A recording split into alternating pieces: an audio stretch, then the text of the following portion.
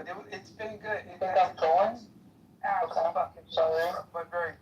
So I'm going to give you one of the reasons why, and it's in a quick little syllogism, why I have a good reason for not believing in a God. It's the argument from parsimony. An explanation is more robust if it explains the data using the fewest unnecessary assumptions. Theism, which is the belief in a God or gods, requires the assumption of both complex and physical universe and even more complex non-physical uncaused mind of this God. Naturalism requires the assumption of only physical universe as a brutal fact, self-contained system. Therefore, naturalism is more explanatory because it accounts for reality without multiplying entities and beyond necessities. So that's one of the good reasons why I don't believe in a God or God. May I ask how old are you now? I'm 58. No, not you, Jason. I'm sorry. I'm kidding. I got it. You got me, man. I'm 600. Oh no, you're still young. You're still young. That's young. Right, you're not anywhere near Methuselah. Methuselah. I got 200 or 300 years to go for Methuselah. Yeah. But, Bodhi, how old are you? I'm 4 years into being 20. You've been 20 for 4 years, is that what you mean? Yep. Yeah. Okay. Yeah, I like the comment if I can. It's not going though, those are like real statements, so I don't know. So it's funny, in college, right? I had a roommate, and he was a really cool guy. He was studying, I think he was studying like chemical engineering, but he used to do a lot of like hallucinogenics, right? So sometimes he'd go out, I was living near Washington Square Park, which is down kind of like where New York University is. And so he'd go out and he'd come like back very high-strung, and he said, I looked at these clouds and these clouds change shape, and it's the universe is talking to me. And so I gave him one of those little portables, right? And I said, hey man, next time this happens, take a fucking picture, right? If clouds are making shapes and you're seeing all of this shit, take a fucking picture. And without fail, he would always come back in and he would say, I saw this orb. And I would say, hey, did you take the picture? And he'd say, no, man, you don't understand. It's happening so fast. It's happening so fast. Daryl, I can't grab my camera. And then I said, okay, well, yeah, but you grabbed your drugs. But you can't grab the camera. That's literally something like that in high school. Yeah, that's fine. Hey, for John, are you there? Say something. Yeah. Oh, sorry. I think Mike wanted. Mike said he wanted to say. Yeah, Mike had a comment or question. What up? Yeah, hey, what's going on, guys? I would like to speak to two things actually. The Bodhi's experience. Like I too have had a supernatural experience like that, and it's almost like a dream. It's like God speaks. I believe it's a her, actually, but I believe for the sake of this conversation and the sake of this understanding everybody have a God already, I'm gonna refer to him as a man. But I believe that God has his own language, and you can interpret it. By the time that language gets to you and you interpret it based on worldly facts or worldly stories you understand to be true, or you understand, or based on how you understand these things. But I believe in them whole experiences is actually something deeper being communicated that even a person for that, It's like Airbnb for social media content creators. Yeah. And another thing too, it'll be better and probably cheaper if you have or no. I don't know much at all about Shias. Yes. You grew up in Iraq? Yes, I'm still in Iran. I'm in Tehran. Oh, Iran. Oh, you're in Iran? Yes, Is there after the fact, like, rationalization, accommodation, like, oh, human. So how do you feel about the concessions made in this deal? I don't really care. I mean, You don't care? I mean, I thought your boy wanted to make America. I thought your boy wanted to make America great again. I mean, giving $400 billion to Iran doesn't really sound like it's making America great again. Iran, going into Iran never was ever about making America great again, because we wouldn't be there if we were trying to make America great again. So why were we there? I think Trump was just trying to remove, one, he removed Obama's name, and then two, he wanted to be in the history books. I think that's it. As what, a loser? To be in the history book as a loser? I think you voted for him. That's your boy. Oh yeah, I voted for him. Yeah. You voted for Biden, so I mean, who cares? What do you mean, who cares?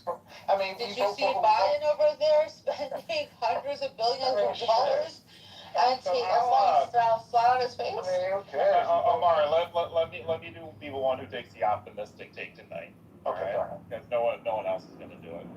All right. So the optimistic version of this is that perhaps this 300 billion brings Iran into the world economy. Iran becomes a good global citizen.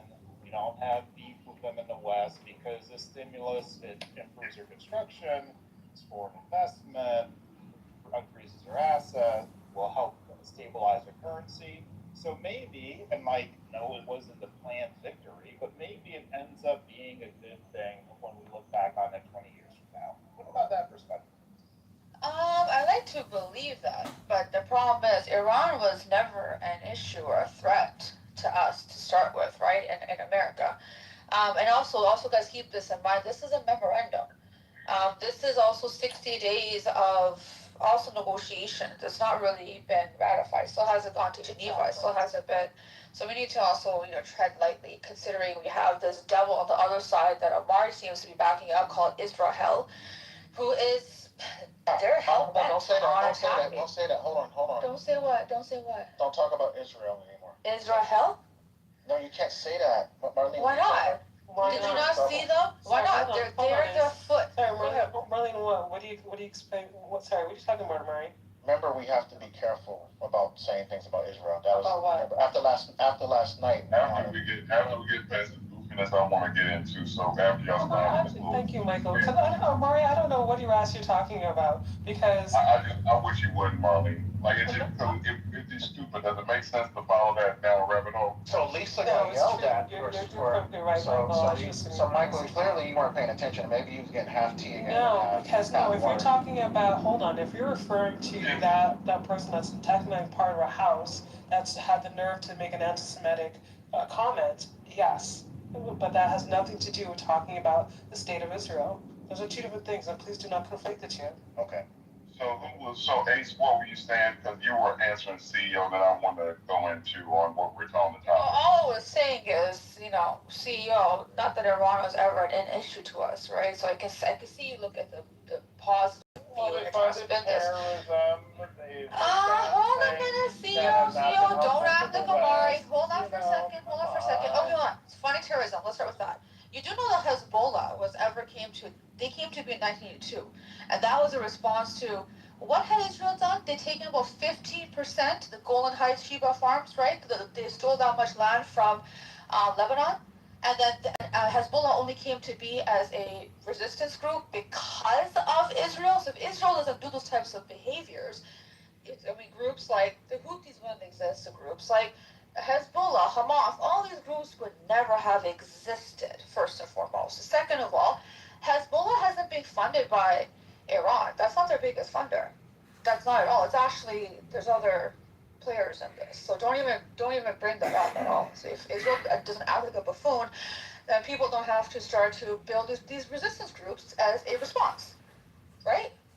And considering they're not leaving Lebanon, I don't see how they're going to stop having to deal with Hezbollah. And I don't see how the incentive that Iran's going to not, if they're the ones funding them, that they're going to stop doing that either. I think the biggest sticking point in the deal is, one of the biggest things that Iran wants is a absolute permanent end to all aggression in the region, especially Lebanon. Yeah. And Israel has, I mean, Netanyahu a few days ago already said, we're not gonna stop. So. Exactly. I don't really see this. So why can't we talk about Israel, Amari? Why not? I just think it's safe. Please don't do that. Oh my Oh, God. yeah, before we go to I just thought CEO said something and he started a topic, then Ace, you stayed on that, and I wanted to join in on that. So can you stay on topic, please? Yeah, we can stay on topic, but yeah, because you guys came up yesterday with the rule, and stop making me take credit for something that somebody said, Omari, because like I said, honestly, you took credit. That's you got yelled at. No, okay, because please Yeah, don't take me. no, you got yelled at for something someone else said, so I don't want you to get yelled at again. But I'm not anti-Semite, Omari, and I'm not stupid enough to say something. And I wasn't either. Exactly. Either. So don't be doing this, okay, Omari? Hey, hold on, it could be offensive to anyone. I don't care. Talking about a country is not offensive. Ace, let me finish real quick. The way you talk about Muslims, Amar, the way you talk about other. That's a lie. Exactly. I don't See, talk oh, about there we go. You have. I saw my legs. No, I haven't. You have. You've never heard me say that. But yes, you have. You said, oh, Muslims tend to be the ones that back, and it's like, I'm My not name is Arabic. Why would I? Come on now, stop. Excuse me, why would you be sitting over here lying? Don't do this, Amari. My name is. Don't try to silence people because just because someone else says something like obtuse, don't try to silence the rest of us. Thank you very much. So you missed the inside thing of it, right? Oh, no. He's not trying to silence you. Right. You'd have to know what happened. As far as him, Thank you. She's talking about, he's not trying to silence. I mean, I got some kind of way involved in something I didn't even say from somebody who was in the room who said her exact words. She was saying something I forgot because I wasn't really paying attention, Ace, I must admit. But when I came back, because they were talking to her at that point, she said, them telling me what she said, she's called Jewish people, and I hope this is the correct quote, small hats. And I think that was offensive. Am I not correct, Ace? That's an offensive term? Yeah, people can take it offensively, of course. All right, so I got it. But that's not on you, though. That's not on you, though. Yeah, it was. It was on me yesterday. It should never be on you. Yeah. It should never be on you. What people's individual speech is on them, not the person hosting the room, because you are human. Here yesterday. I wish I was here. I wish you were here. I wish I was here.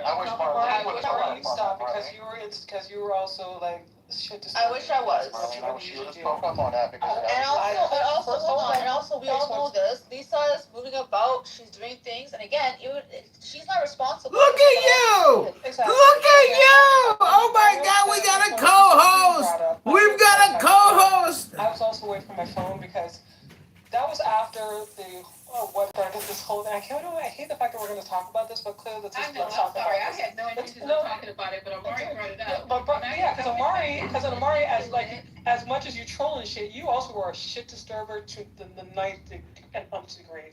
And if you listen to those replays, you will know that you are a shit disturber, Amari. You are an absolute shit disturber, and it's the truth. But what had happened is that I was annoyed. The fact, I was annoyed. I'll admit by that girl, EXO. Right? And then she proceeded to go say the most, tried to stop what I knew what was coming, right? She was literally end up doing exactly what I tried to avoid, derailing the entire conversation and ended up being like a couple hours or so of her listening to her bullshit, which I couldn't even listen to. I actually walked away from my phone and I did other productive things because again, I just left me had in moved here in. to listen to that for 2.5 hours. Yes, I did, people, because again, her whole Lisa, I love you. Lisa, I love you. But what you decide to, hold on, everyone.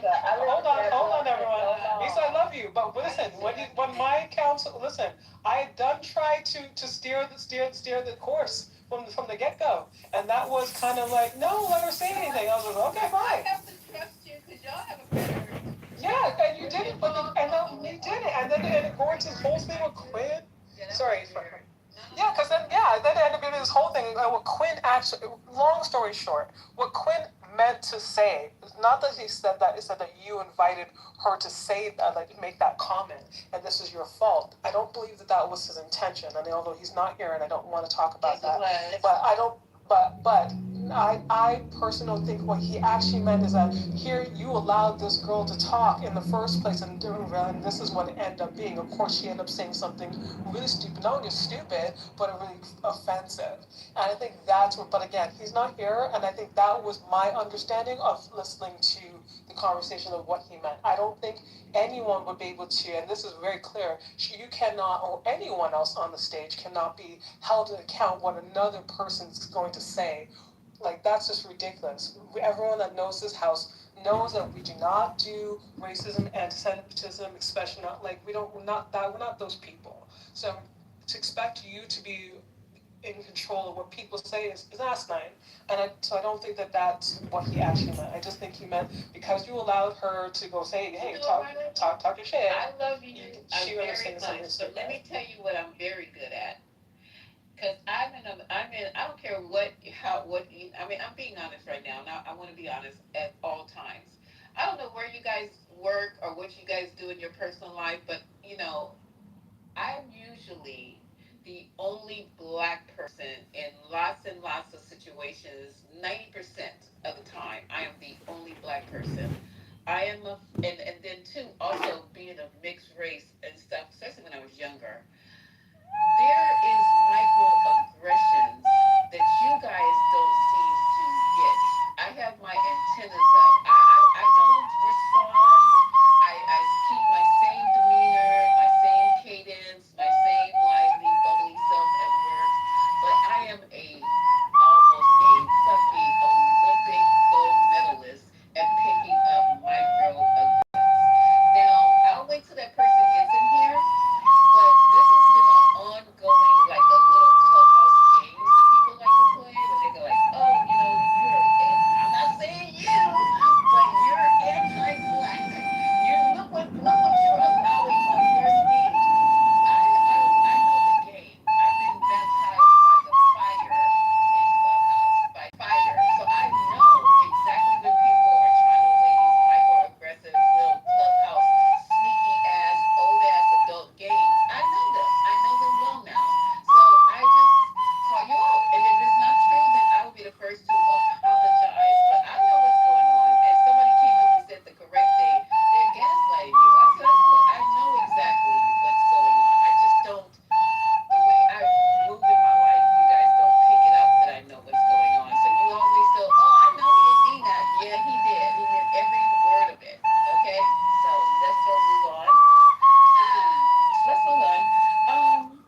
I forgot what we were talking about. Okay. So go ahead, Ace. You were talking about the deal, and I'm trying to pull up a summation of it so we can get it accurately. My daughter pulled one up, but I can't find it. Go ahead, guys. Sorry. Hey, Ace, let me get in on this real quick. So CEO was saying, hello, as far as that he felt like that we hello, came out better on this, or he was hello, given. I said it could come out better. hello, Okay. Okay, so I was just going to give a count. hello. Essentially, so now the world knows that we can't fight asymmetrical war, that we can't beat a mid-power. They know that our leader, our commander-in-chief. Yeah, let's just go fight an asymmetrical war and get thousands of Americans killed, because this room is a bunch of liberal, elite, intellectual, Democrat progressives, and yeah, they're all bloodthirsty. Trump didn't do a good job fighting that war. Now they know that they can weaponize it. So now at any point in time, as long as they have control of it, which they'll have in perpetuity unless like someone actually takes that land, so they can weaponize it at any point in time, which is something they've never done before. International waters are free, and so they know now. And plus, you rewarded the bad behavior, so they close it down, and now they're getting paid, billions to open it up. So I think there's been a total issue. I don't think there's any wins that are going to come out of this for us in the country. So I got a question. Y'all really believe that though? I do think we can fight asymmetrical warfare. The problem is our representatives, our politicians are not willing to allow them to do something, right? Hey, Patty, nobody can fucking hear you. Gotta speak up, Patty. Hello? Hello? Hello? So like anybody that thinks that we Hello? can win a war against Iran is crazy. I'd be like, that shit crazy. Y'all That shit crazy. That shit crazy. I'm not saying that. Hello? In the overall, Hello? like people, like Hello? militaries in other countries, Hello? their senior leaders, they know that Hello? we fell back because we know that Western Hello? people are Hello? acting like Iran. Hello? They're not willing to Hello? strive to the point that what Iran can do to their citizens, we will not ever do to ours. I don't think most Western countries wouldn't because we have. Oh, really? We didn't mass force vaccinate our population with an experimental gene modifier and told everybody that the whole fucking world is gonna collapse if we don't all do it to save our neighbors and our grannies? So I'm not. Pretty sure Iran didn't do that to their population. Do they have a Dr. Bill Gates in From Iran? the standpoint of like the drones, so the cheap drones that they have, and then we're using like like our expensive missiles. We're burning. Why don't we use our money, cheap and then when you missiles? have Why don't we all just this- fucking I'm throw saying sticks that at we're them? not the way that we are now. Like if we had a bunch of drones, we're like going. Alright, I'm gonna go get my sweat on. I hope you guys enjoy this room. It'll go on for a while, I'm sure. Throwing at them. Plus two, and I can't like overemphasize. I just keep saying it because if it was our country or our kids, we would keep it like in our mouths. Keep it But 100. these schoolgirls where they did a triple tap or whatever, to make sure they got them. That is something that's never, going to go away. Plus two, we killed their religious leader in the Ayatollah. So I don't know. I get that if we decided to commit to it, that there's nobody We're the tits of killing. in the world. So If we really want to kill. Put all of our might into it. But I'm just saying the way that this went down, it's just a bad look. There was nothing. There was no reason to do it. And like you said yourself, that for 2 decades they've been, they've had war games. They've been gaming this out, knowing sort of that it was wrought with a lot of different situations. One being the Strait of Hormuz. I'm just saying that the man is just. So the reason why we lose is because there's rules in the game. There's rules in the simulation. Rules in the game, motherfucker. Only allows us to do everything has to be under LOAC. Not only that, the rules in the simulation only allow. Hello, the rules in the simulation. Like when you talk about the future missile system, There ain't no rules in the simulation, baby. That's the #1 rule. Like now, if we wanted to fucking their way, or if you're talking about drones, we got this thing called a Coyote block that's made by Raytheon.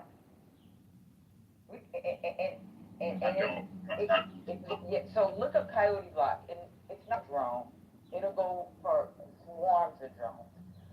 It's like we have these. Just a bunch of but anti-Semites. we also know we have to estimate what civilian casualties look like, what it looks like to the rest of the world if we do these things. Do you know we got interceptors for drones? Drone And then interceptors. even fuck a drone. Fuck a drone? We can just use our fucking SHORADs, our short-range missile systems. Ooh, short-range missile systems. But we don't. Sure Because ass. there's a thing, when I talked about METTC, it's called the mission, it's the environment, it's the terrain, it's the type, it's the civilians, She's and a it's the goddamn casualties. general, All this of that one. is estimated. Promote her to 5-star. Put her in charge of the Pentagon when Pete Hegseth One of retires. those layer radars or sensors, or if you decide that we're going to use our air defense guns. When we fire missiles and shit, we have to estimate what it looks like. Because it's going to be televised. And it's going to make us look bad. The war will be televised. And then we also have to look at the rules. So and Patty, I'm sorry. Go ahead. No, I'm not done. I was just gonna say, so the whole thing with this triple tap, because I remember you talked about that. You talked about the intel that takes place. And I know like AI, I think there's some of the targeting, but you're saying that they, even with the cameras that are on those, so they, know what they're shooting at. The building was clearly marked with school and kids, I guess, like drawings and painting. I'm just saying the fact that we did a triple tap, not like we just did one and be like, oops, like we messed up and we didn't go back, and we just didn't send anything else. When you're talking about us sort of in our proportionality, or the way that we would not do that because we're working in the that school kind of takes that away. In my mind, it looks like we weren't. I guess we got in the rules after we did that initial strike, but I can't get over the girls. I guess that's where I'm having an issue. I mean, a lot of technology isn't self-correcting. I mean, once you get garbage in, you get garbage out. So at some point, if there's an error in terms of any of the collection modalities, you're going to get an error. Yeah, and those cameras on a missile aren't like, it's a camera and you can guide the missile where it has to go. It's a depending on what type of missile it is, it can be like, you put the GPS information or for y'all, we'll just say GPS, but it's like you put in the longitude and latitude of where it needs to hit, and the camera guides it to that point. Or they have like our laser guided missiles, and those cameras, it's not a camera where you can just sit there and watch the missile go and you're like, go to the left, you're off to the right. Like, it doesn't do that. Okay, guys, let me do this. Remember you saying that. Yeah, but go ahead, Michael. The triple tap or double tap, that information actually came from Iran. So it's like, I don't know what the investigation looks like because I ain't on no need to know, but that has been Iran, like people on around. It was the Iranian officials that released that in their news. Okay, no, that is, hold on 1 second. Now, Patty, in that case, if it was like one strike and it was an error or whatever, then that, like, you know, I mean, I guess the American people, because I'm just one person, but it's like, that seems like something everybody can live with. But if what they're saying is true, and they did the one strike to like draw them out, and then a second strike to sort of make sure they got the people that they drew out, and then talking about this person, that happened. So from what McCain and them was saying, is it was like a simultaneously, like, it's like boom, boom, boom, right? So it's supposed to like when they were firing the missiles, it was like missile after missile after missile, and it was supposed to be targeting certain military buildings. So it was one after the other after the other. It wasn't one hit, people come out, another hit, this happens, and then another hit to completely destroy. It was supposed to be right. There was no. Yeah, right. It was simultaneous. Okay, I'm sorry. But I thought the same thing. Well, I think because it was coming out and then. Lisa, might I say one thing before you transition? Okay, so Michael, I think the other thing that happens is when we talk about like who won and who lost, so we're talking about it from the perspective of meeting goals. So America didn't meet our goals, so you can say we lost. But if you were scoring it like a football game, how much damage did we do to your country and infrastructure versus how much they did to ours? Clearly, we did more damage to them. Let me say this though. So like damage, right? So I agree that physical damage. How much damage has been done to us on the world stage? Like Trump has already like just destroyed like alliance that we built. Took us like 80 years post World War II after we're the ones that dropped the bombs on Hiroshima and Nagasaki to repair all that. Like with the UN being here, with now you got this border. I'm just saying, and I'm not. I guess I'm not like sort of poo-pooing what y'all are saying. I just don't really see any good that's come out of this. I think that he's damaged us in irreparable ways. Well, so ironically, I think normally you'd be right, like if this was George H.W. Bush or Obama as president, but how much lower could Trump have went in terms of America's brand? So it already was very low, so what, he made it a few percent lower? Yeah, but then he takes out USAID, right? So it's like, so stuff, even like with propaganda, with like positive things that we're doing in areas to sort of bolster that, okay, we're doing some crazy stuff over here, but then it's like, with this Joe thing, I don't know. I'm going to yield because I'm just saying, I'm not really going to come over to y'all stuff and see what y'all saying. I just feel like the war on top of everything else he did, I just think he just damaged us in ways that I don't know that we're going to be able to recover from. Okay, it's just not just the world stage. I mean, I'm worried about what people, no, I'm not really. But it's interesting how the world responded because they saw us for who we are and who we've always been. But more importantly is that we spent a lot of money, we spent a lot of time, we spent lives for literally nothing. So you destroyed his 50% of his capabilities. A navy that really wasn't a navy. They really weren't into flying because of where they were located, from what I'm being told and what I'm hearing during the day. So basically, the billions of dollars by having three strike groups out there, all the bombs, all of the drones we intercepted, millions of dollars for these drones, okay? And I'm gonna go get the money. And what did we come out with? What we started with, and even less. What did Iran get? Okay, they had some shit blown up, but they still got their dust that he's talking about. They still got some ways to defend themselves. They still got their oil. Now they're charging a fee to go through something that was absolutely free to start with. They're getting their money unfrozen, and plus they're getting some other perks.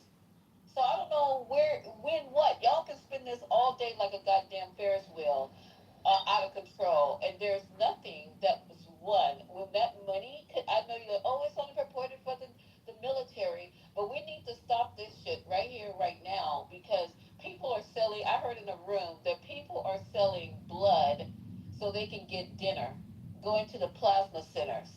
People are putting the 4 extension payment plans so they can buy what they need to buy to survive. Gas is high. It's not falling like a fucking rock. It won't fall like a fucking rock. Prices will not go down. All these high ass grocery prices. I can't be the only ones paying the high ass grocery prices.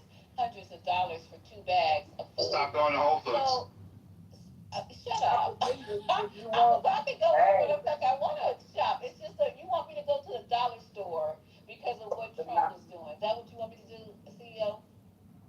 Yes. Dollar store. If you take me to the dollar store, I'll go with you and show me how to work my budget and how to work. Oh no, I can't be seen there. I can't be seen there. You might as well tag along with me, Lisa. I certainly can hook you up on anything watermelon to milk. You got it, sister. We get that going out here. You ain't gonna be with me, shoot. I got a friend that runs a 136,000 square foot store. They own it. He's the owner. He can give me whatever I want.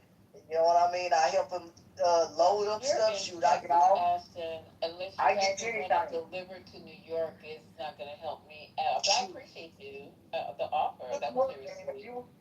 Believe me, if you was down here, I can hook you up, because I gave a guy, he didn't have much today. He was at the store, and I came out. I gave him a bunch of stuff. I gave him 2 banana boxes full of food, man. He was very happy, and that's a lot of food for one person. You know, the big bananas come in. I gave him 2 of them. Yes, ma'am. But we eating today. You ain't gonna starve here. So, yeah, I think that was the powdering. I don't think it was a sense of whiteness that looked to the Europeans. I think racism started in America, but it spread throughout the world. Oh my God! I do. Shut up. We heard this first time, bro. We heard. Prove it. Why do you believe that? Prove it, man. Prove it. Prove your point. Everybody, if you I'm gonna just move you down, bro. What? If you keep this up, I'm gonna have to move you down. You keep saying it. You keep saying it, but you can't prove it. Sorry for cutting y'all. I'm trying to stop that, but you good. You good. Well, wasn't racism in America, but it spread throughout the world? He likes talking over people. I remember that. I think he just likes talking over you. Yeah, He's not doing this so you started speaking. Go ahead, the last time, right? Alright, one mic on Kiki, let's see what happens. Yeah, so I forgot what I was saying. See? Hold on, just one mic on Kiki still. One mic. God damn, like, stop people looking off the mic already. Yo, You want to make something with Kiki? It's on Kiki right now to finish Kiki, the you're talking point. about Kiki? What's Kiki? Hold on, let me see if I can help you out here, broski. I got you, man. I got you. It's right here. Really? You were talking about the white face Japanese thing. Yes, the Asian people. To my knowledge, that was already within their culture, and it wasn't to look towards I think racism started in America, but it spread throughout the world. Hey, get this cracker motherfucker out of here. I got it. It's on your Kiki. Merci beaucoup. It was just a practice within their culture, not powdering the face to look towards a certain race, that being the Caucasian people, as a symbol. It's just something that was already practiced and not introduced after Europeans went into their land, which, to my knowledge, China was fairly untouched. Like, they didn't get a full colonialization from Europe, per se. They kind of, kept they're an old dynasty. So I'm not too for sure of like the colorism aspect in China per se, but definitely India, there is a connection between the Europeans, the British being in India, and kind of reconstructing their caste system to where like you have the undesirables being the darker skinned people, whereas before it was a little bit more diverse.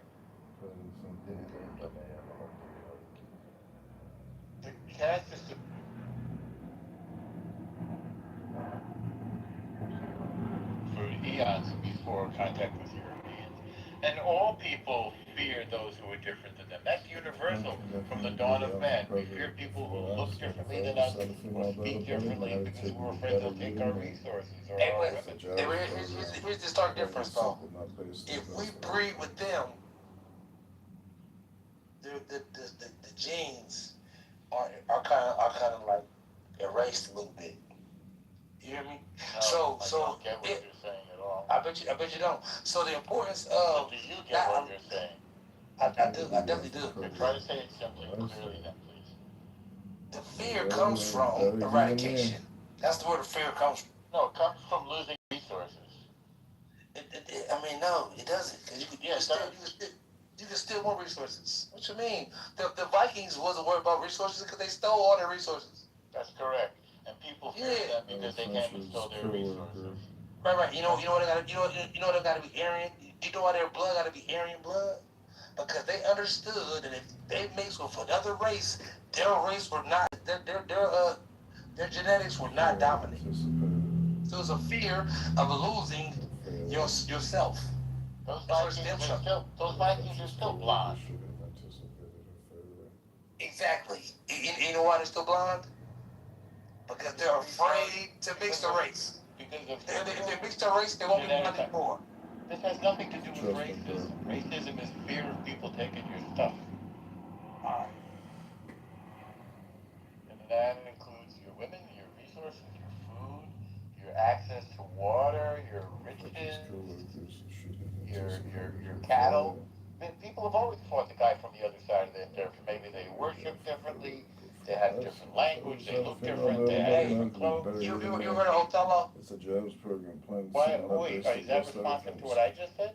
Oh, no, this is the point. You heard of it, right? So you mean have I read the Shakespeare play? Of course. Let him finish his submission before you interrupt, please. He asked me a question. He asked me a question. The answer is yes, I've read Shakespeare's play Othello. Why do you ask? Because that wasn't about racism per se. That was about genetic superiority. It was a fear. It was a fear of losing who you are to genetics. But because they weren't racist at the time, right? But that play emphasized it. That play shed light on the fear that the Aryans or Caucasians have about losing themselves to genetics. That's what the play is about at all. But just real quick, here's a list of things that drive racism. Fear is only one of like 10 of them. Tribalism, desire for power, historically racial ideologies, use to legitimize slavery, colonialism, and segregation, economic competition, ignorance, lack of exposure, learned behavior, propaganda, scapegoating, status anxiety, confirmation bias, dehumanization, cultural or historical narratives, identity and belonging. It's a list of like 15 things that are the underpinnings of racism. I don't know why the resources is so high. Fear and resources is literally like just two of 15. All of those come out of the original original one that I stated. No. All of those are subsequent, yes, because before there were societies, before there was propaganda, before there was conquest, there was a scarcity of resources. Most human beings, for most of human history, their main activity was finding enough food to live. That's for most human beings throughout history, really up until the 20th century. And the reason why they fought with the neighbors next door was over those resources. And that's why they came to fear them. All people fear and mistrust people who are different than them. Yeah, That's a universal attribute. Well, at this point, white people have by far the most resources, if you're talking about in the West, and so leverage every ounce of racism that they can leverage against people that don't look like them. When they literally probably control like 95% of the resources in the West are controlled by white people. I think Abby was no. That's not true. I think Abby is something. Of course, it's true. No. Yeah. Like people in Asia don't control Asia, and they're I'm talking about Africa. It's on Abby right now, Al. This is interesting coming from a Jew. Thank you very much. You know, 2,000 years ago, Egypt, you know, like, I don't understand it. Was that resources when you were being expelled? I'm sorry? They weren't expelled. They demanded freedom. Discrimination occurred. Is that right? Interesting. You haven't read your Torah lately.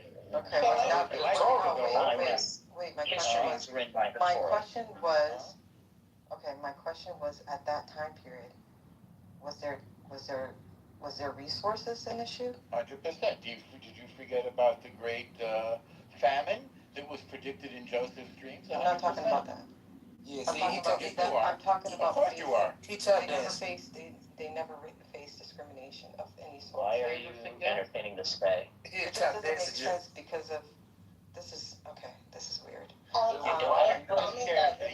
In ancient times, So they didn't face any form of discrimination. They were welcomed wholeheartedly. Okay, cool.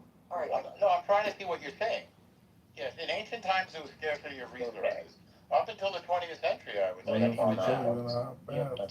I think that notion that there's a scarcity of, I think that the scarcity of resources, that notion is definitely disingenuous, and then the fear of other people, other groups of people encountering other groups of people, that there's some fear that they're gonna take their resources. I don't think that's universal. I think that's reserved for certain group of people, i.e. Europeans. For example, resources, for example, in Africa, where like food disparity wasn't a thing, especially during the times of colonization or the transatlantic slave trade. So when those European groups encountered the African people were not reluctant to receiving them. As a matter of fact, they welcomed them because they weren't fearing, oh, you're going to come and take our millions of trees and our millions of cassava that we plant here, or whatever is plentiful in Africa. So that in and of itself is false. Also, it wasn't only Africans. The Aboriginals of Australia welcomed the Europeans, right? The natives of this land, in a sense, some of them welcomed and some of them didn't. I mean, the Incas, they welcomed them. They were showing them around how to plant this, how to do that. So to push this narrative that, oh, when others encounter others, they fear that you're going to take something for them is untrue. Now, you can say that for the Europeans, because during those times when the Europeans were using their lands that weren't as fertile, right? They also were experiencing a potato famine, and things don't grow plentifully in cold Europe as they do in the global south, and things of that nature. So if you want to, you can define it to different groups of people, but you can't say universally that people just see other people from a different nation, different hue, different ethnic group, and fear that they're going to take their resources. It doesn't coincide with history universally. Just one sentence. Just imagine that white people traveled literally to the other side of the world to take resources from other people. They're so afraid. They literally got in their ships and traveled for months to take resources from other people. And when they found those people and took the resources, they went back and got more ships to come back and take resources from those people. Did the same, but this is Arabs did but the same. somehow, hold on. Have done that. You're even trying to take my talking time. You're trying to take my talking time right now. Listen. White, listen, you can talk over whiteness with it. It is brother. crazy that you think you can talk over me. It's insane, bro. It's insane that you think that. It's not gonna happen though. So yeah, and so that while doing that, now we are led to believe that this was all driven by fear of taking their resources, while they were on the marching grounds to take other people's resources. People that have never even met them or cared about them or knew about them. People that took them in peacefully. They were taking their resources. And then just to add, until No, it's a they committed genocide, and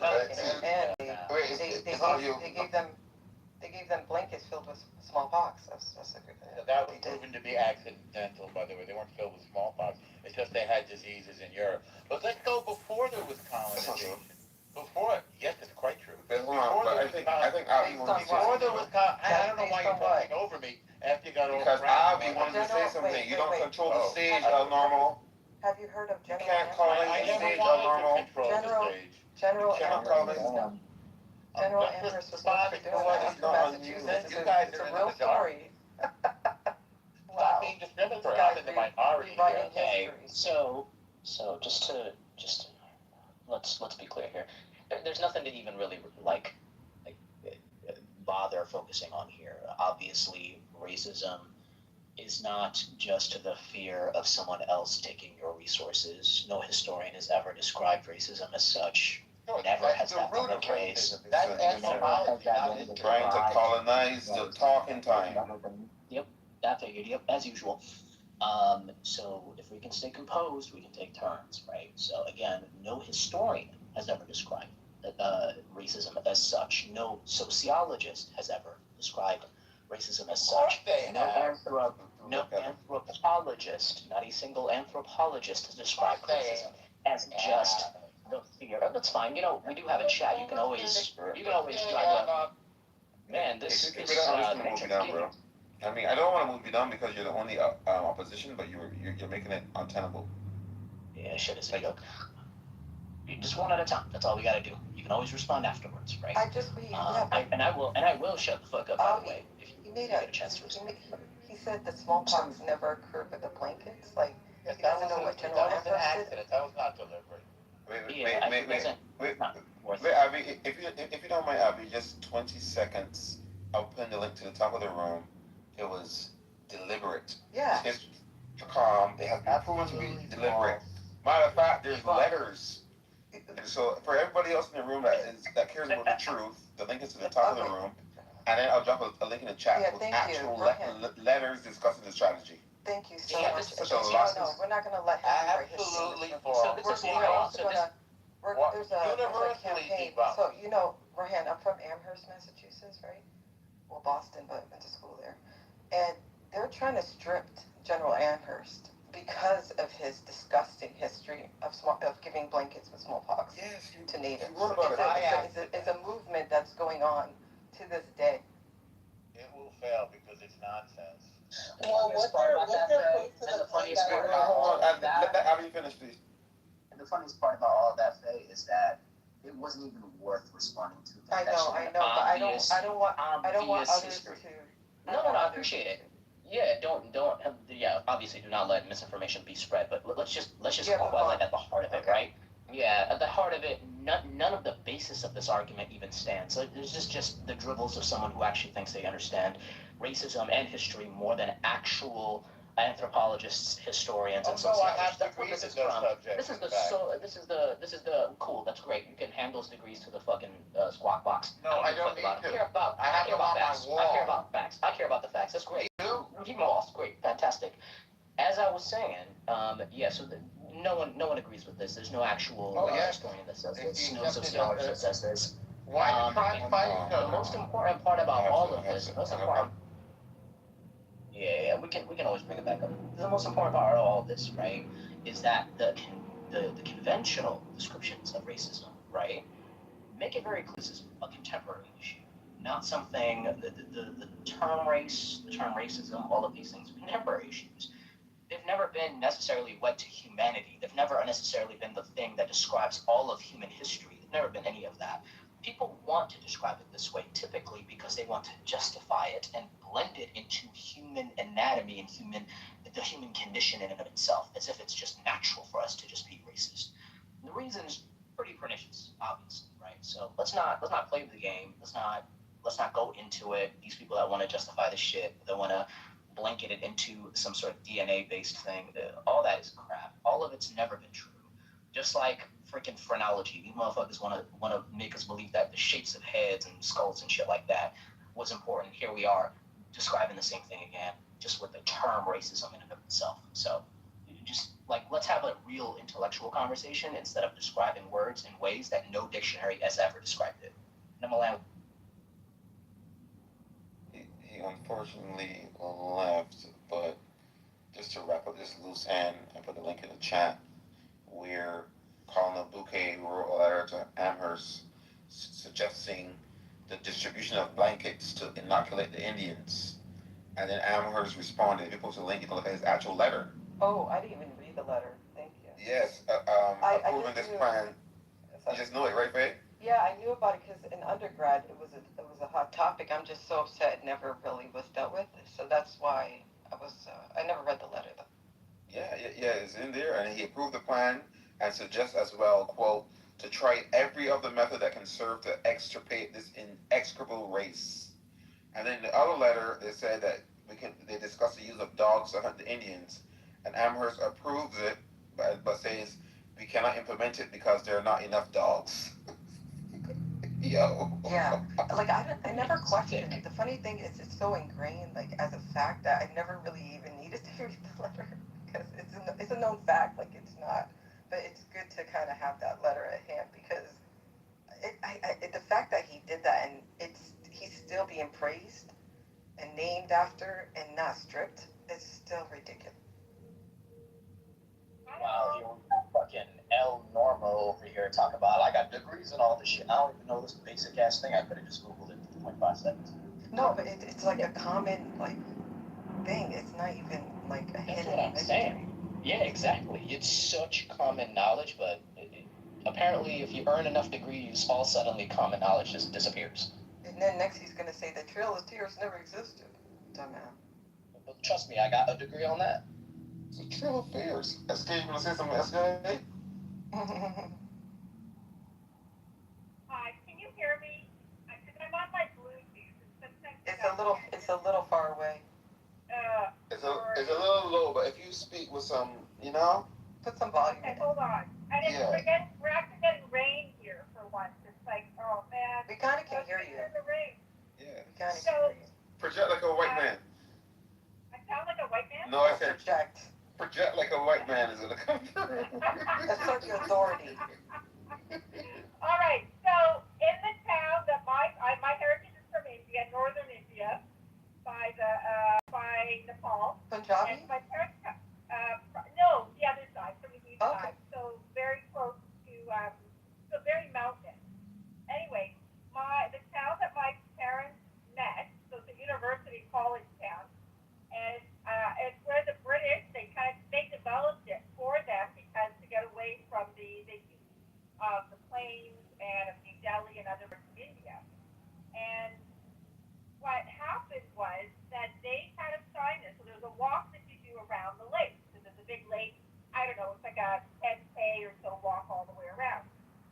They put a sign up, so they built 2 levels, the upper level for the British, and the bottom level said for Indians and dogs only. So when you mentioned that dog comment, it reminded me of that what they had in their town. For Indians and dogs only. In their own country, they moved the Indians. Can you guys hear me? Because I'm going to see if I can get off of. Yeah, you're fine. You guys can hear me? So that was, it's horrible. And so I'm not quite sure what letter you guys are talking about. I'm not familiar with that, or I came in halfway. But that is the truth, that's how they were treated in India. And that's just the start of it, of course, right? I'll land there. Thank you, Milo. Thanks for sharing, SK. I'm gonna just ping some other people real quick. Yeah, you got to. Doesn't this always happen with El Normo? Like, he will interrupt the fuck out of everyone until he gets thrown out every single time. Yep, I noticed the pattern. He cannot, as a grown-ass old man, sit and have a decent conversation. It's too hard for him. Y'all don't think he's on the spectrum? No, I think he's just a old selfish fuck that can't stand when the attention's not on him. Is I in the spectrum? Cause I thought he got the tism. Yeah, it's called the racism. The Zionism. Zionism. Oh my god. I did not mean to set that man up like that. You know what's funny, Rohan? Sorry, there's construction here. It's like he's a Jew. Imagine me saying the Holocaust never existed. The Holocaust never existed. It just never existed. That's just some bullshit for me, right? That's some false information that I'm spreading. And he wouldn't be too pleased with that, I'm sure, as a Jew. Oh, there you go. He's on the go again. How dare you tell another group a genocide that existed never happened, which is one mechanism with smallpox. It was. Get the fuck out of here. And since before I bring him up, that's a really good point, Faye. Before I bring you up, we actually looked at the link. There was a letter from Amherst discussing the distribution of smallpox blankets. This is well understood. We don't have to make it up. The link is already in the chat. So when you come up, maybe you can speak to why you lied to the stage. You know, when he comes up, you should make him read that passage. Have to read it first. Out loud. Ironically, I never lied to the stage. Now, I'm sure you guys will interrupt and prove yourselves to be hypocrites, but let's see how long you can contain yourselves. Very familiar with that letter. That letter is widely disputed, and it is one example of one guy who may have done one thing. So the idea that you could wipe out a people based on one mention in one letter from one guy is absurd on the face of it. And I would say it puts you to extreme shame, not a little bit of shame. Now, let's move on to the universality Before you move on, of racism. Before you move Well, on. I'd like to, if you don't mind not interrupting. No, I'm sorry. I'm running the stage. We do 1 point at a time. 1 point at a time. So you just said the letter is widely disputed. I just did a quick search. The so-called Amherst letters discussing the use of smallpox against indigenous people are not widely disputed in terms of authenticity. Historians generally accept that the letters are genuine.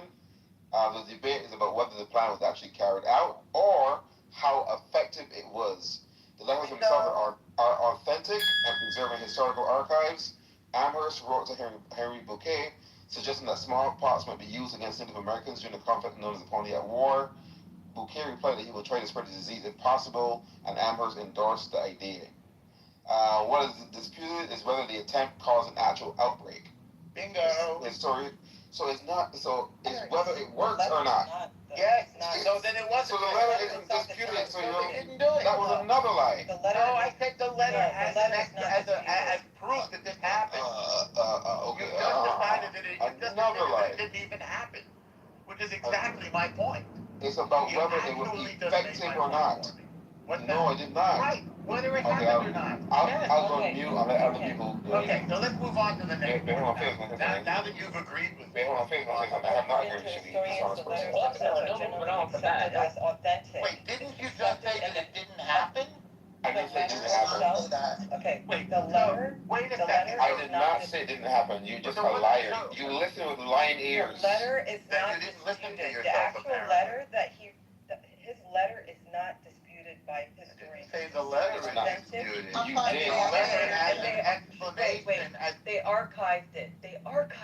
Yes, lying again. it's not the letter. Archiving? Shut The whole stage heard you. There's a It's your lack first of words. logic. Anybody in the room, Norma does not come on stage and say that letter is widely disputed. As a Yes, proof correct. of a Simply deliberate widely disputed, yes. No, a deliberate genocide using the blanket, So- you just agreed to. I did not agree to it. What was disputed is whether or not So you really it was effective. Did you not just say that this was not an actual effective tool of genocide? No, I did not. Another I lie. think you God can read it aloud damn. again. Read that Bro, part you again. are so... Read that. No. Read that part again. Sure, hold on. Thank you. The debate was whether or not the plan was effective. I didn't say it wasn't done. It was like they dropped the bomb. Whether or not the bomb worked. But they have all. That's You the didn't have it. You have the listening comprehension of a 3-year-old No, I'm turtle. very good at it. And personal attacks will not make your argument. No, because you're interrupting people, and you try to come on the stage and act like, let's see how long it's gonna take before I get interrupted. You're still doing it. You keep doing it. Stop. Like, it's okay. If you have mouth diarrhea, it is okay to wait until somebody Enough with the fragility. You can handle it. Yes. You can wait until somebody stops talking to come off of mute. It's not hard. We all did it. We all learned Enough that. with the fragility and tedious. And you don't, at your big age, you still don't. Let's go to the next topic. I think I've May I chime in? Go ahead, Fred. on the letter. No. I just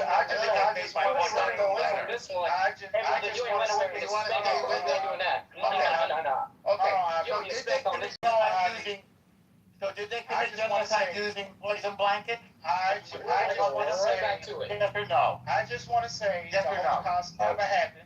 Yes, I know. It was You're just one man that tried to eliminate a race of people. I'm not surprised. The Holocaust never fucking happened. It was just one man.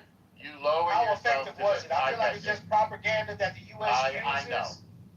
to justify the amount of money that they platform spend in Israel because of the and for the hypocrisy, Jews I that they give understand. all these benefits Yes. to There's your and racism. all this other stuff, right? You just proved that Right? racism How is does it universal. feel? How does it feel? You just proved. How does it feel, It El supports my Normo, point. for somebody to say that I'm telling you jack how it shit feels. happened to your I'm telling fucking you how it people? feels. Can I fucking Proving finish? my point. Who's fragile now? You Who's proved fragile my now? point. No, I'm not fragile Let me at all. preheat my oven. Let me preheat my fucking All oven. right, let's just get one mic, and then we'll go I to thank you Abby for and then proving we'll my go. point that you're a racist. That was Thank so you for easy. proving how fucking fragile you It are, was right? so easy. No, I'm not How fragile at all. fucking fragile you are. How does it feel?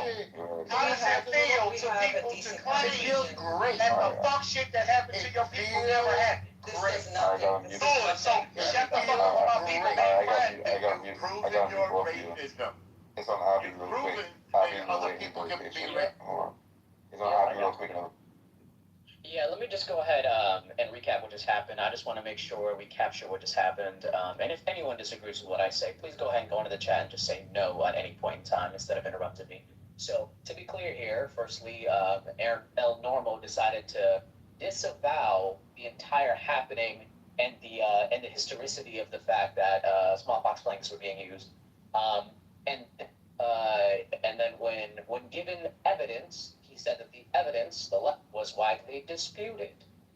And then when provided evidence further that it is not widely disputed, he moved on from it being widely disputed to actually it just didn't happen, and that Rowan just agrees with that position that it never happened. Of course, no evidence to it never happening either. Just moved on, and then commencing with just trying to move on from the subject entirely. Let's just make sure we're all agreeing on exactly what has happened, all right? Yeah, no, absolutely. And it was a movement of the goalposts. And for everybody in the room, everybody else, the Amherst letters weren't the only case of that. That was the only evidence. There's also evidence that British officers, I'm reading right now, gave blankets and handkerchiefs from a smallpox hospital to representatives of the Delaware Nation. That happened. A journal entry by a journal Show entry. us the evidence. I want to see. Sure, bro. Thank you. Can you let him finish? Is that killing you?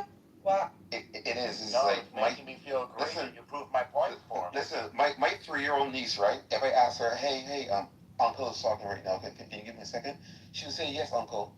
And she would sit there and wait until You know what? My 5-year-old. And you are unable to do it. You are a grown-ass man. You don't have the My impulse 5-year-old is smarter than all of a of you. 3-year-old girl. No, You Grown got man don't have the impulse control of a 3-year-old That's girl. a fact. My 5-year-old So, knows it's it's not not on you. you. You see, he can't help it. And he can feel better as well. Can't help it. Go ahead, Verhan, I- about the I- Delaware Nation. Oh yeah. The Delaware Nation, and then there's a journal entry by Trader William Trent, recorded where the items were given to convey the smallpox to the Indians. Then there's the Jeffrey Amherst and Harry Bouquet letters. There's Matter of fact, I'm just gonna drop the link after link. There's so many. Don't worry. Yeah. Gaslight somebody else. All right, so I'll stop. I wanted to say, like, whenever somebody has good information, backed up, evidence-based, they don't need to interrupt. They're confident with their statement. Clearly, he's not confident with the bullshit he's saying. I'm not only am I confident, but you've proven my point admirably, and I thank you for it. I'll be honest, Do you have anything to prove you your have made my point? point for me. Do you have anything to prove your point, Elmo?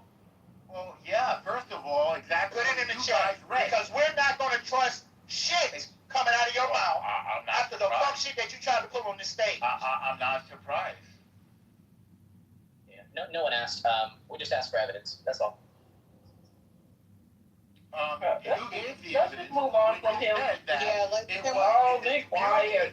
Slow down. Be quiet. Post it in the chat. Shut up. You said, not me, that it was. Post it in whether it the was a- chat. Whether You it said was the letter effective. wasn't authentic. We're not gonna fall for No, this I shit. didn't say it was Stop it. inauthentic. We have it I already. said it was debunked as proof of the genocide. Now, you didn't said say that it was either. debunked. You didn't say that You either. said it You're was lying. debated whether, yes, I You did. didn't say You that. said it was debated whether it It's was effective racism or not. as American. Anybody else wants to chime in? So let's and talk about discuss whether this? it was Because- effective. With him on the stage, you just gonna answer. And Well, Wait, it was wait, effective. okay, Did it happen? You You have can to put sit it on down. stage, but you have to maintain your impulse control. Please just control it and let people talk, and then we'll give you your chance. Do not do that. You're gonna get kicked out. But you're gonna get kicked out. Oh my God, I'm trying to mod the room. I'm trying to mod the room, and I respectfully ask you to stop going off of mute. And When may it's I your ask turn, you to can do go the off. same? No, you're Stop doing it mute. right now. You're doing it right now. Please stay on mute, like everyone else. Stay on mute. When it's your turn, you can unmute it. Your mute button shouldn't come on until we're done. Next person. Hope, do you want to say anything? Just trying to see what is this explanation for what happened to the natives that was in the Caribbean, because they're completely extinct, especially in places like Jamaica and Haiti. So if they didn't give them those blankets, what did they give them? I haven't studied that. I know about the debunking of the blanket theory. So what happened then? How did these people, some of them got extinct? Which people is that? The Taino Indians of the Yes, Caribbean? yes. I don't know. We could study it together the same way we studied the blanket theory. Well, it is said that they brought the same thing, blankets, smallpox and measles, starvation and slavery. Okay, the accepted explanation today is that the Europeans had more contact with livestock, and therefore there was a zoological transfer of certain diseases, including smallpox, to the human population of the Europeans, and they inadvertently infected the native population here, which is what happens when two populations encounter each other. What is your It source? was not What is your intentional source? genocide. What is your source? First let's talk about the scientific and He said biological he and doesn't medical. even know about that region, and then he made up that theory. No, I was talking about the North America, not the Caribbean. Oh, address her So you're just not Caribbean listening. statement. You're just not She asked listening you carefully about enough. the Caribbean. She asked you about the Caribbean. She didn't say pivot back. Yes. Well, we're talking about two things at once: Caribbean and. Well, you started talking about America. She asked specifically about the Caribbean. Yes, and what did I say? That is your time to stop And talking. what did I say? So I you said have I nothing. didn't know because I was being Then stop honest. talking. Then stop talking about it. Okay, so ask me a question and then stop talking about it. Fair enough. You said you didn't know. There's nothing else to say. Well, I didn't know about the Caribbean. I said we could Then study that's I it. did And then study- That was the question. I did study the debunked blanket theory. Okay, And somebody asked me, why did it happen? We And I moved gave on you the from the plausible. All right, we're I moving gave on. you the plausible. So he can't We answer don't want to run the questions stage, as well. but we're moving on. You're moving You on. can't answer questions. You got third The eye. same way that the pandemic spread here, people. Third eye, you got anything? Hey, what's up, Brian? What's up, man? Some Europeans had diseases against which the native. Why is this cracker still talking? No, I have put him down. Asperger's. I'm trying to. Listen. I don't mind him being on stage if he actually shares the mic, but he's refusing. He's refusing. So I don't know what else to do. He's interrupting Third Eye. Third Eye was next. Stay woke, my brothers and sisters. Nah, I'm kind of just responding to the title. Is that as America's, being is racism as American as apple pie? Sorry, I'm playing a game too. And I would say, yeah. I mean, this starts off with the Revolutionary War, right? Some of the founding fathers were abolitionists, right? But most of them weren't. And one of the main reasons why the Revolutionary War happened was due to slavery. So it's like, yeah, I mean, this is all embedded in America's culture. I mean, so as being a venture capitalist and a land grabber, that was also the reason why the war happened. But yeah, I mean, this is in our DNA. I don't ever see it really changing because this is what shaped America to being what it is, unfortunately.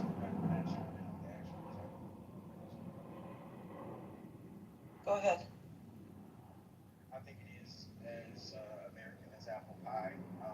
Americans, for some of us who may or may not know, would actually often sell food, damn near have festivals, cookouts centered around black people being lynched, for example. Um, so where a lot of food, Western food, desserts, and things like that. Yeah, I think it's very much as American as apple pie. I'm very much sure that apple pie was probably served there as well. I'm done.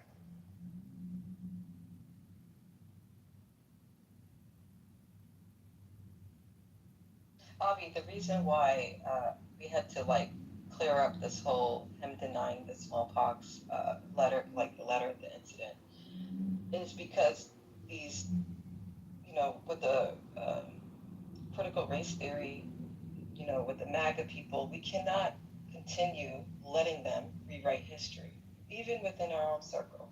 We can't say that statement, and then we're all going to be quiet about it because we're used to that. We can't. We got to debunk that with evidence, and if they can't provide what she never did, that's all we wanted to show. That was my goal. I mean, I wanted him to show something, and he didn't have anything to show. That was sufficient enough for me. I don't know about y'all, but well done. Yeah, I mean, it's actually ironic that when you tell the truth, when you speak on facts and you provide evidence, somebody thinks they're calling you a slur by calling you woke. It's just ironic. Like, okay, so being woke is speaking facts? Well, way to at least redefine it in the way that it originally was defined. Good job. Yeah, I have no problem with ensuring that misinformation is not spread by directly attacking it. All this whole let's move on to going back to racism. Just because he was getting spanked on stage, we should not be allowing that. Fuck no. You say some crazy ass shit, you're gonna have to stand on that shit 10 toes. And then you're gonna have to provide evidence, not cry about it the whole time and try to run away from it the whole time. Fuck that. None of that. Nope. You do not get to just spread misinformation and run the whole time. Really quick, just to say something for the replay. I have no issue with Israel. I have no issue with Jewish people. But I will go to hell and meet you there when people try to minimize, disregard, dismiss actual history that happened to marginalized people, specifically black people. And I'm fucking appalled that you, as an alleged Jewish person, had these things to say, and in other rooms, the things that you had to say when it comes to racism, anti-blackness, and so on. So I will meet you in hell every time you say shit. I have a problem with Israel. I don't have a problem with Jews. I don't have a problem with the faith of the Jews. Yeah, like the government. I have a problem with Israel. The people, they were polled, and they were asked about the genocide. In 97, I can bring the link up. 97, 98% said they support it. So yeah, I have a problem with Israel. I don't have a problem with Judaism. I have a problem with Zionism. Again, Zionism takes different shapes. Muslim Zionist, Christian Zionist, atheist Zionist. Zionist is Zionist. It doesn't matter. Faith is not, they just happen to be of a certain faith. But that's it. Still Zionism. But yeah, like, I just think that, going back, I just think that ironically, he should be on our side because of, the experience with the Holocaust and there's still people to this day denying that the Holocaust actually ever existed. Yeah. That misinformation is being spread. So I was using that as an example to kind of hit a soft spot, and he didn't even acknowledge. And well, Prince landed it. He came in and started. That's when El Normo, he started getting really mad. Yep. I did that on purpose. And I like Let's see how you feel. Deny your own shit. Yeah. Let's see how you feel about that shit. How you like them apples, as we say in Boston? How you like them apples? And that apple pie too. Yeah, no, this No pun intended. Yeah. Yeah, it's a joke. Unfortunately, it's a sad joke, but unfortunately, never again for some people just means never again for us only. So that's just what it is. It is racism as American as apple pie, though, the title there? Of course it is. Funny enough, I think I heard at some point somebody go, well, racism didn't exactly begin here. It's not like a thing that Americans invented. Well, ironically, Americans didn't invent apple pie either, dumbass. But I'm just move on from that. The important part is that it is as American as apple pie. I think it's fundamental and foundational to a lot of the origins of America, unfortunately, and is inscribed in American history and inscribed in American culture. You can slice out racism, and it can define and literally exemplify a lot of what has happened in the last 300 years, literally, by definition. Like, the answer to a lot of the shit that happened is literally racism. A lot of the times. That's how crazily embedded into our society racism has been, and into our history and into our culture. It's wild shit. You can still find today, you can still find fucking deeds, house deeds, that still say, hey, you can't allow this race and that race to buy this house, and you still gotta sign that deed when you buy a house. That's just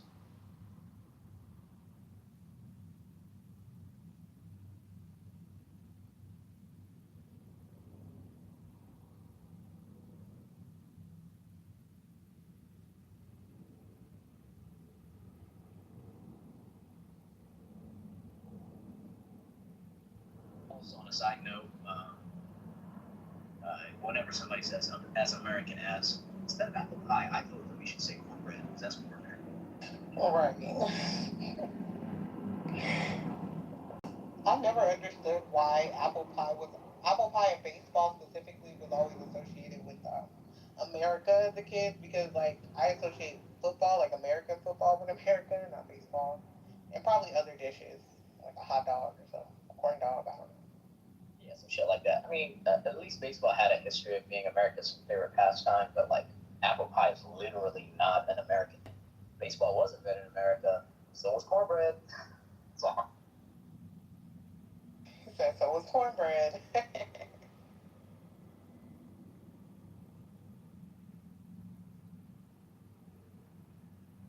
If I were quicker, the minute he said that, the letter disputed, just should be like, so it's the Holocaust. You got a third. Yeah, that was hilarious. There are deniers, sir. I put the link from Al Jazeera. I have the hazard. I can put different links to support that majority of Israelis supported the genocide. But that was the first time. I'm talking about 90s. I forgot the exact number. I think it was something like 96% of Israelis actually support killing civilians. A complete genocide. Yeah, sorry, Faye. That was the first time I've ever heard anybody dispute the smallpox blanket theory. Like that was something I just remember learning even in elementary school. Exactly. We learned about like Sacagawea and things like that. Like I've never heard anybody dispute that. I've heard people dispute the Holocaust and the transatlantic slave trade and things like that. Like I expected it from a MAGA, is what I'm trying to say. Like a MAGA person, but somebody who claims he's in academia. I've got a virus tonight bring it up, and I mean it is true that we don't know the impact of it, and it doesn't seem to have been. Actually, it doesn't seem to have been a major impact. It was more of them getting captured or capturing white people that already had smallpox. That's how they're getting it a lot. But yeah, I mean there was an intent there at one point. Again, I don't know how impactful it was, but it was there. Yeah. What about the Trail of Tears? Right? yeah, did that happen? I don't really know about that as far as them giving smallpox blankets. I don't know if that's on the travel. Hoax. It's a hoax, guys. It's a hoax. It never happened. They were just going on a stroll. No. Just for my knowledge, if anybody has more knowledge on the Trail of Tears, from what I remember, I could be wrong. Wasn't that like it was a series of battles, right? Or am I tripping? The Trail of Tears is basically where the Europeans stole their land and made them walk west to Right, land okay. that they didn't know or was like uninhabited according to their thoughts and ideas or whatever. And if you see how, if you like look into how they forced migration, right? Like the conditions of the natives, how they were treated, they died during their migration. Yeah. From, like, for example, from Florida, yeah. So it's Yeah. really sad if you dig into how they were treated and the abuse and the killings and just barefoot, dragged. It was horrible. Right. Yeah, it's definitely very similar it's sadly very similar what happened in the Trail of Tears to what happened in Palestine for the Nakba. Both just forced displacements that led to an incredible amount of death. But I would even say the Trail of Tears was way worse because it was just like an openly state-sponsored like walk of death, just like straight. Let me just walk these people to death. Like that shit was nuts. Like drag them to death. Like fucking starve walk them to death. Like it was crazy. I'm sorry, would you call the one in Palestine the Trail of Nakba? No, it wasn't a trail. It was just it's called the Nakba. The Nakba. Nakba is what I would spell it out as if you're like looking it up. And it's also just a huge forced displacement of natives there, the native Palestinians. Like some. They had like more than one 700,000. Nakba. They had more than one Nakba. Yeah, but that one's there was just one that was known as the Nakba, but yes, there's one. Yeah, Nakba in Arabic translates to catastrophic. Yeah, we just nicknamed that. Yeah, it's kind of like how the term Holocaust. Right. It also has. It has a connotation to a certain event, even though Holocaust is universal. Same thing with Nakba is universal, but when you say the Nakba, it's referring to a certain time guy. Thank you.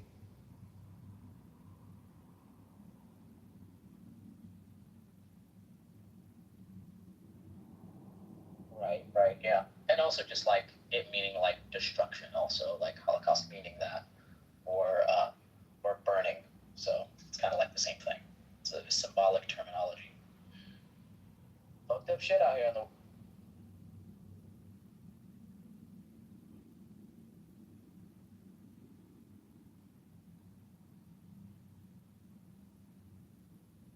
Man, I haven't had apple pie in a minute though. I still gotta make that burnt sugar cake. You know, it's so fitting. Sorry, I'm just looking at the psychology of Zionism, right? Like just how they move, how they act, how they rock this earth amongst humans, right? Because what's so fascinating, right? It's how do I say it? When they really focus on resources, it's a Zionist thing, right? It's very fitting just to like remove all the other motives and just focus on resources. It's like a form of justification for such evil acts. I think it's very telling. You know, you don't even have to like ask them if they're a Zionist. They're telling you.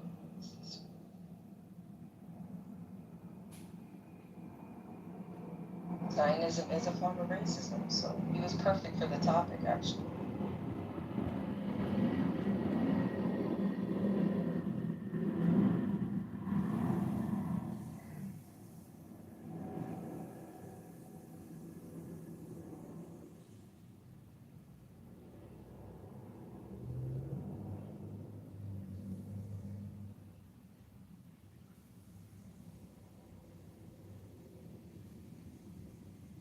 Is obviously there? Damn, he left. I wanted to ask him some shit. Why did Avi leave? Gosh, he didn't say bye. Rude as hell.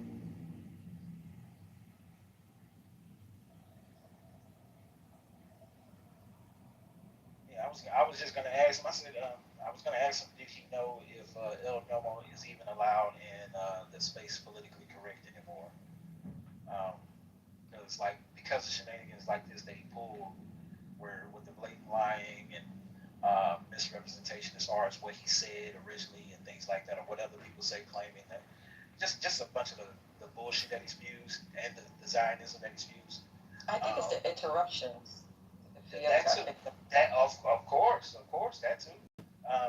Yeah, I don't know if he's still allowed and politically correct anymore. I was gonna ask how did that if he wasn't now. It seems like something happened and he just started frequenting the RPO more and more lately, especially when there's topics about specifically black people, racism, um, and shit like that, where he just wants to impose his views on. He thinks every stage is Palestine. That's crazy. Yeah. That's crazy. But yeah, the over talking, it tells a lot. That's why I keep saying he has autism because, like, and it's like he can't control it. Like, you can feel his fingers shaking to press the unmute button. It's like he has to say something. He will not stop. And it's like kids with Asperger's and autism, they have those type of things. They, Tourette syndrome, all those things, they come out of the spectrum. What about if people are just like straight up wrong? Like I was talking to somebody the other day, one of them those temple black folks, and they said black people don't have mitochondria. And I had to like cut them off because they were saying it was really stupid. Wait, mitochondria as in the powerhouse of the cell? Yeah, they said black people don't have them. They said evolution is fake and black people don't have mitochondria. We don't have a mitochondria that's No, because he started talking about endosymbiosis. And I was like, what about mitochondria? Oh, black people don't have it, because the alleles, and you know how they get all into that, overstanding type shit. Well, I could tell they didn't pass biology class in the 9th grade. Actually, yeah, one of them Hotep joints, yeah. In their face. Well, I know some Wow, that he has 7 kids though. Yo, what's up? What's up? Yeah, those hoteps be crazy. They look like Power Rangers.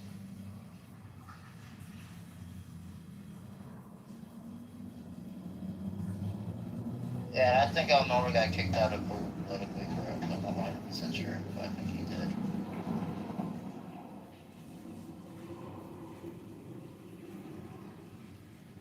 Appreciate the confirmation. Oh, just in case, if my shenanigans gets my account clipped, I'll come in here on my burner. I'll message one of the mods with the name is and let it happen. Wait, what do you mean by like thick clip? What does that mean? I'm semi-new to that. I mean, I can definitely agree. I definitely said some anti-Semitic things. So like they'll diss like. Click me, they will move your account. Your account is no longer there. Oh wow, that happened on here. That's crazy. So just in case, I'll message one of the mods and the name of my burner account. I don't think they say it. Do you say it? Like, never mind, don't repeat it, but. I mean, for the record, he did clear it up, and he was proven the point. So, yeah. In context, it's not what those weren't. No, I know. Yeah, I'm saying it again for the record. They review it. Yeah, for the people when they review for the record. Right. Yeah, I just went to hell because he went to hell. That's all it was. You took it straight underneath the hell. Well, I couldn't hear half of it because most of you are working. So I don't really know what was that. Since we are talking about Eastline real quick, I'm just still trying to figure out how you're like the top surveillance country in the world and you own like every AI, VPN surveillance companies, major companies, and somehow you miss motherfuckers flying in with hang gliders. Still trying to figure that part out, guys. What is this, champ? What do you mean? We're talking, yeah, I mean, if you look at VPN companies, AI companies, surveillance, it's Israelis, and then for some weird reason, somehow they just missed October 7th the whole day. Oh, it's really weird. It's really weird. 7 hours it took for Hamas to come in, and the October 7th. Why did it take that long? How did they reach? On hot air balloons. They're coming in on hot air balloons and mopeds. It's really weird, man. I don't know. Well, I just don't know. I mean, I don't know. They own every AI, like damn near every surveillance, and somehow, all right, I guess. Hello? If you know, you know.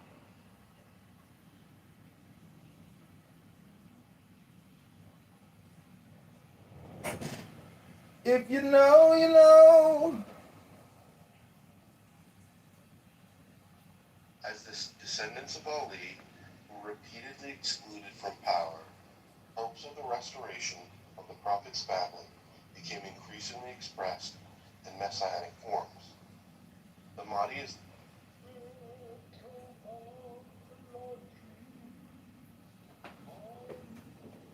That is it, yeah. Oh, también creo que sí, muy presente.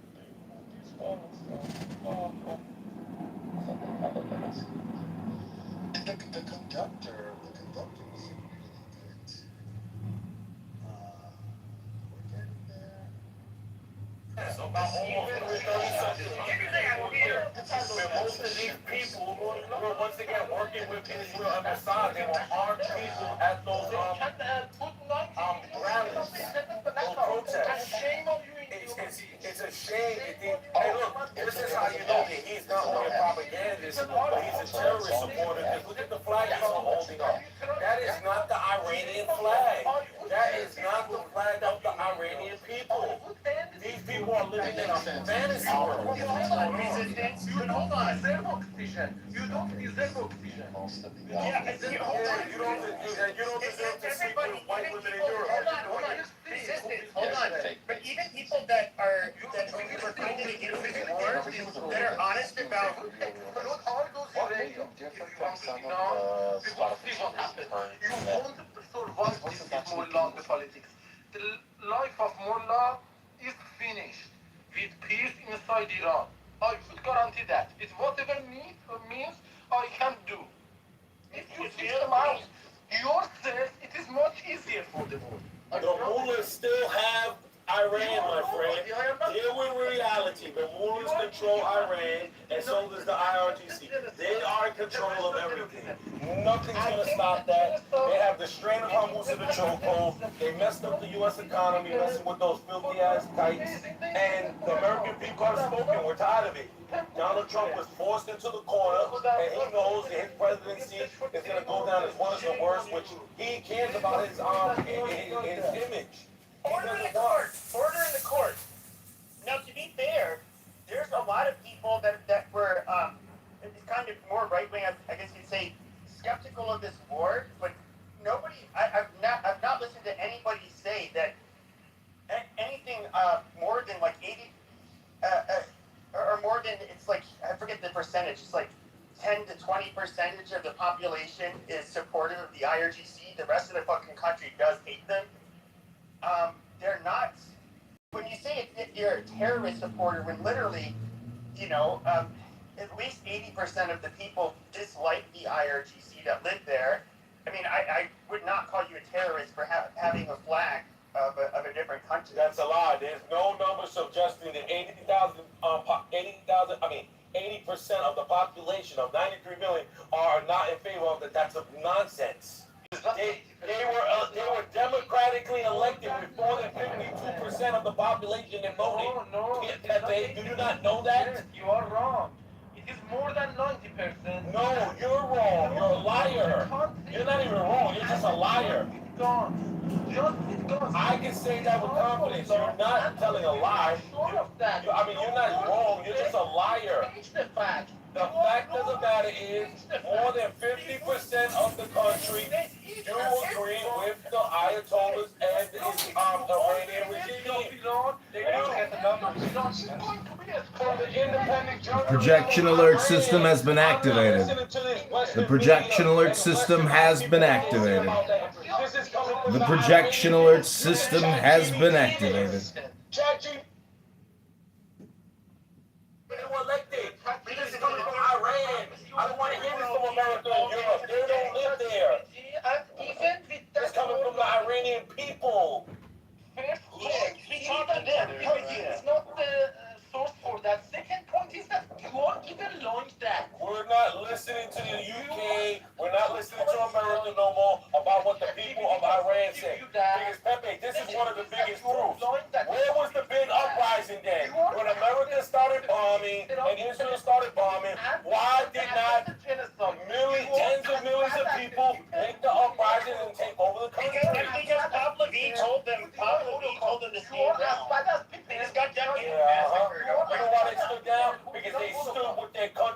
being attacked by westernized terrorists. And they sided with the Ayatollahs. We don't want America. You seen the big ass protests that were going on in Iran. They did not want American and Israeli intervention. They all kept saying it. Stay out of Iran. You are as bad as people who deny Holocaust. You are the worst on this planet. Well, guess what? Many Jews deny the Holocaust. Many Jews question the number of the Holocaust. So I don't give a shit about the Holocaust and Hollywood script that they put into it. You are the worst element. You are the worst. You are the worst. You want to stick your nose so far up a rabbi's ass you can't even smell your own person's scent anymore. As bad as the people who deny Holocaust. You want to deny Holocaust. Holocaust. I don't give a Holocaust. Exactly. You don't give a shit about Holocaust. Wasn't on in 1940 and 50. I don't care about that shit. You confess that yourself. We're talking about the modern day, 21st century, and guess what? Iran defeated a regime of Israel. They went down. Donald Trump bent the knee. He figured it out finally with his fucking pea brain that he is destroying America when he said no more foreign wars for those fucking kites and for your You're right. I totally agree with you, my brother. 100%. You're right. America first. No, you are a good human. Yeah, for the America First thing, that's, Stop begging. We don't want to help you people. He's denying Holocaust. He is not American. America first. What America got to do with the Holocaust? No, he's not American First. Listen. Resistance is Muslim You gotta listen to the black man. The black man is always right. He's Muslim first. Islam first. Islam first. That's a fact. Always, baby. Always, baby. See, he doesn't deny it. See, this is where at least I can respect resistance. Peter, 1 second. I can at least respect resistance because unlike a lot of the Zionists, you try to say, oh, I'm America first. But no, they're really Israel first. No, See, I'm America first. I don't care about. Says he's Muslim first. That's fine. Yeah, because Muslims, you know why, Pepe? This is the difference between them. The Muslims, we love America. We thrive here. Everything is great for the Muslims in America. We want America first. We don't care about no goddamn Israel. America first. The Muslims doing great here. They own big businesses here, lawyers, doctors, big real estate. Doing great here. We're not oppressed here. We don't care about what's going on in Israel or Iran. We care about America. We care about those goddamn eggs. We care about our goddamn gas. We be like driving Lamborghinis and fucking Mercedes just like everyone else. No, he's not a Muslim. I was born and raised based on Muslim behaviors. If you lie intentionally about attempted genocide, you will be executed. If it is You're lying. You lied about the people who were killed in Iran, you fool. If you deny with no evidence, it is proven. You are executed. You are not Muslim. Oh man, the only people who don't listen, my friend, we don't care about what an apostate says. You apostated from Islam. You are considered less than a human being to us. No, you are not a Muslim. You are denying the attempted genocide in You are a Jew. You crypto Jew. Based on the Islam's very. You want to be a Zionist so bad. Yeah, crypto Jew. Crypto Jew. We don't want to hear from you, man. You want to destroy every country just for Israel. Fuck Israel. No, you should. You are. We're tired of Israel. Fuck Israel, man. They're not getting our billions of dollars no more. We can use that over here. We need better roads. We need better. We need our. They are not the best, but they are nothing. No more nothing. Stop begging. If Bibi Netanyahu so tough like he said that they're gonna keep going without America, do it then. Do it. Political position about Holocaust. Yeah. America first. You are not Muslim. First. I mean, Israel likes to, they like to, like, use these memes and show them as, like, little lions and stuff. But, I mean, really, it's like, calm down. You got, I think they think that they can, what is it you call it when you get a disease? It's kind of like by being around somebody and you think you have it. Stockholm syndrome. It's an easy term, but I forget it. But it's like, it's yeah, it's almost like because the U.S. has their back, Israel thinks they got this big dick energy, but no, it's like here's the United States, biggest dick in the fucking world. Everybody can write it at the same fucking time. It's so big, but then you have this little squirt, this little nerd, who has this big dick, and they think they're the ones with the big dick. No, it's not the case. They have a micro penis. A very small micro penis, and they have to manage. They need to start. They need to be humble. They need to basically just realize, hey, you guys are little, really little, very small population. They didn't, and you know what else, Pep? They didn't take into account how Donald Trump's Alzheimer's is affecting him. You see, because Alzheimer's affects them to tell the truth sometimes. You know, when they get their episodes, they just start blatting out the truth. You heard what he said. Israel wouldn't be shit without America. Without me, there ain't no Israel. Because that's what the facts are. Without America, everyone would take a piece out of every Jew's ass. Casino clip. Exactly. Should I flip it? If you are not dead, he would shoot the ashes of his death. You ask for his political opinion. I think I should play the Robert De Niro. He is undoubtedly. You know what's crazy, Pep, too? It's only the Zionists that feel like that. Because, for example, when you go to, if you go to the Diamond District, right? A lot of the Jews there, a lot of them are Russian. A lot of them have the background of the Khazarians and stuff. They don't give two shits about that Iran war. They always say, Israel's stupid. If you ever come to New York and you spoke to, they will tell you how stupid Israel is. Because you know why? They make so much money here in America, and you know, to them, that's everything. That's their God. They're the money. The money they make from Palestine, my brother. The money, all money they have it, they came rich, they take the whole country. Guys, that's why they control over. But soon, Muslims are gonna take over. Soon, very soon.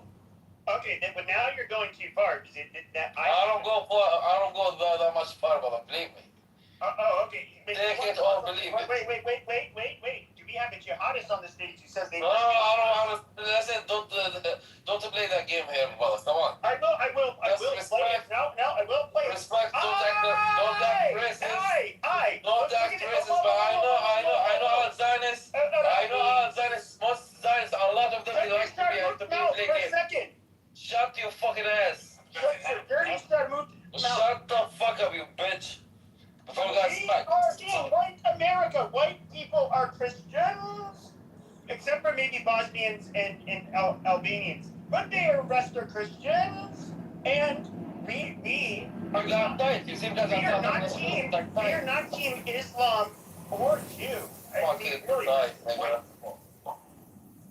You're tight, man, because I think that's the truth. Because the truth sometimes make you get pinned.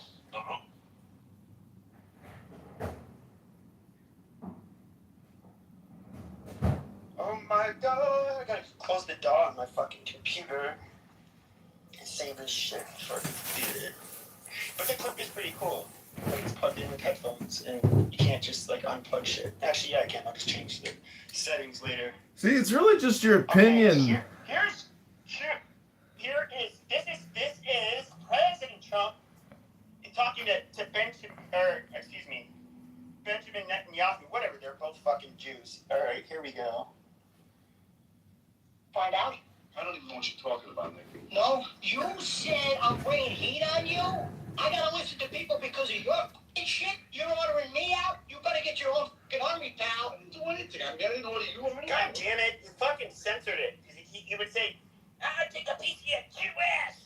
He was calling him a Jew a bunch of times. He said, if it wasn't for me, every wise guy out here will take a piece of your Jew ass. Yeah, that was basically it. But never mind, it's censored. No, it was good. I mean, you guys do realize that this deal is a bunch of bullshit. That if you think Israel's going to stop attacking Hezbollah terrorists in Lebanon, you're crazy. Israel is never going to let them regroup. You mean the Israelis are the terrorists because the people in Lebanon were doing quite fine until Got it. and approach their land. Got it. Well, the point is, when a rocket comes over. The fake narrative is we dealing with reality. But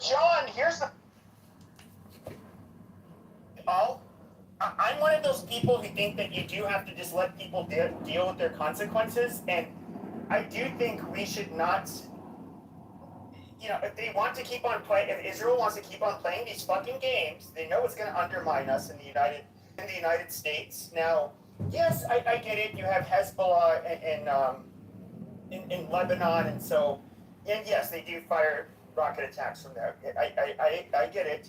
But you decided now that Trump was president, it was time to go ahead and invade Lebanon. It was okay to go ahead and, you know, let's get America to do our dirty work, and we'll fly some of the sorties with him, and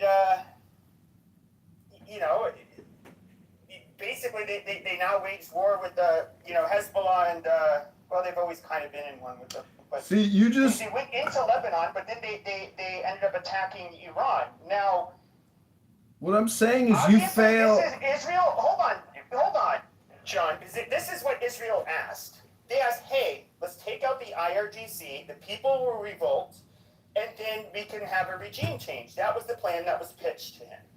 He did it. He sent 5, what do you call it, groups, to the Middle East. He ended up at 50,000 troop buildup. They ended up doing the attacks. They ended up flying a whole bunch of sorties when missiles were getting, and drones were being targeting Israel. They were intercepting them. They left their tankers in the air so that they could refuel Israeli and American jets.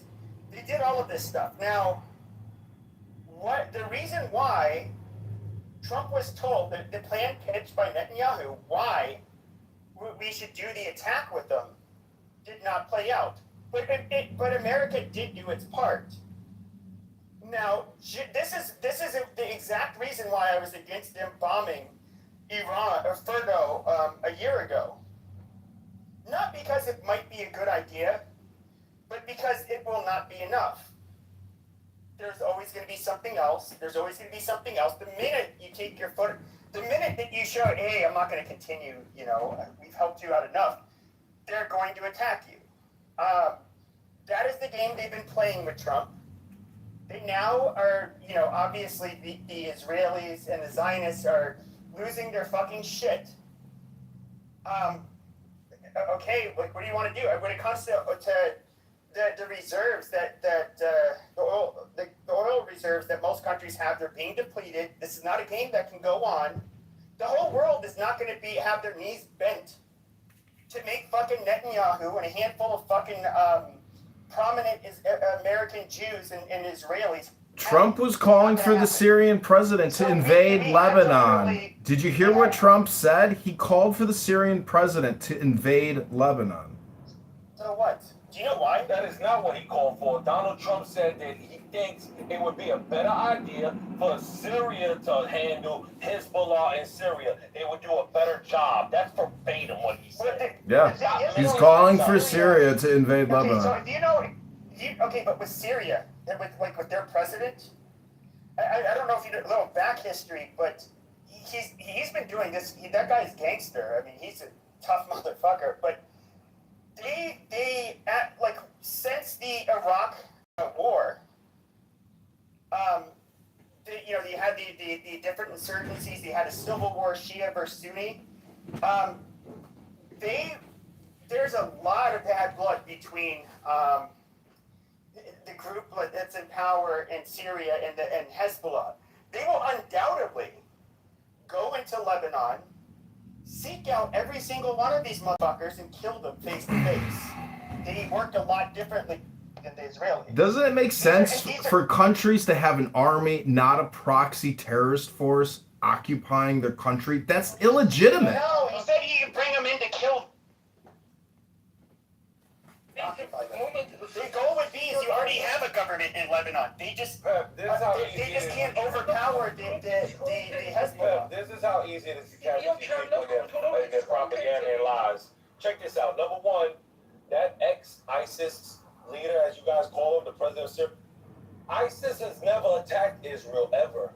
Never. It's never happened. But guess what ISIS has done? ISIS has killed many Muslims. That's what they attack. Other Muslim groups. This is just a factual matter. Israel would treat them in their hospitals all the time when they were wounded in Yes, Syria. ISIS. So you're talking nonsense, you talk shit, and you don't know what you're talking. You're just another propagandist. You talk lies. Projection alert system has been activated. Projection alert system has been activated. See, you don't understand the difference between facts and opinions. Go ahead and explain to us the difference between a fact and an opinion. Why are you getting so excited, Resistance? Oh, you don't like getting called out on your projection? Okay. Earlier stages and before their evolution, before they were basically the resistance fighters against Assad. And so yes, the U.S. was arming them. Armed them and gave them dollars. Yes, because they were fighting Assad. It's kind of like the Taliban. They're a proxy group for America. That means. Point blank. No. Yes. No, we fund adversaries of our bigger enemies. See, the truth is, They were not created. A proxy group is created by a nation. Then why we haven't funded anyone to attack Israel then? Because they're our biggest enemy. They're the ones that been fucking America over already for. They've been fucking us royally for almost 100 years. First guest of the dead Ayatollah. And after that, they said that Iran is some kind of gift for Islam. They call it, for example, something that we took by power and we deserve that. We need it back. We would make them accountable as much as we can. If they can prevail us, they can stay. If they cannot, we will direct them back. Nothing you say will change that. But Syria cannot control its own territory.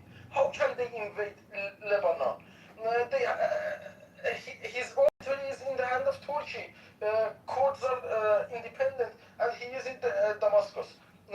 If he can... He never said for Syria to invade Lebanon, you fool. What are you retarded? You don't listen. I know that it is impossible, but you said that the general of Lebanon is already stronger than that Syrian, Michel Aoun. Michel Aoun is already stronger and he cannot beat it. Hezbollah. And the Syrian president coming on. There's nothing new under the sun. These conflicts are going to go on forever because even as we're debating this conflict, Ukraine is striking deep into Moscow, blowing up oil refineries. These conflicts will never end. The military-industrial complex, the profit, the supply chain, the whole fucking thing will never end. Yeah, not an actual Jew, but I mean, Israel has every incentive to want to keep us involved in fighting with their enemies, okay? Your local congresswoman, your local senator has every incentive to keep the war going forever. You go fuck yourself. I'm telling you the real politique. Donald Trump is a mercurial motherfucker. This guy is playing good cop, bad cop. The goddamn, what the fuck do you call them? Defense contractors. That's bullshit. Well, you know, the biggest problem is Medicare, Medicaid. It's not the military-industrial complex. The scam is happening in Medicare, Medicaid. They would literally bleed this country dry. Oh, really? Oh, just little Israel? That's the only country that wants to bleed us dry? Try Russia. Russia can't wait for us to fucking implode. China can't wait for us to fucking implode. Probably India can't wait for us to implode. You think little Israel, tiny little Israel, 10 million people are the biggest problem? Hello? You know, Jews are fairly successful, and they're, you know, Jews being as tribal as they are, they're gonna have, like... Yeah, you know how else tribal? The 50x killing of white people in this country. The black on white crime in this country. The tribal murders in this country. You know, to do what's best for their tribe in Israel. And, you know, we can look at Miriam Adelson. This bitch is not, you know, no, I shouldn't call her bitch, but, you know, she's, I mean... To call her an American. She's a patriot and a hero. Without her, we'd have Kamala Harris and Tim Waltz. She's an Israeli, literally. Donald Trump even said in front of it, we know you love Israel more. Yeah, it's obvious that Trump keeping it real all the time, 100. He says what he feels what he says. It is up to us. Jews care about their own people more than they care about us. Yeah, it's called tribalism. Why do you think black on white crime is 50x? Shut my fucking mouth. is that yes, they can do whatever they want for their tribe in order to get ahead. Perfectly reasonable. I mean, a lot of people are. They like gave that. you the 10 Commandments. They gave you the basics of law. They gave you the law. The 10 Commandments. Try to read them. Move to audience. There we go. The thing is, though, is that us Americans, okay, some Jewish, most are obviously not. They're all getting a it is good laugh. perfectly rational and reasonable for us to say, hey, this is not in our best interest.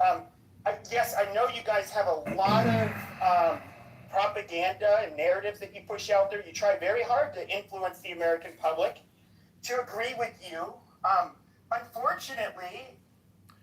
Unfortunately, Pepe, your time has run out. I'm gonna go to music. I hope you all enjoy. Next, the following text is between the points of the pentagram, starting at upper right. The words below are arced in a circle.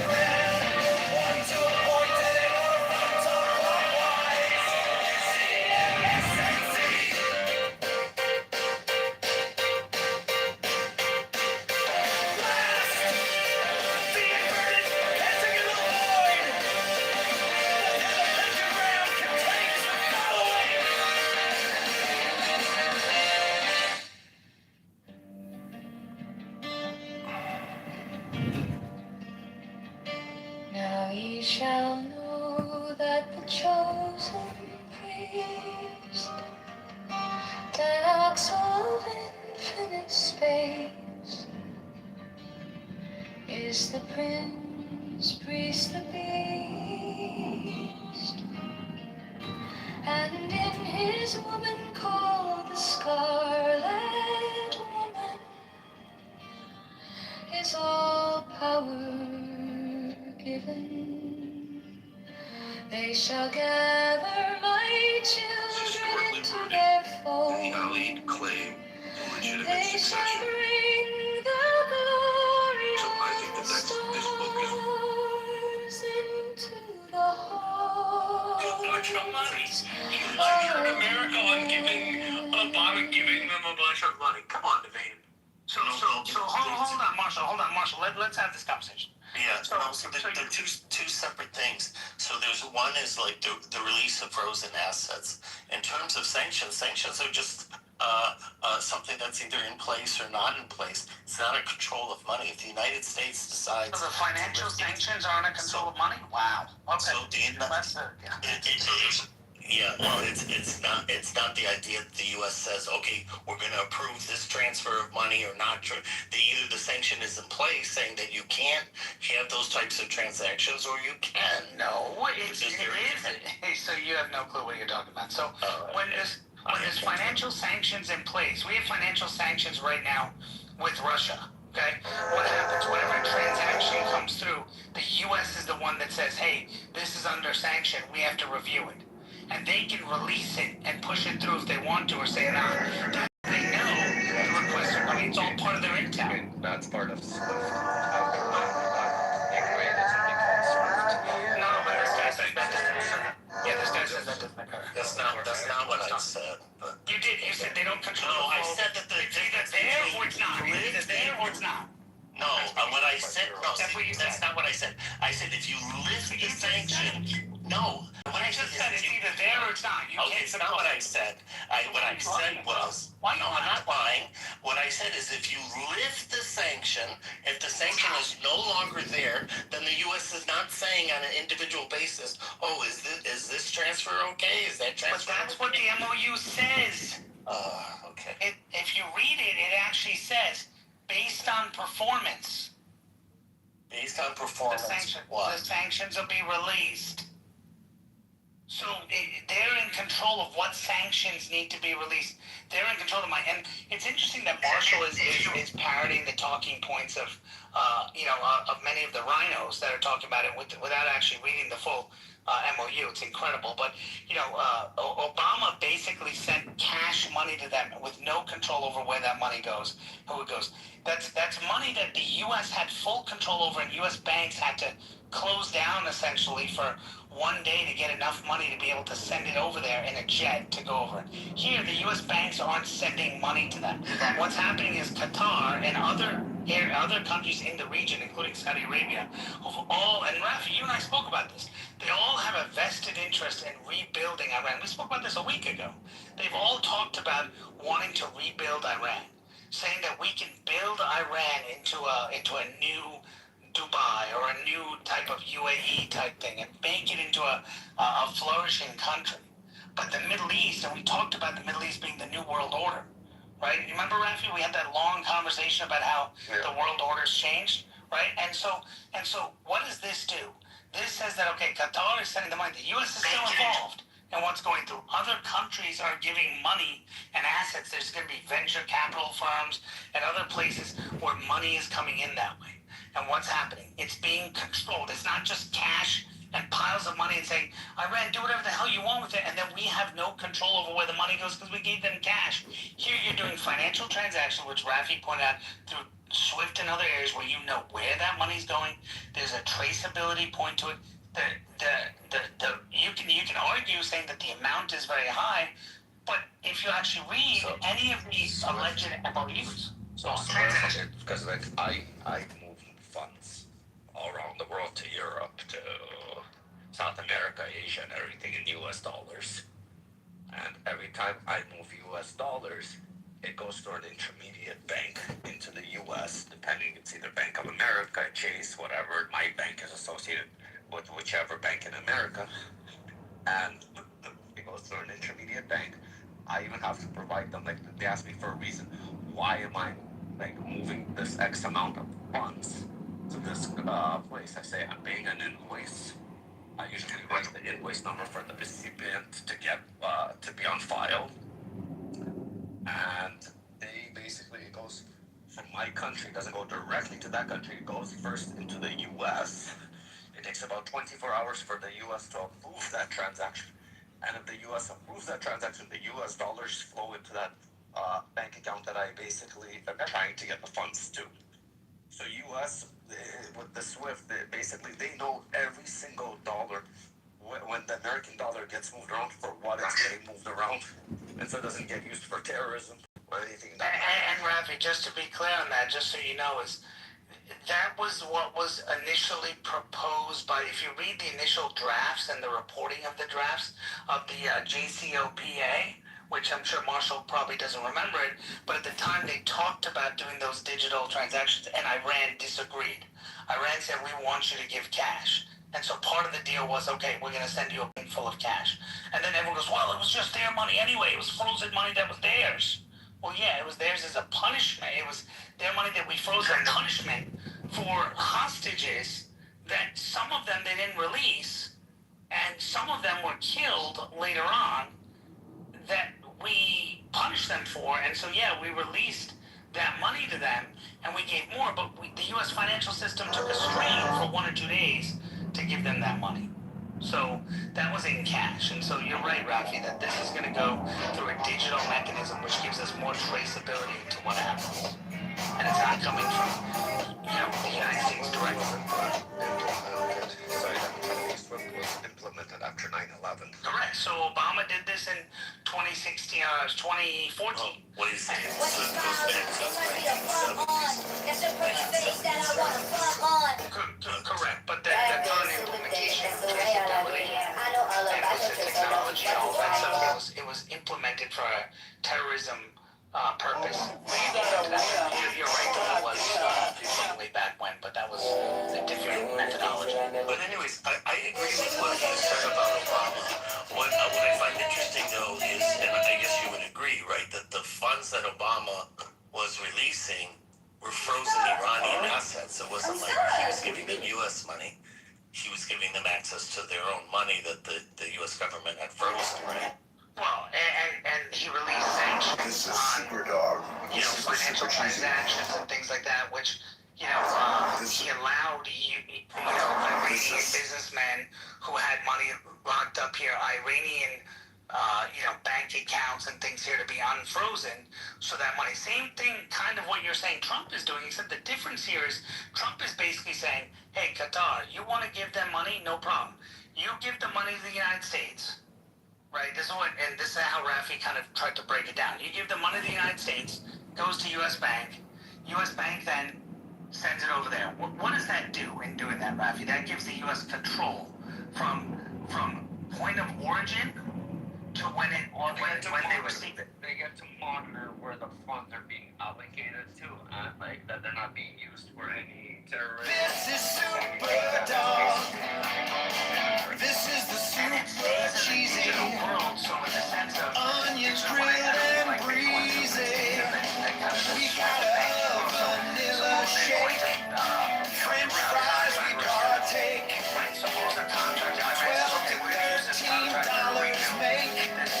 All for goodness sake. This is super dog. They're going to use the same arm on him. It's not like they have cash in their pocket and somebody's meeting them in a back room and taking a bag of that and saying, okay, let's go bomb Israel, which is what Obama did. Right? Obama took their money, but don't forget he gave them cash. There's no traceability into where that money went, how much went, who took the money. There's no traceability to that because he gave them cash. That's a dirty deal. Cash wasn't the best way of doing it. Do you think the U.S. should have held out more and gotten actual concessions on the nuclear issues rather than just giving a ceasefire for 60 days? So according to the reports I've seen, what's being reported There were two Israeli bombers in the air. There were two. Yeah. So according to what I've read, and you probably read the same thing, that the MOU that you're seeing is missing one thing, which says that Iran agreed to destroy all nuclear enrichment. So all the dust and other stuff they agreed to destroy, the U.S. would have control over that destruction. Did you read that as well, Rafi? Did not read that one. Okay. So that's being reported. Let me see if I can find the source. That's being reported. Again, I don't know if it's true because I haven't read it. So but that's my point, because a lot of this seems to be pushed back to future talks. So like there's talks presumably starting next week on the nuclear talks. But should that have been a condition prior to the peace? I think you realize. I think it's an agreement. Okay, so.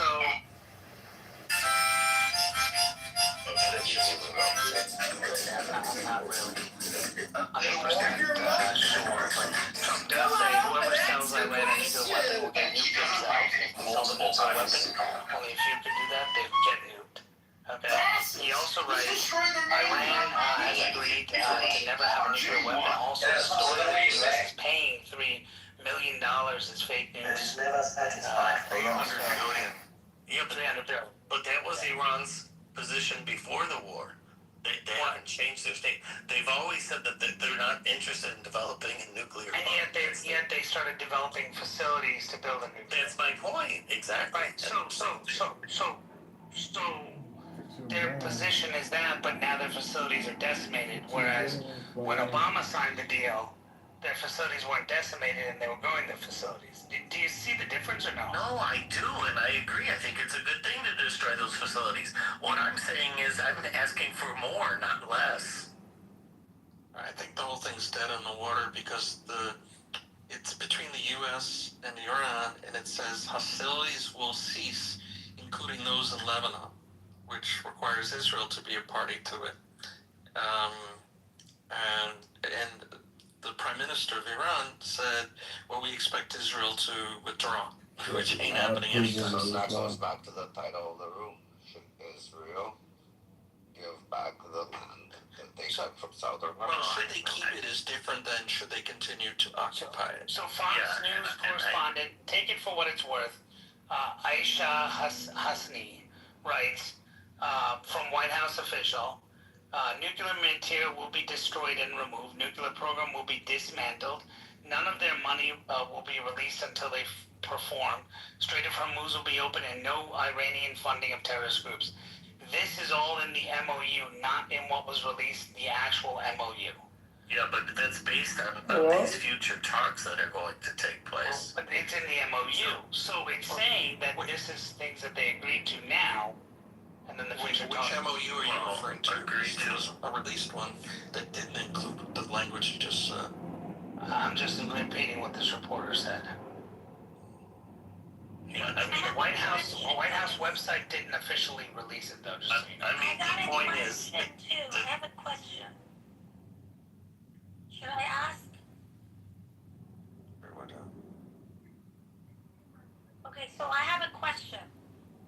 Everything you guys say, let's say it's correct. Let's say it's true. Trump is making a deal. All of this. What is Trump gonna do if a week from now, 2 weeks from now, before the 60 days is out? What will Trump do if the Iranian people, just like back in January, storm the streets to overthrow the government? Because keep something in mind, yes, they do kill people and all that stuff, but U.S. and Israel spent 2 months bombing 30,000 targets, and those are every single target the government of Iran needed to repress the people. So what's going to happen there? Are we going to send troops on the ground to help IRGC kill its people? Well, the MOU says no involvement in the other country's internal affairs. That's not the official one. That's not the White House release one. That's what someone is saying was released. Because I'm looking at the White House website. I don't even see the MOU release. So we're going to send military to kill Iranian people and help the government? Is that what you're saying? I don't know. But, that's not in the MOU. But Trump did say if they don't follow or they don't, do what they're saying they're going to do here, then we'll just blow them up again. No, but that's between U.S. and IRGC. I'm talking about, because this is the deal. They did kill 40,000 people and more. They did do it in a way that there is no way to stay in denial. There is a dictatorship 101 rule. It's called the repression, the paradox of repression. If you guys don't know what it is, go look at it. Once a dictator government goes on a killing spree like they did, there is no way they can stay in power. I'm sure governments like America know that. So I'm trying to figure out, because right now, people might still be scared, or people might got out of that fear and they already be angry. But the reason people haven't done anything is because U.S., Israel, and like the prince of, the Iran's prince, Reza Pahlavi, they all three have told people to sit put, right? But the moment people realize, oh, Trump is really making a deal, and if people decide to go out and storm the streets again, I want to know, how are we going to stop it? Our government knows that this is going to happen. Our government does know that. And the question is, does the U.S. want to stop it? So this AP article that I'm posting, So does that mean low confidence in it? they're gonna make a deal for what reason if they believe there's gonna be a revolution by people? Yeah, because it's not, usually these things would be released on their website. So it says senior U.S. officials. Well, they don't say who. They spoke on the condition of anonymity to read the deal before a formal signing. That's usually what happens when documents are not in our favor and someone wants to leak something. But you understand that it's Yeah. those people are violating. I mean, if it's true, it's a federal. It's a federal crime what those people did. We did apparently sign something. So this is what it says, and I'm reading this right now. This is the interesting one. It's about the 300 billion.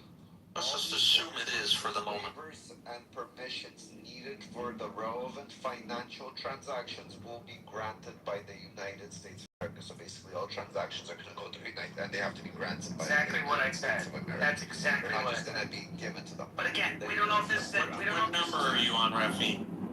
Number 6. No, that is point number 7. No, isn't it 6 on the link he put? Oh, sorry.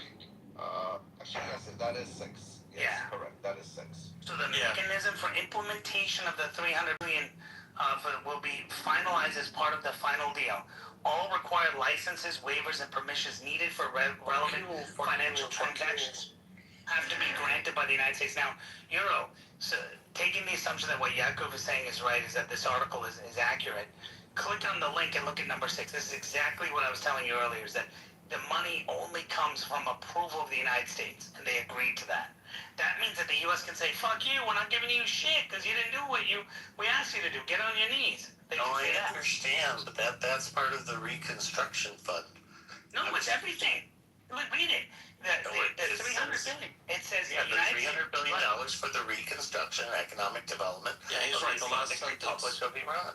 Right, so that 300 billion is only given to them if the U.S. has approved it. Read the last sentence. Yeah, he's Yeah, I correct. read the last sentence. All required licenses, waivers, and permissions needed for the relevant financial transactions will be granted by the United States of America. There are actually 2 versions of it. One is the one that IRGC is saying, one is the one that US is saying, and on part 6 they are different, exactly on the same sentence. One of them contains that sentence, one of them... That's what I was trying to tell you, Yakov, is that some of these are being leaked differently, and that's why the final one, it's going to be fascinating. That's why... Would it be translation issues? No, Yakov, I think this is the game that's even happening. the translation had the same problem. So Yakov, here's the game I think that's happening. Sorry, Asa, but I think what happened is I think Trump signed this in Versailles. I don't know if you heard, but he was just in Versailles and he signed it. I heard that. And I think what he did was he took it smartly, in my opinion, took it to the G7 and had everyone read it, because Keir Starmer was bragging about it, saying this is a good deal. Others were talking about it being a good deal. If you actually read what European partners said, they actually say it's a good deal.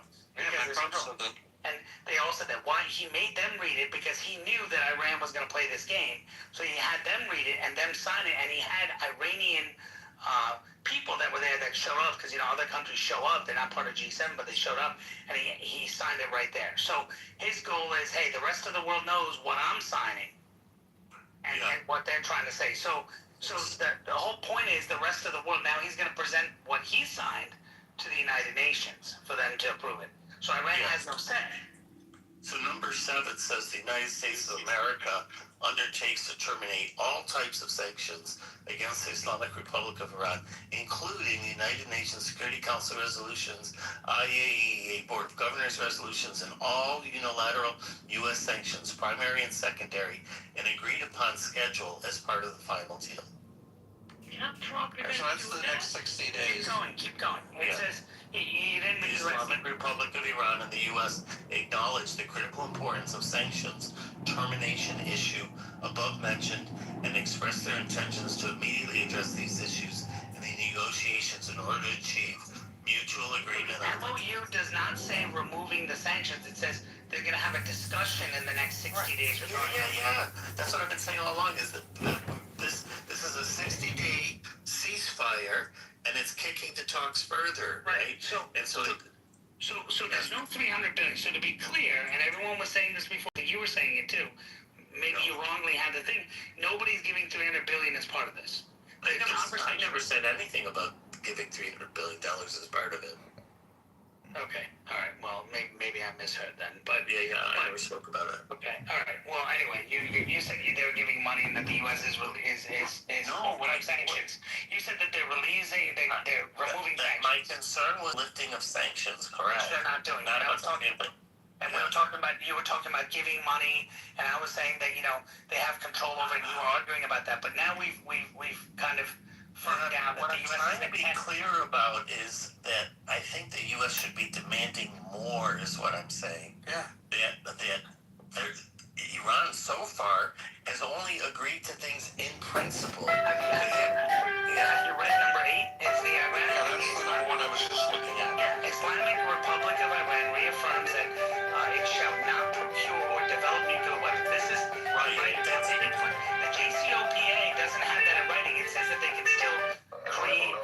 So anyway, but the United States and Islamic Republic of Iran have agreed to resolve the disposition of stockpile enriched material pursuant to the mechanism that will be mutually agreed. So in other words, they're saying it's going to get rid of the stockpile that they have. Okay, then it says that's what I said. They have an agreement in principle, right? But they have to work out the details of the mechanism.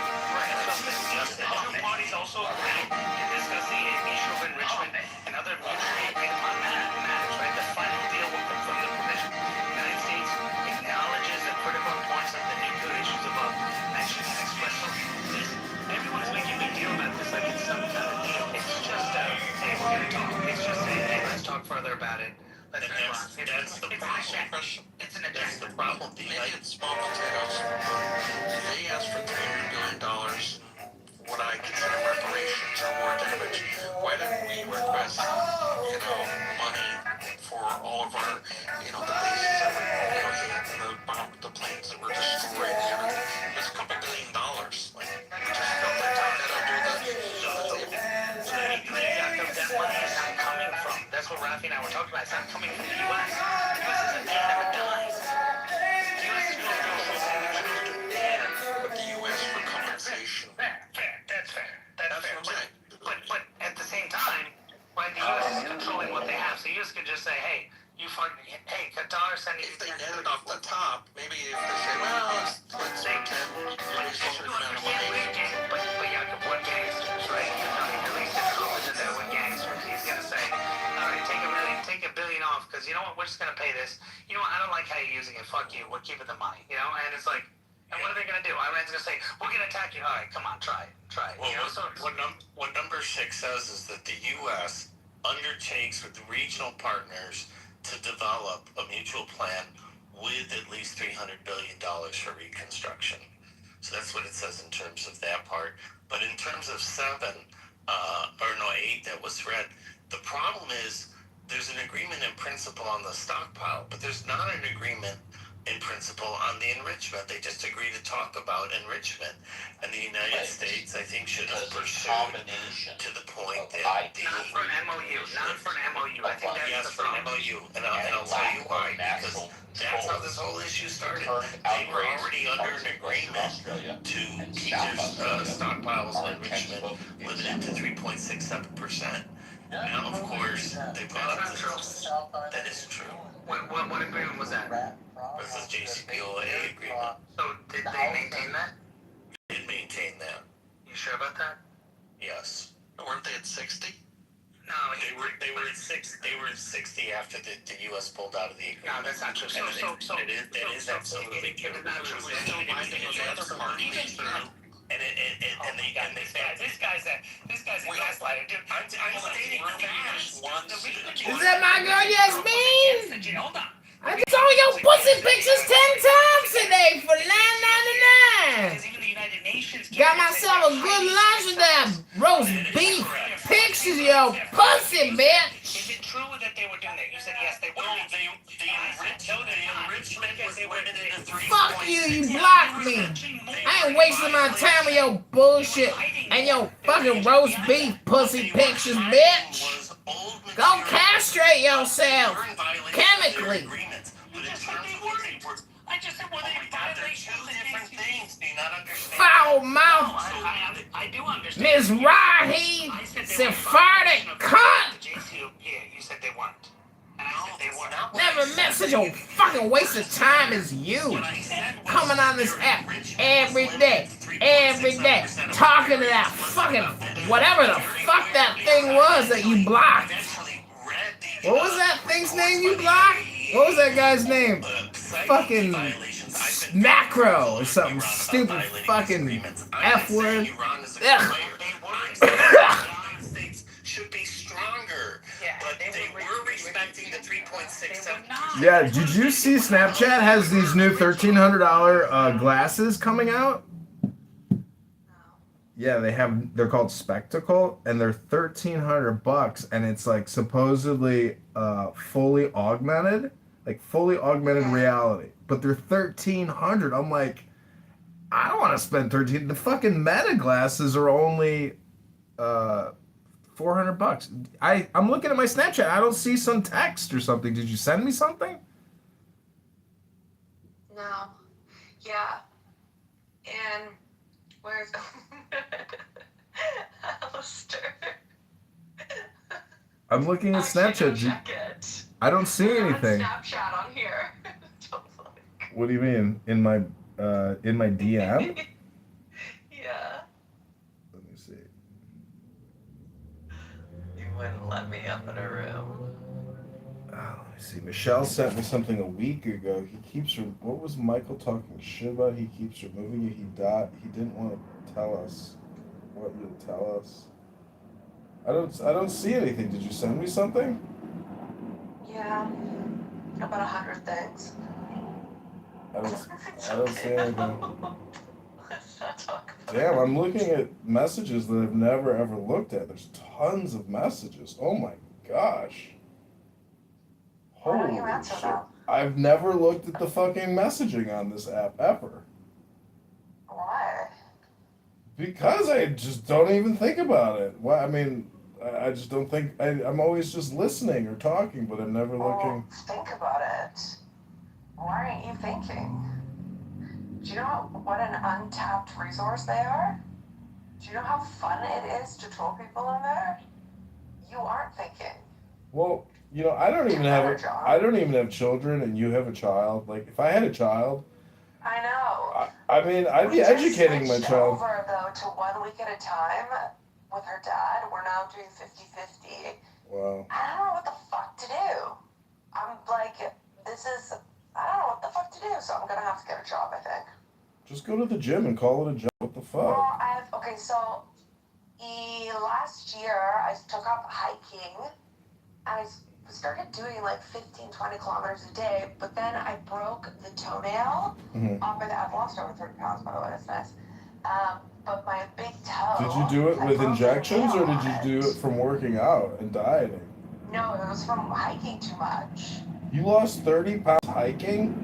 Yeah, is that crazy? Wow. Yeah, from last summer. Yeah. Like over a year span. But yeah, it's crazy, right? Do you realize, like, have you ever picked up two 15-pound dumbbells and walked around with them? Like, when you realize... I attach them to my legs when I hike, so I wear ankle and arm weights. Wow. So yes, I do know what that's like. I've got ankle weights. I love them.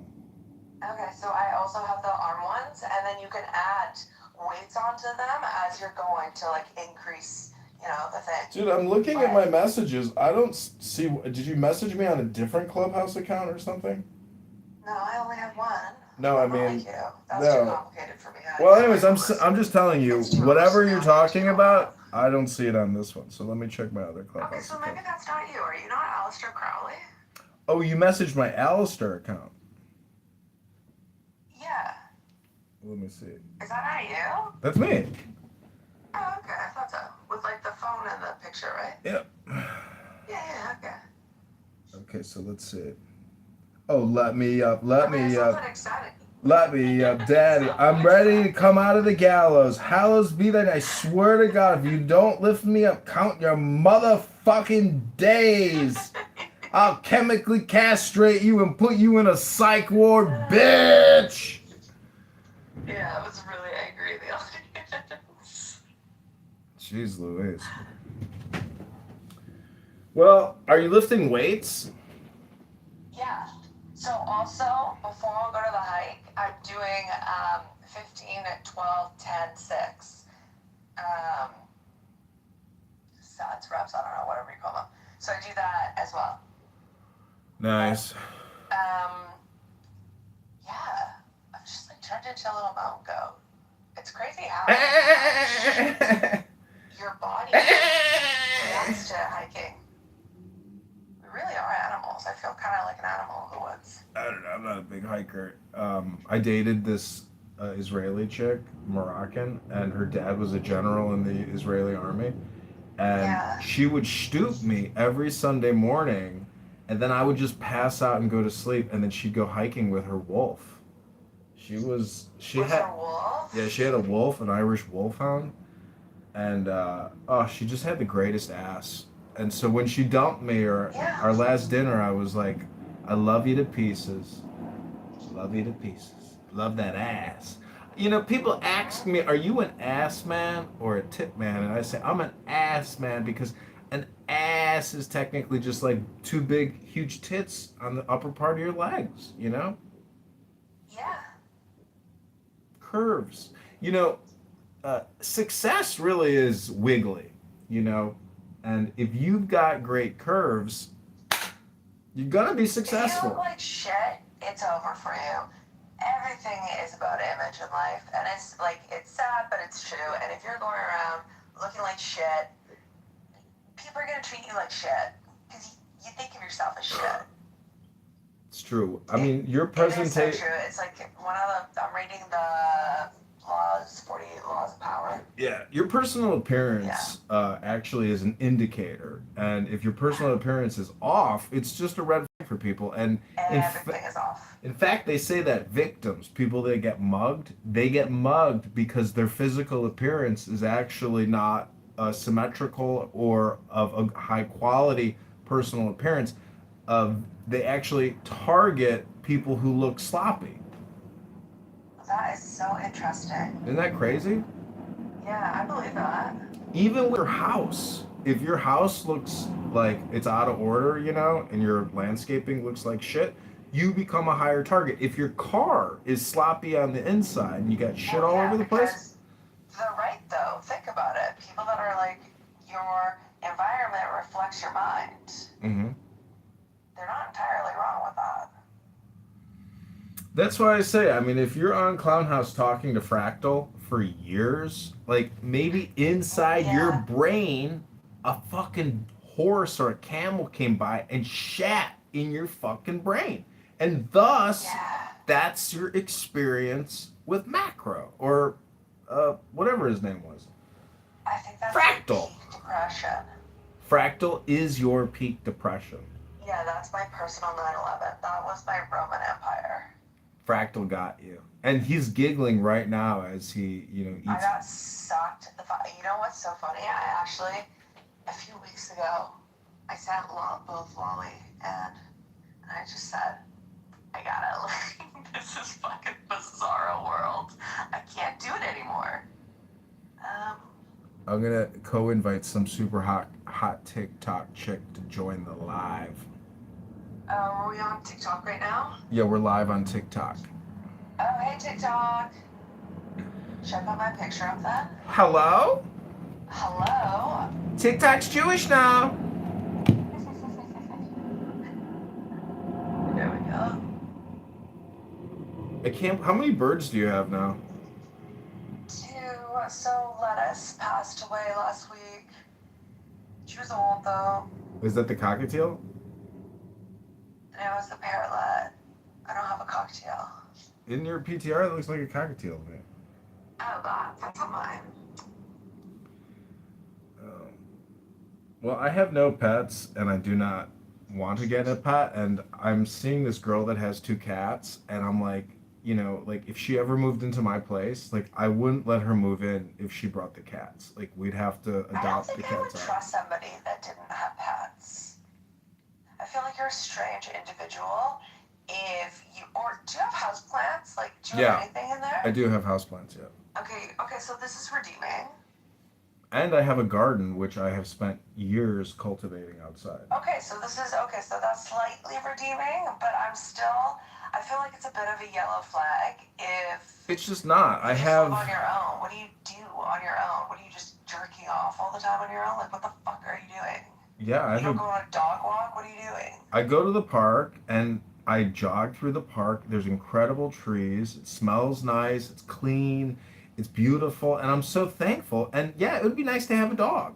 But with a dog comes a lot more cleaning and a lot of mess and peeing and pooing and breaking things. And the truth is, when I wake up in the morning, I want to just make a coffee. I don't want to have to take a dog out right away as soon as I get up. It's just, it becomes annoying. And maybe, see, the thing is, I would do it if I had a partner to enjoy the experience with. Like, that I means think that's an excuse. it's not an excuse. I've had pets. Excuse. I'm 43. I've had Something plenty of If I pets. had a partner, that is telling me that there's something else going on here. It's not about owning a dog. It's about your relationship status. So let's really get into it, John. Well, Why? this is the It's John not Kitover really a dog. Chicago It's not Mail. because the dog is messy. It's because you're single. Now, you don't want the dog, so do you really just want to stay single? That's okay too. I want to stay single until I find that incredible ass again. Or I find a girl that has great tits and a decent ass. And she likes me and she loves me. And I've been looking at dogs. That's asking a lot. Like, is it how too much money much? do you make a year? Yeah, that's a lot, babe. That's a lot. Well, let me check my Your last. dogs, Let me. too. I'm not gonna lie. But you know what? see. Bald men have big dicks, so we'll take that. See, the thing about being bald is you can't get any uglier. So like I've peaked my ugliness. Big dicks, and they're confident too. Well, my dick is not a huge dong, It's Okay, so we don't love that actually then. See, I mean, I've seen some pornography with some African American men that have these like 16-inch power rods. Well, that's like animalistic. I mean, I can see, the thing is, I've mastered the art of making a woman orgasm 100% of the time. Do you know how I do it? How? I have a magic wand that I buy on Amazon for $15, and it's so incredible that no one ever leaves unsatisfied. What is it called? You're Rosie.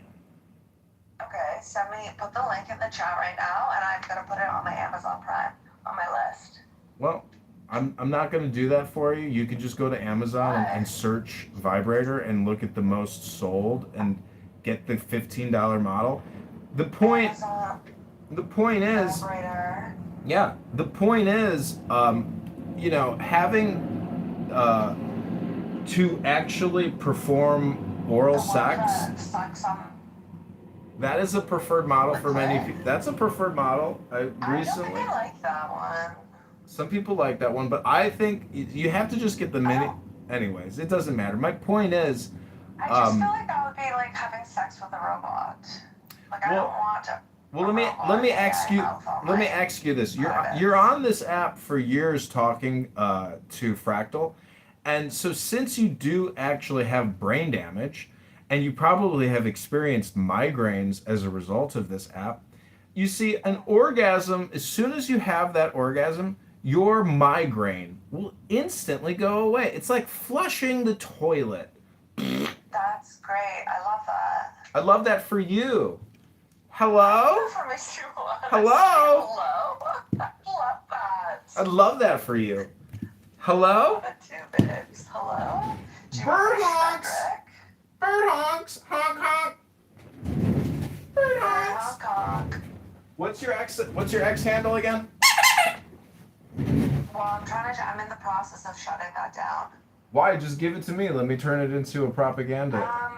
Because the more the process of shutting it down. Kind of get back into life, I realized how fucking insane it was. Yeah. And how many years I spent discussing shit that has no meaning. And it truly is like a state of mental illness. Yeah. And I think it's probably a good move to start slowly beginning to shut that down and completely remove it. And I recognize it's going to be a Well, you're retarded. Anyways, if you actually destroy digital assets, you really are stupid because you have no idea the value that it. I'm going to archive it. Listen, you can change the handle and make it into an e-commerce store. You're retarded if you waste it. You have an audience. If you lose all of that audience and you just don't rebrand it and revitalize it and reuse it, repurpose it. You're retarded. Do you want to buy it from me? No, I don't. No, I've got a friend. I got a friend who's got a much bigger account than yours, and he wanted to sell it to me. And the dumbass he couldn't sell it to me. The point is, he lost it. And he could have made a lot of money with it. But his ass was fucking selfish and petty and not a partner. See, I've gone into business with people where I'm 100% of the partner. And they're not even 0%. I'm trying to get out of the business, though. I'm not trying to get in it. Listen, the point is, I'm not buying shit from you because I'd rather take that money and just invest it in advertising. Why would I waste my money on something that you want to abandon ship on? I mean, go wax your pussy and sell some pictures. Fair. That's valid. Oh, so he's pinging me. I gotta go. Okay, peace. It's been fun. The highway, looking for adventure, and whatever comes our way. Yeah, I'm gonna make it happen.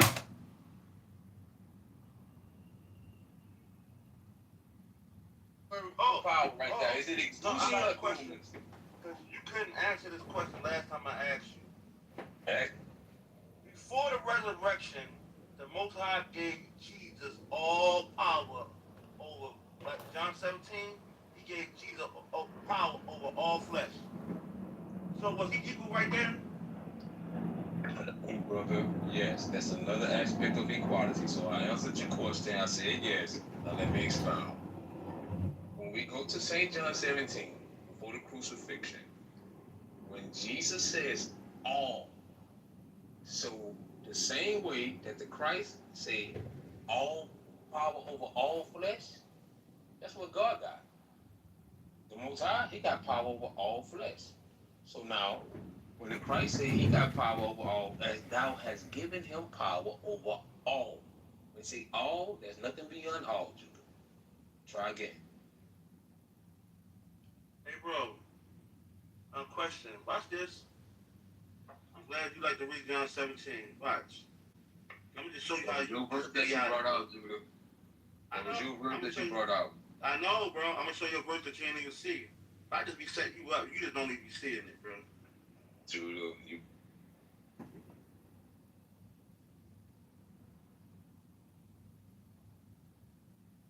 Oh, pass and take another round. Oh, well, he's gone. Oh, no, number 9 now. Fuck.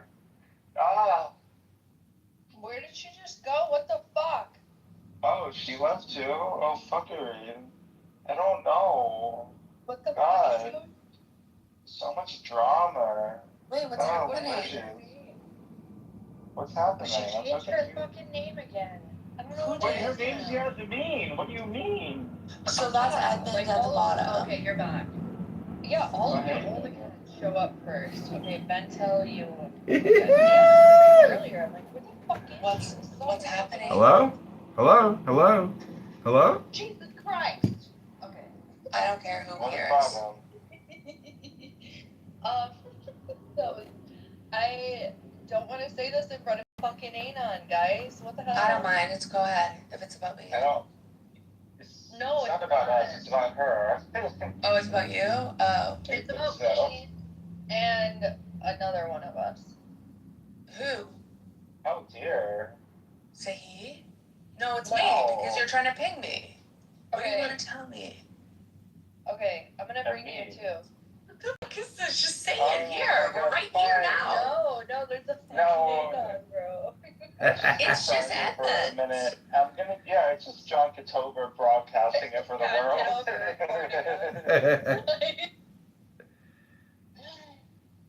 Am I invited? What the fuckery? All these bitches. Where's my invite?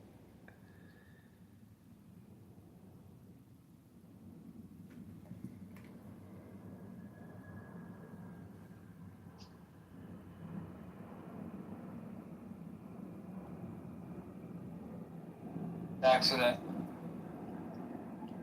About 40 miles. 40 miles. Okay. Relates to wealth, and how do we break the habit? Because my feeling is, what I take from that conversation is, even these huge companies can be rattled and shaken by a better story. Do we have a better story? Can we craft a better story? I'd like to think yes. You know, Denise, I think there's another. It's kind of funny. It's a certain type of hubris that they assume. Again, this kind of like, I notice a lot this appeal to ignorance. If we just communicated to people how great AI is, it goes back to this value. If I just told you how good it is, y'all are just a bunch of dum dums. Believe it. Yes, if I could just tell you the right words. And I mean, they were in fact, like, that's what they think. They really think that. It's religious. It's. I think there's this thing that happens in the Enlightenment that says, like, rationality tells you the one true way. And we're moving in a good way, away from, like, arbitrary religions and ancient ways of thinking. And look, we're getting real stuff. We're getting medicine, we're getting cities, we're getting agriculture. Like, you know, do you really want to go to a city without any of that stuff? And so there was this hubris that came along with that if I can make good stuff, I'm better and I know more. And I can make morality. And like, somebody said something on this app that I found really interesting, and I've kind of started to think might be true, and that's that they said racism is a type of technology. It was developed and crafted to serve a purpose, and it's exceedingly good at that purpose. And, you know, it's interesting to think of social constructs as technologies, right? And you can go back in history, and like anybody who wants to, just look how wild racism is, you know, going from Italians aren't white to, okay, now we got Columbus, Italians are white, and we all know Mexicans are white, they aren't white, no, they're back again to white, well, they're white and non-white. Like, it's just it's this great mutable, you know, it's like one of those rubber hoses they use to unclog pipes. Like, you know, it's this powerful snake that can rip out anything, just bend anyway with however things are going. So it's a good, useful, versatile technology. You can think of capitalism like a sort of technology. But when you start thinking about a lot of these things in that way, and noticing the overlaps they have in technology, notice that people that invent a technology that's useful and potent also assume it's good. And kind of like anybody who gets to be famous and powerful, like we talked about, they start to, if it's recognized with wealth and status, we start to look at them like they're authorities, like you just said with Oprah. So you get these tech people that are like, well, I'm making this good thing. Of course I'm better than all of you. Look, it's useful. You just don't get it. And let me get all you. Like when Mark Zuckerberg was taking over the Newark school district, everybody was like, sir, you don't know what you're talking about. You know nothing about this. That's exactly what you know. That's right in my backyard, right? Literally, I have to drive past the Facebook campus and teach in that district, and it was wild. And then the fact that his school closed the minute Trump took over, and it wasn't the right politically expedient thing to do any longer, and it was just, the whole thing was such a crock that these people assume that, like we talked about this earlier, and I know Christina has thoughts about all this, but there's this idea that if I'm smart or wealthy, I can do anything and everything. And I'm an expert. Anything and everything. And I always know better, and I should always be in charge. I can't just be on the board. I have to lead the board. And I'm more moral because of it. Definitely. You just don't understand. I have this, because it's a statement from God, right? I've gotten this wealth or this success because there's something wonderful and superior to me about me. Even if my daddy just left it to me. Right. That's enough. That's a message from God that I'm wondering. I mentioned this earlier, where there's almost the genetic myth of like, you know, well, even if I did inherit it, that's because my lineage is blessed, right? And I do think that's where you get the successionism that becomes overtly religious. And that's what these people are. Like, the line between religion, like, I have this thing that has been imbued potentially with the light of consciousness, that as man we have made this creation and we've surpassed the divine and given light, and therefore I am like God. I know what's moral and good and righteous, and if you all understood, I'm the God creator. I will sacrifice my body and everything else at the altar of this creation that's even greater than me and will shape the cosmos. And y'all just don't get it. And let me go hire Denise or somebody else who's. It's just that I am divine, and I can't be petty enough to waste my time talking to all of you. You're all just like, It's why I absolutely love the college cheating scandal that came out a couple years ago, because it was just like all of these people who wax philosophical about how wonderful they are and how special and how whatever, they're just cheaters. They just paid people to take their test for them. They just posed with pictures and said they were on crew, and they didn't do any of those things. And I loved at that, like I couldn't talk about it enough when it was going on, because it's such a powerful message to let people know there's nothing special about them. These are not special, wonderful people that have built themselves up from nothing, but they're able to establish and create a narrative, and quite frankly, we accept it. That's exactly. We allow for it, right? We can't wait to hear what Hunter Biden has to say.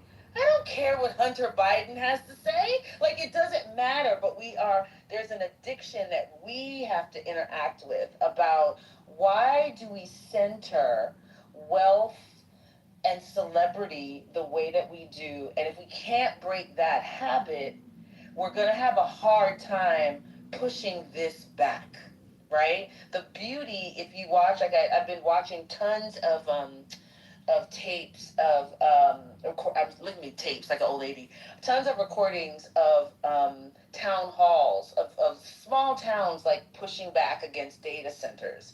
And it really is a spiritual experience to watch people say, no, I don't care how much money you have. I don't trust you. I don't think you have my best interests at heart. A little town that is fighting for their life economically, the courage that you have to turn down Google, to push back on Amazon, but people are doing it, right? And I don't know, I'm just taking a lot of encouragement from that. We have to stop, being so enamored with them. If we could stop that, just maybe we could push this back to some. Well, it sounds like people with integrity, and unfortunately, not enough have integrity, today. I wonder what would happen if their propaganda machines were not happening. Because a lot of this is repetition and just general propaganda. I don't think they'd be nearly as successful at making all their claims. They would just be some, the person on the corner talking about how special they are, yelling at everyone passing by. But I think that's exactly the point. It is not working. That they're really shocked. They really thought the machine was going to be like, oh my gosh, AI is going to make your life so easy. The adoption is in the toilet. It's still very low adoption. We talk about it like everybody uses it. Oh, most Americans don't even use it, let alone across the world. The adoption is not what they thought it was going to be, and they are rattled by it. And that is really, that's incredible, considering the power of propaganda they have to kind of like put literally an IV into our wrist, into our arm, and shoot this stuff into us, even with that kind of pressure. To give you an idea, and then I want to say hi to Spiritus. Stop changing names, people. Say hi to Spiritus and let him join in. But to give you an idea of the scale of how much money's been spent on AI, explicitly projects that are AI, purchasing of companies, launching of countries, etc., has exceeded, I think it's now to 25 times the reconstruction of Europe and Asia after World War II. It is approaching, we're not there yet, where it will equal the amount of money spent on the entire development of atomic bombs. And it has passed by 5 times the amount that Germany had to pay in reparations for World War I. So we are spending like nation-building amounts of money on this. to the point where people are needing, like, there's not enough space on the earth and resource and time to develop. So now we're having to come up with fictional moonshots, like we're going to launch AI data centers into space everywhere. I mean, it's getting to the point of absurdity where there's not even a company that's proved it's semi-viable. And it's a hope and a dream. And I think that's where this, so much of our economy and our structure and our governments are based around this religious ideology of faith and absurd notions, that I think it primes us for these movements where AI says, hey, we can get rid of you humans in your body and you should do it. And that's what's funny is, like you're pointing out, Denise, everybody's catching the grift and feeling the hurt, and they're saying no. But what's also scary to me is it's slowing things down. It's not stopping it. So hey, Spiritus, I don't know which I'll go by that name for today. How you doing? And feel free to chime in. And then Christina, I think you want to jump in too. Briar, I've had the same name now for about a year. I've only changed it once. No, but I like the actual name better. I'm just saying. You know. Anyway, no, good evening. Great to see everybody. No, I'm just listening in. I was going to say something, and then it was on the AI data centers or something, but I forgot what it was. I'll get back to it. Gotcha. You're welcome to hang out here. Christina, did you want to jump in? I saw you writing some stuff in the chat, so I figured it might be good to comment. Yeah, so I have been on a personal journey of trying to make sense of human behavior probably my entire life, but more so the last few years with all of the claims of who was moral and who was not, who was empathetic and who was not, etc., etc. In my own explorations and the just different directions that I've gone to look at systems that are constructed by humans versus systems that exist in nature, and so on.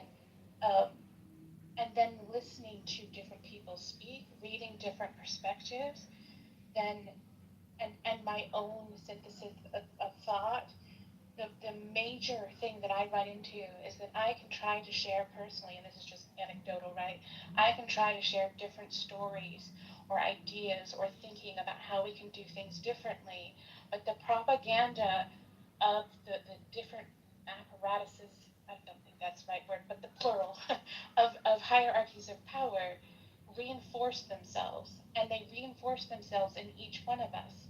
And so when I bring up the topic of hierarchy, for example, there is this, whatever your thoughts on it, I'm not interested in like debating that. The point is that I can read all of these other perspectives of different cultures that exist differently, historically and presently. I can shift my thinking, but then having conversations with people who absolve hierarchy and that there's only harmful versions versus quote unquote neutral versions without recognizing it's the same thing, right? It's like being gaslit and having to deprogram yourself after every single conversation. And so like when we're talking like collaborative movement, if the story itself or the concepts or the idea or the science or the facts or this voice, that group, that culture is not enough, if a synthesis is not enough, if the emotion is not enough, and for each person it's going to be something different, right? Then that is challenging in itself if the questions that are being posed are considered quote unquote not valid, because power reinforces itself of what is valid, what knowledge, what method of understanding, who does it, right? And then there's the isolation of and having to deprogram, but also then revisit these other ways of thinking and looking at it. And so it's this constant yanking and pulling of I exist inside the multidimensional matrices of the matrices, acknowledging and seeing how these different architectures influence thought, action, belief, etc., while trying to move outside of them. And like to ask anyone, let alone all of us, to do that feels like an impossibility. And yet at the same time, I feel like the more I understand about science, the more I understand about other cultures, like there's, to me, very clear ways to move ahead, but they're not palatable. And so if we start back at stories, and those aren't palatable, if the questions aren't palatable, the emotion, the facts, the different voices, the different cultures, if none of it's palatable, like I don't know what the way is forward.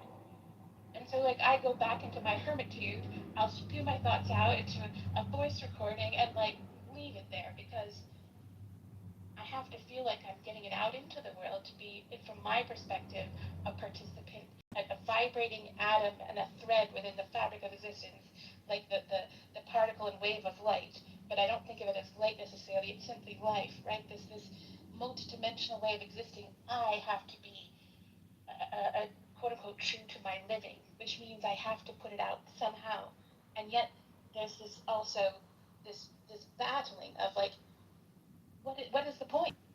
Because if the story is not contagious, if the emotion, if the facts, if the logic, if power self-reinforcing, like what do we do with that?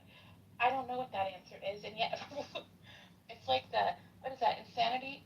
Banging your head against the same wall over and over again, expecting a different result. I don't know, like I feel like there's something broken inside that I keep trying, and yet I have this insane belief because of the patterns that exist and the things that we have learned scientifically, logically, the ways that we exist in our bodies, the way that we exist within one another, we listen to one another, like the feedback looping systems within systems,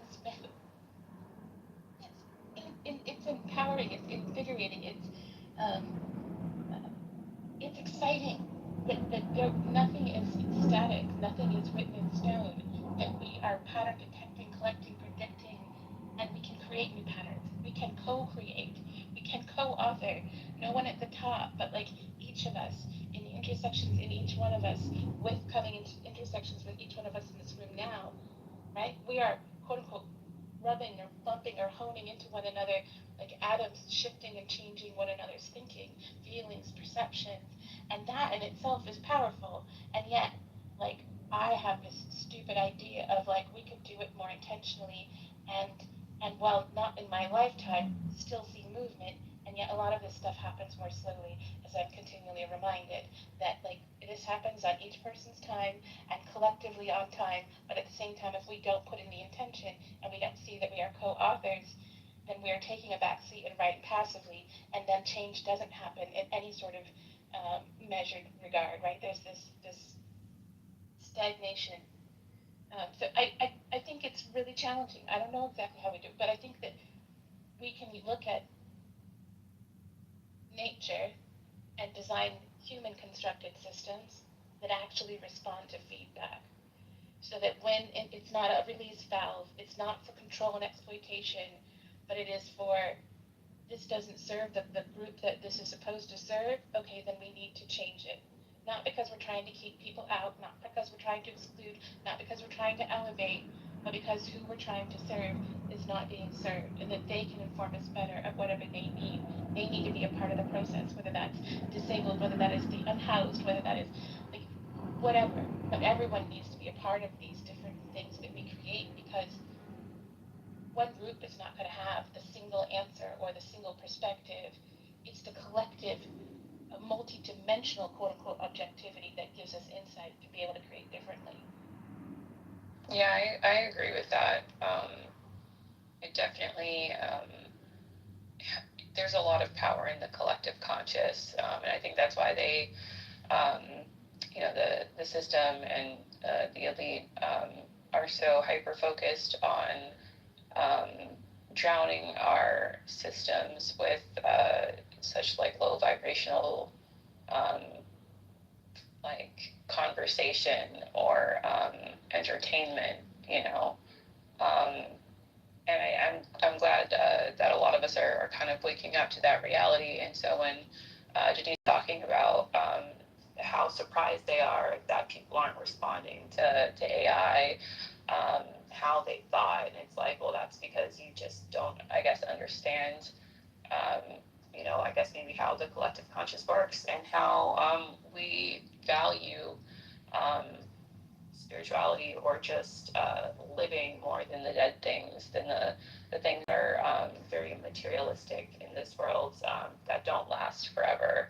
And maybe that's part of the reason, they're trying to focus so hard on their legacy and transhumanism, trying to become immortal in a way. But people don't want that. They I mean, the majority anyway don't. And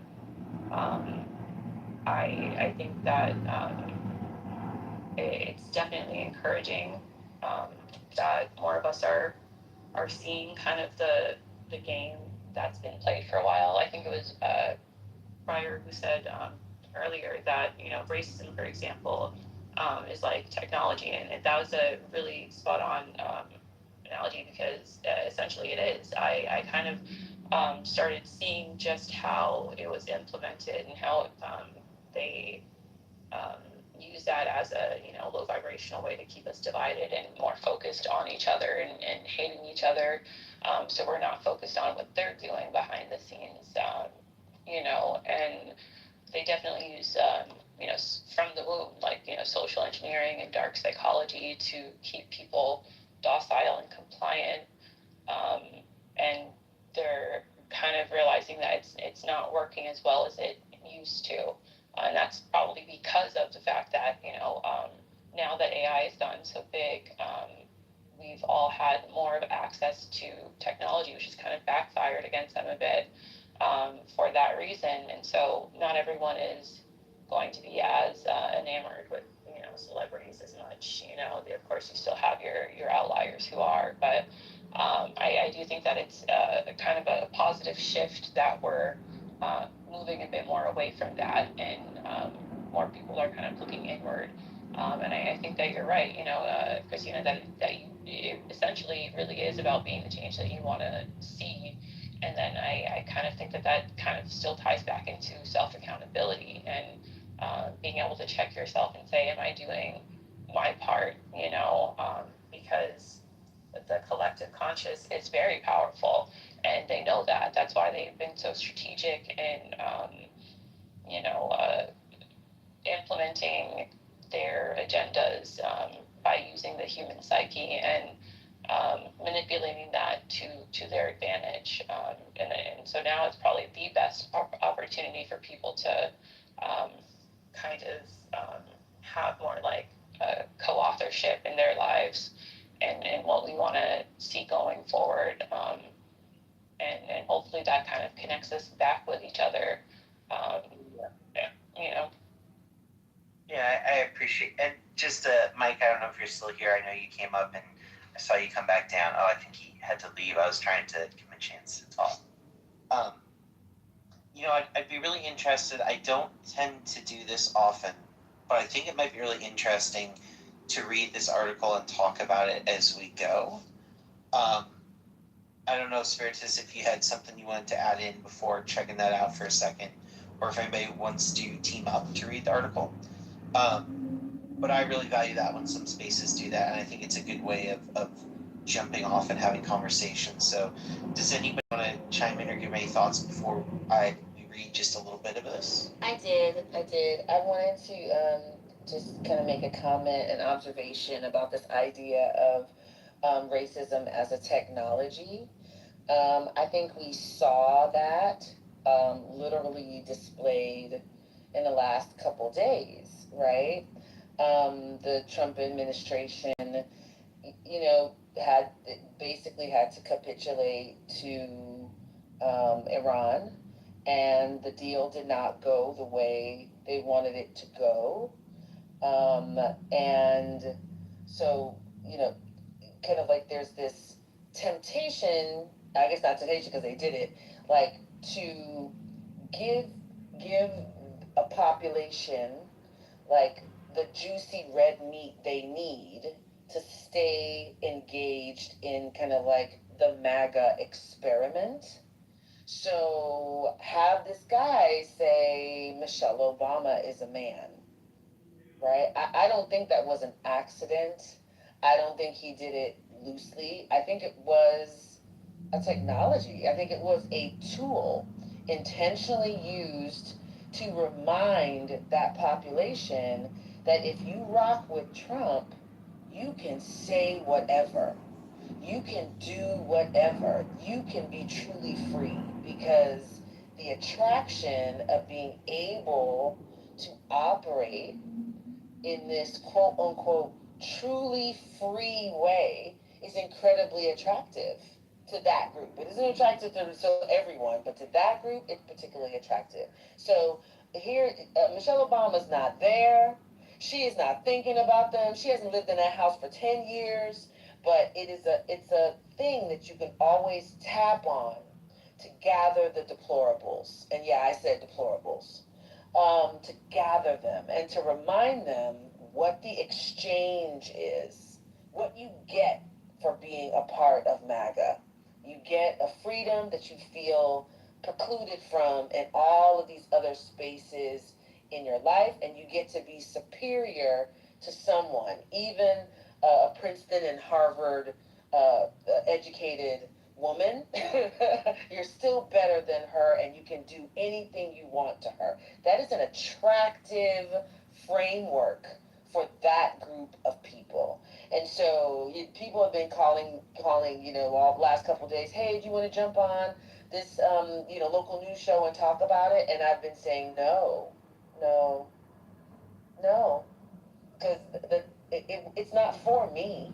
It's not even to outrage me. It's to engage his core constituency and to bring them back to the fold, no matter how frustrated they are about the Iran deal and the just complete failure and capitulation.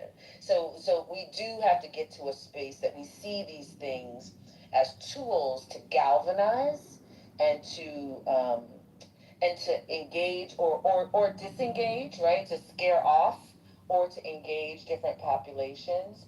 That doesn't mean saying that it's a technology doesn't make it less harmful or less impactful or less dangerous. It actually makes it more dangerous. But I think it's really powerful to start thinking about it as to when somebody does something like that, who benefits?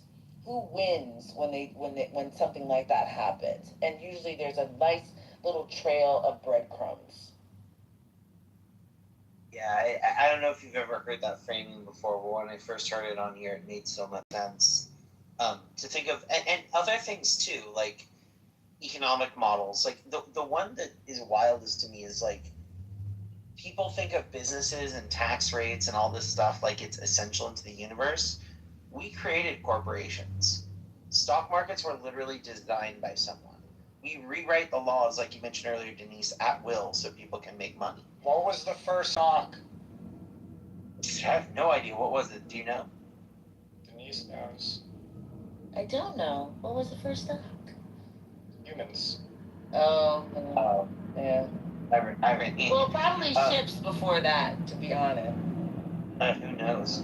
But the modern invention of the way we control capital and how we police people and everything, these things, I think it's like AI where they want to make people feel it's inevitable. There's this word, and apologies because I know probably most of you know this word, but it's naturalizing.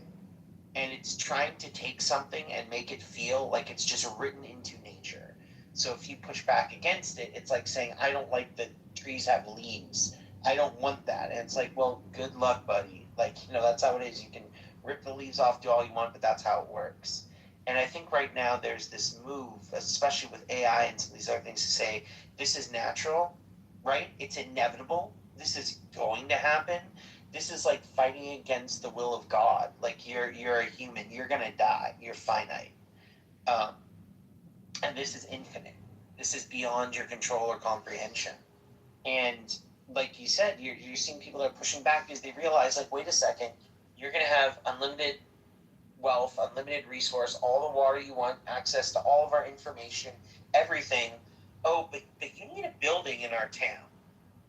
And you don't want to put it on the middle of nowhere where it might make sense. You want to put it by our town's water and power infrastructure. Wait, you want our town's water and infrastructure. You don't want to share the money with us when you make it. Diabolical. Right. So it's and then people go, well, no. And I think it's incredibly empowering when people do see where they can say no, where they have the power to consent or dissent from something happening. Because let's be honest, and I think this is something a lot of people don't realize, like the biggest thing we have control over is our conditioning over time to how we react. And there are moments of lucidity where we can make choices on things. But most of what we do every day, like right now, what are you looking at? Where's your left leg and your right leg? When I said that, did you look at those things or not? You didn't. I think when they've done studies, they say like it's certainly less than 50%.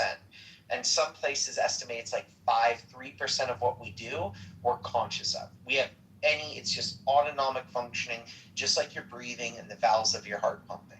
It just happens and you become aware of it and you might think you have a story about it.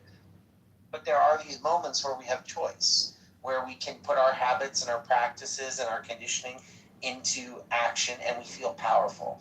And what I see is a lot of stories that are picking up everywhere on when people are feeling powerful. And I think the reaction is, so we have to look at as well, laws that were created to protect things like these oligopolies and buying up our government and having people simultaneously, the richest people in the world, running businesses while taking that data, and that data is leaked and goes to the same companies that they, will profit from because they merge with.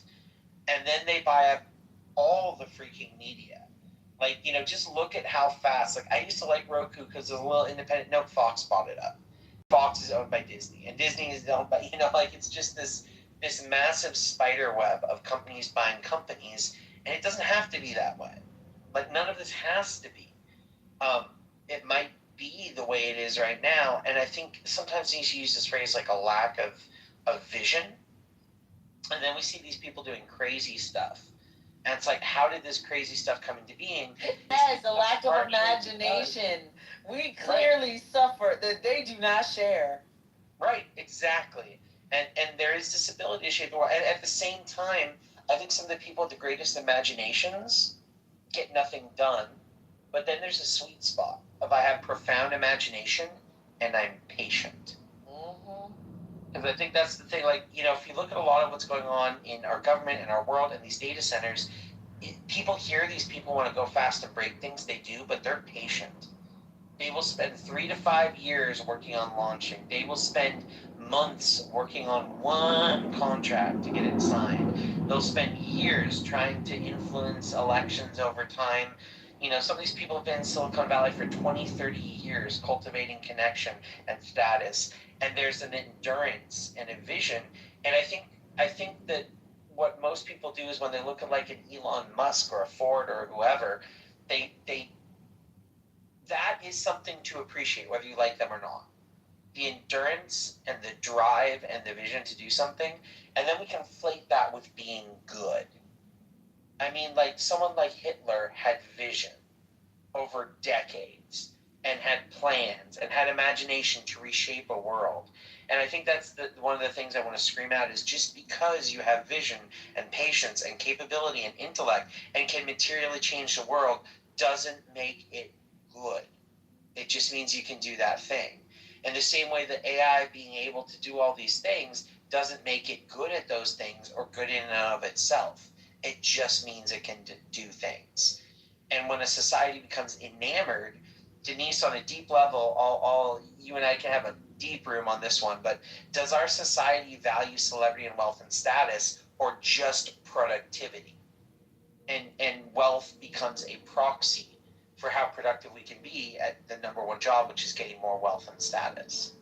And right now, I think we have a society that values productivity over anything else. We like a pretty girl too, though, Briar. We like a pretty girl. We like a guy that can catch a ball. I don't know that it's productivity purely. We can talk about that. We can talk about. I think a pretty girl is an interesting example. That I would say catching a ball is a measure of productivity. Can you get wins that make a team have status that can translate to dollars and pride for a community? Yeah, right? But what comes first, the chicken or the egg? It's a game. We decided that it can attract wealth because that's there's a lot of games. There's nobody making money off a rummy cube, right? So it's like we decided that it's valuable. And that's why it makes money. But I don't know which came first. It means let's put every dollar into you and I starting the professional Rummy Cube League. I think we I love it so much. Right. No, but I totally get where you're coming from. And I think there are moments, I think beauty is can of worms, problematic. What's the nature of beauty? I like the fact that you said a pretty girl as well, right? Make it gendered, throw it all out there. But the truth is, yes, that's a moment where we value humanity. But what have we done with beautiful girls, Denise? We don't value beauty as much anymore. Look at, I read an article that's really interesting.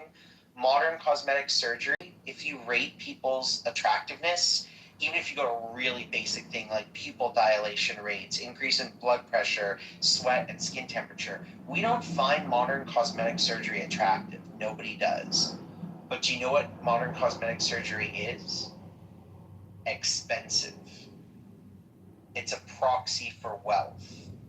I think that's true, but I still think plastic surgery is not beauty.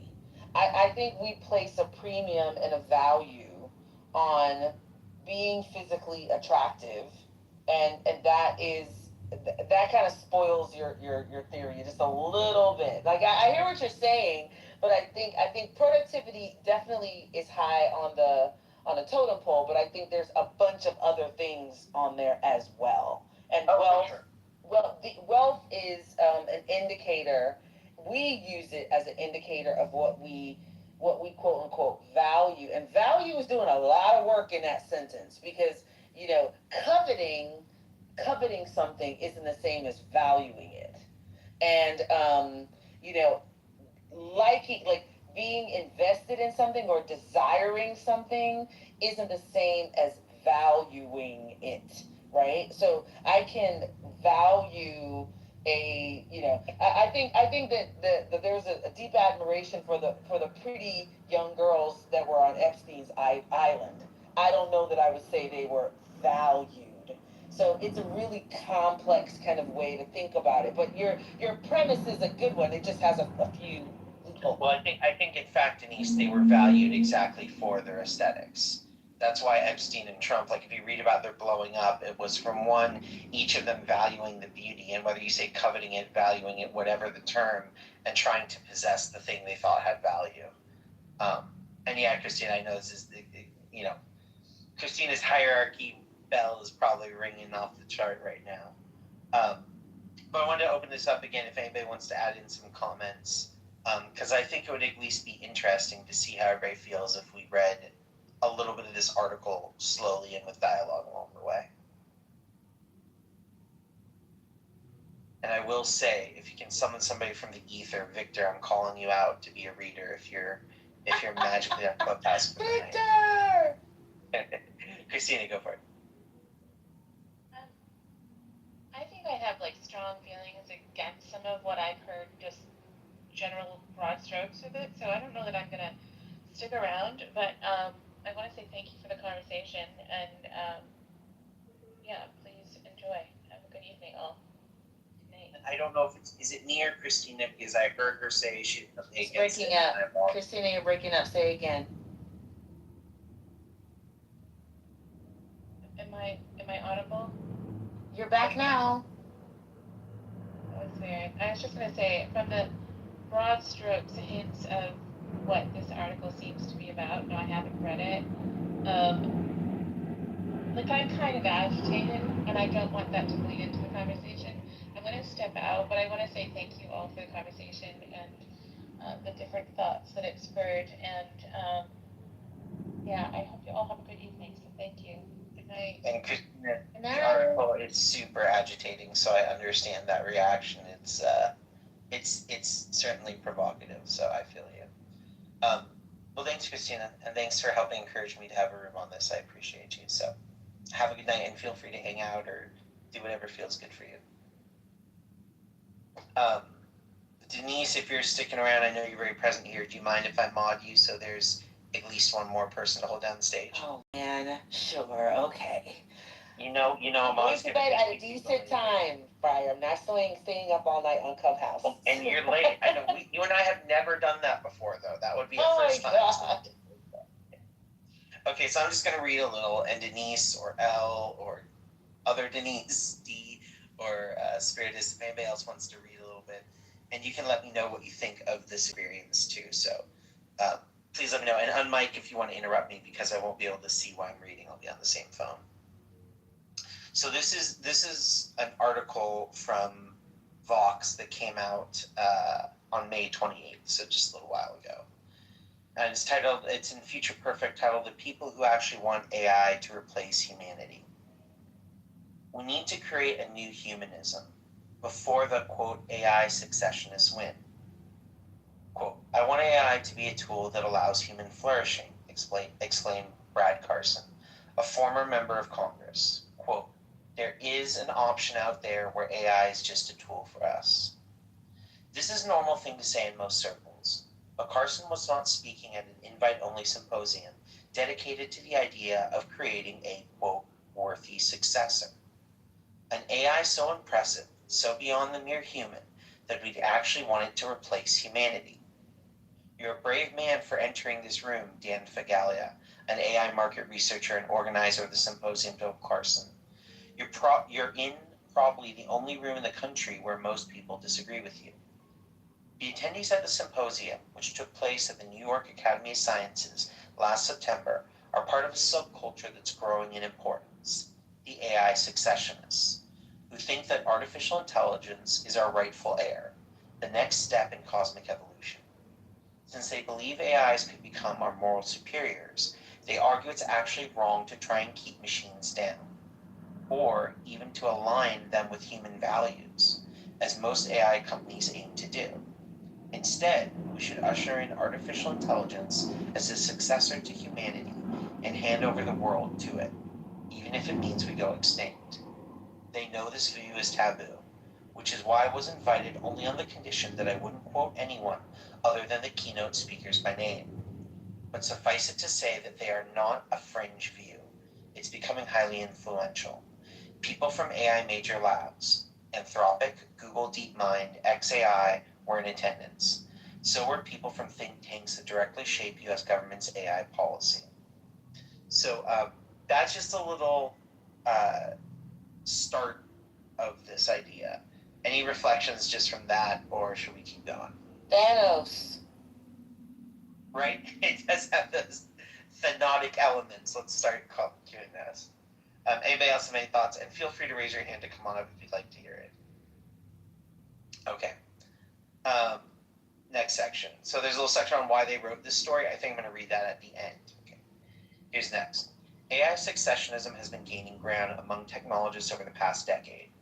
In 2015, Google co-founder Larry Page famously accused Elon Musk of, quote, speciesism, because Page thought we should let digital minds take over, and Musk disagreed.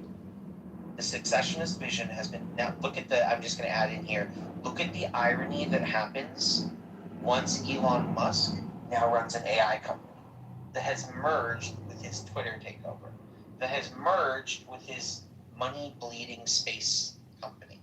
So you'll notice that a lot of these views very much are shaped by financial interests. Any other reflections on that before I keep going? Okay. So, the successionist vision has been amplified by the advent of effective accelerationism, EAC, in 2012. Its founder, Guillaume Verna, the physicist, I'm sorry if I butchered that name, the physicist known more colorfully as X on Based Beth Bezos, that's his name he goes by, describes EAC as meta-religion that's about, quote, having faith in the universe's drive towards increasingly intelligent systems. The best thing we can do is help the universe by developing advanced AI as fast as possible, even at the expense of humanity. Quote, EAC, as Verdon has written, has, quote, no particular allegiance to the biological substrate, quote. And do you hear how it's like reducing, this is me now, do you hear how it's like reducing humans to a biological substrate? It's taking everything that's nuanced and interesting about humanity and switching us to just like something you'd use in a lab. And of course, they've got to help it. They've got to help the universe. Right. We're just here to usher in the universe, to give it a little tip off. We just need to help the universe do what the universe is going to do. You hear how caustic it is? It echoes these religions of it's a cosmic thing. It just happens to be that we're on the privileged planet with the one true AI God. Okay, so back to the article. Tech heavyweights have come on board. Venture capitalist Mark Andreessen, by the way, the little app that you're on is largely funded by him, if I'm not mistaken. Mark Andreessen listed e-act thinkers as his, quote, patron saints. Gary Tan, the CEO of tech startup accelerator Y Combinator, included, quote, e-act in his social media bio and invested in Verdon's company, which aims to build the world's most efficient computers. OpenAI CEO Sam Altman posted on X to Verdon saying, "You cannot out-accelerate me." And these days, AI successionism is spreading beyond Silicon Valley. At the New York Symposium, Fagella told audiences that trying to preserve the human species as is it would be silly. Quote, "We could ask the question that would tie all of our moral aspirations entirely to 23 chromosomes. Or we could ask the cosmic questions," Fagella said. He wanted us to consider, quote, unpolite, uncouth possibilities, starting with the flame of consciousness, the capacity for experience of moral value, maybe the rarest and most precious thing in the universe. Humanity is currently a torch carrying a flame, but what if we're ultimately not the best carrier for it? And if AI can spread that flame farther than we mere humans can, generating experiences of bliss and forms of moral value that we could never even dream of, shouldn't we let it? Fagella's talk was greeted by a loud round of applause. Later, he and a couple dozen other attendees headed to a nearby hotel balcony for drinks. And so it was that I found myself overlooking the Manhattan skyline as people talked about the end of humanity over cocktails. So it gets interesting ahead, but I just want to give a pause if anybody wanted to chime in on, what we've covered so far. I don't think it's interesting, to be honest with you. I think it sounds like the Turning Point USA event that Erica Kirk did the other day, that, women shouldn't vote. I think it's a weird little group of weirdos extolling something that will never happen. I really do. Not even in the sense of of course you can always shift an Overton window, and these are very powerful people, but they're powerful people that don't understand other humans. They're not people, and so consequently they think they can they think they've captured what it is to be human. I don't have any hope that this group of people can capture what it is to be human. I literally don't. Yeah. Zero. I second. Less than zero. Yeah. So I think it's like a cute culty thing to sit around and talk about. I think it's masturbatory. I think it's self-important, and I think there's something kind of cool about having the courage. It's like being a Nazi. It's like having the courage to kind of say, the crazy thing that everybody would be terrified if they could ever get into this private room. And I don't know. I don't actually think it's that riveting or interesting. I think they're just weirdos. And I'm gonna do a Tim Waltz and just call them weirdos. I think that's definitely relevant. I want to let Elle jump in, but she's been quiet for a long time. So Elle, go for it. Yeah, no, I just agree with what Denise was saying. I'm really not interested in it either. I think they're weirdos too. I don't like the whole topic, to be honest with you. And yeah, I know there are people like this. I know this shit is happening, but I try to stay as far away from it as possible. So I just want to ground the names that have been mentioned: Elon Musk, Sam Altman. Yeah. I the founder of Y Combinator. Yeah, I heard all those names and they made me feel sick. So I was actually. I think that I think the reason why I say that is I don't like a lot of the U.S. politicians right now, right? I think along with the vast super majority of America, I like less than 2 or 3, and the ones I like I don't love. And I don't think that's true of all Americans, but I think it's the super majority. And yet, I can't ignore American politics. Well, I can, but that comes at a cost of me being engaged, being an educated voter, and knowing and understanding the world around me. And I think what's a little bit upsetting to me is that the people in this article are shaping the world. Bare minimum, they are completely shaping the U.S. economy right now. I'm going to rephrase that. They have reshaped the U.S. economy. And there are parts that maybe they're not in control of, but stock markets, all retirement accounts, nearly index funds, the regulations around those markets, laws for financial investing, local zoning, and the only thing keeping economics driving forward really is being grounded in these people changing our society. So this isn't me reading this going yay, and neither is the article as it keeps going. But it's kind of like, when I read this, I didn't know that so many of these people were literal AI successionists. I thought a lot of them were just like, hey, this is a good thing. We're going to make something really cool. It's a tool. It's going to change our society. The yada yada they always say. It's the ultimate weapon, but it's also the ultimate weapon for good. All this type of dialogue. But a good chunk of these people are like, yeah, I want my meat sack to burn. And that's wild. That's a very different religious type of fervor. Did you meet Mark Andreessen in early Clubhouse days? Were you? No. Oh, okay. Nope. Okay, I did. We'll have to talk about that another time. Yeah, no, that's what I'm saying is the app. And I think one of the other reasons why I say this is we can pretend that the medium we're on is neutral. But there's that old adage, the medium is the message. And the people who are running the room we're in right now, and the other 100 rooms in your hallway, and this whole structure, this is their desire. This is their goal. And I think even this app is designed with an intent.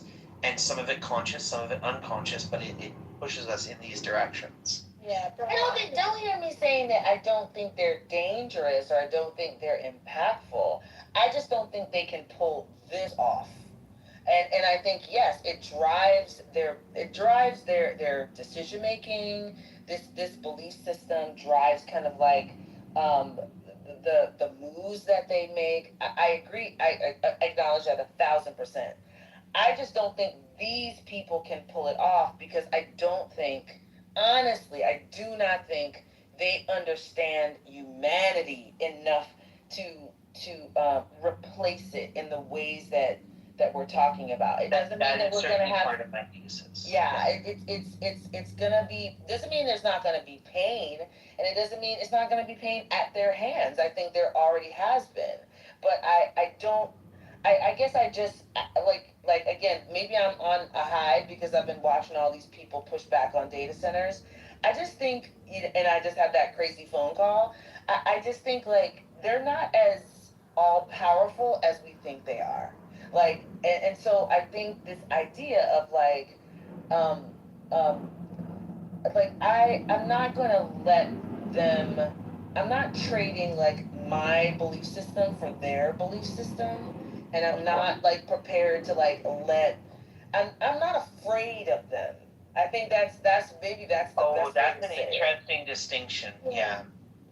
Go ahead, Al. I'm gonna jump in for a second because I need to go, but I would push back even on your comment about the medium being the message, because it is one of my favorite line, like McLuhan, but I don't think that that's true here. I mean, you're right that their intention here is to gather data, but the way that I think this is actually a great example, the way that we are using the platform, we are defining what we're getting out of being here.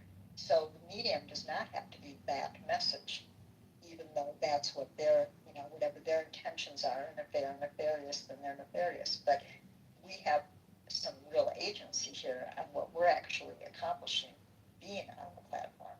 So I would say, that's a really optimistic view. I do think part of why I choose to be aware of things that I find troubling, problematic, difficult. Well, hold on a minute, Roger. Nobody's sticking their head in the sand here. We talk about AI day and night here. I wasn't actually. I was just gonna say why I choose to do it. Okay. Not any critique. The reasons why I choose to do it is I find being hyper lucid, both like being aware that I'm awake and alert of the situation, but also reflecting on how it affects me and kind of doing the metacognition of what does this do to me as a person.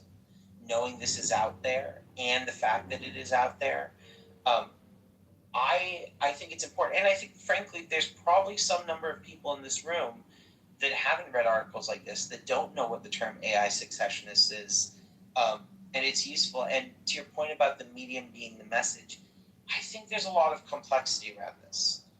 Like somebody else was mentioning, them harvesting data and all that other stuff, sure. But even like the way speakers are appointed, the way the room is set up, whether you get a little medal next to your name or not, switching from friends to followers, all of these things change our engagement. They know that or they wouldn't do it. And as we've all experienced, like them getting rid of the back channel, sometimes it's really unpopular and nobody likes it. Others, and it's rolled back. Other times it's not. So I agree with you that there is a lot of agency within what we can't control. The biggest thing we can control is our reaction, the decision making we have, and a lot of that's our attention. So I agree with you that it's we have agency and control, and we shouldn't be thought as disempowered. But even when I'm on this or any other form of social media, I like to be hyper lucid. I like to think about what am I doing there, how does it affect me, and how does my even engagement with it shape who I am. And that's why I like to talk about these things. I like to force myself to think that way. Yeah. No, I get that, and knowledge is power, and I mean, I tend to be hyper-vigilant about stuff. I think it's really important to know what's going on, but I'm also saying that, in the same way that we're going, okay, well, just because this stuff exists doesn't mean everybody's using it, and everybody has surrendered to it. We can choose, was it Denise earlier? Not Denise, but Denise, saying, no, it was Romero. Romero, a couple hours ago, Romero was saying, yeah, we could all do to go burn down the centers. We could, in mass just reject this. So, I think rather than feeling like this is just, like I said, a runaway train, I don't think we have to submit to that right now. I mean, I don't want to anyway. I find it all very anti-humanity in a way.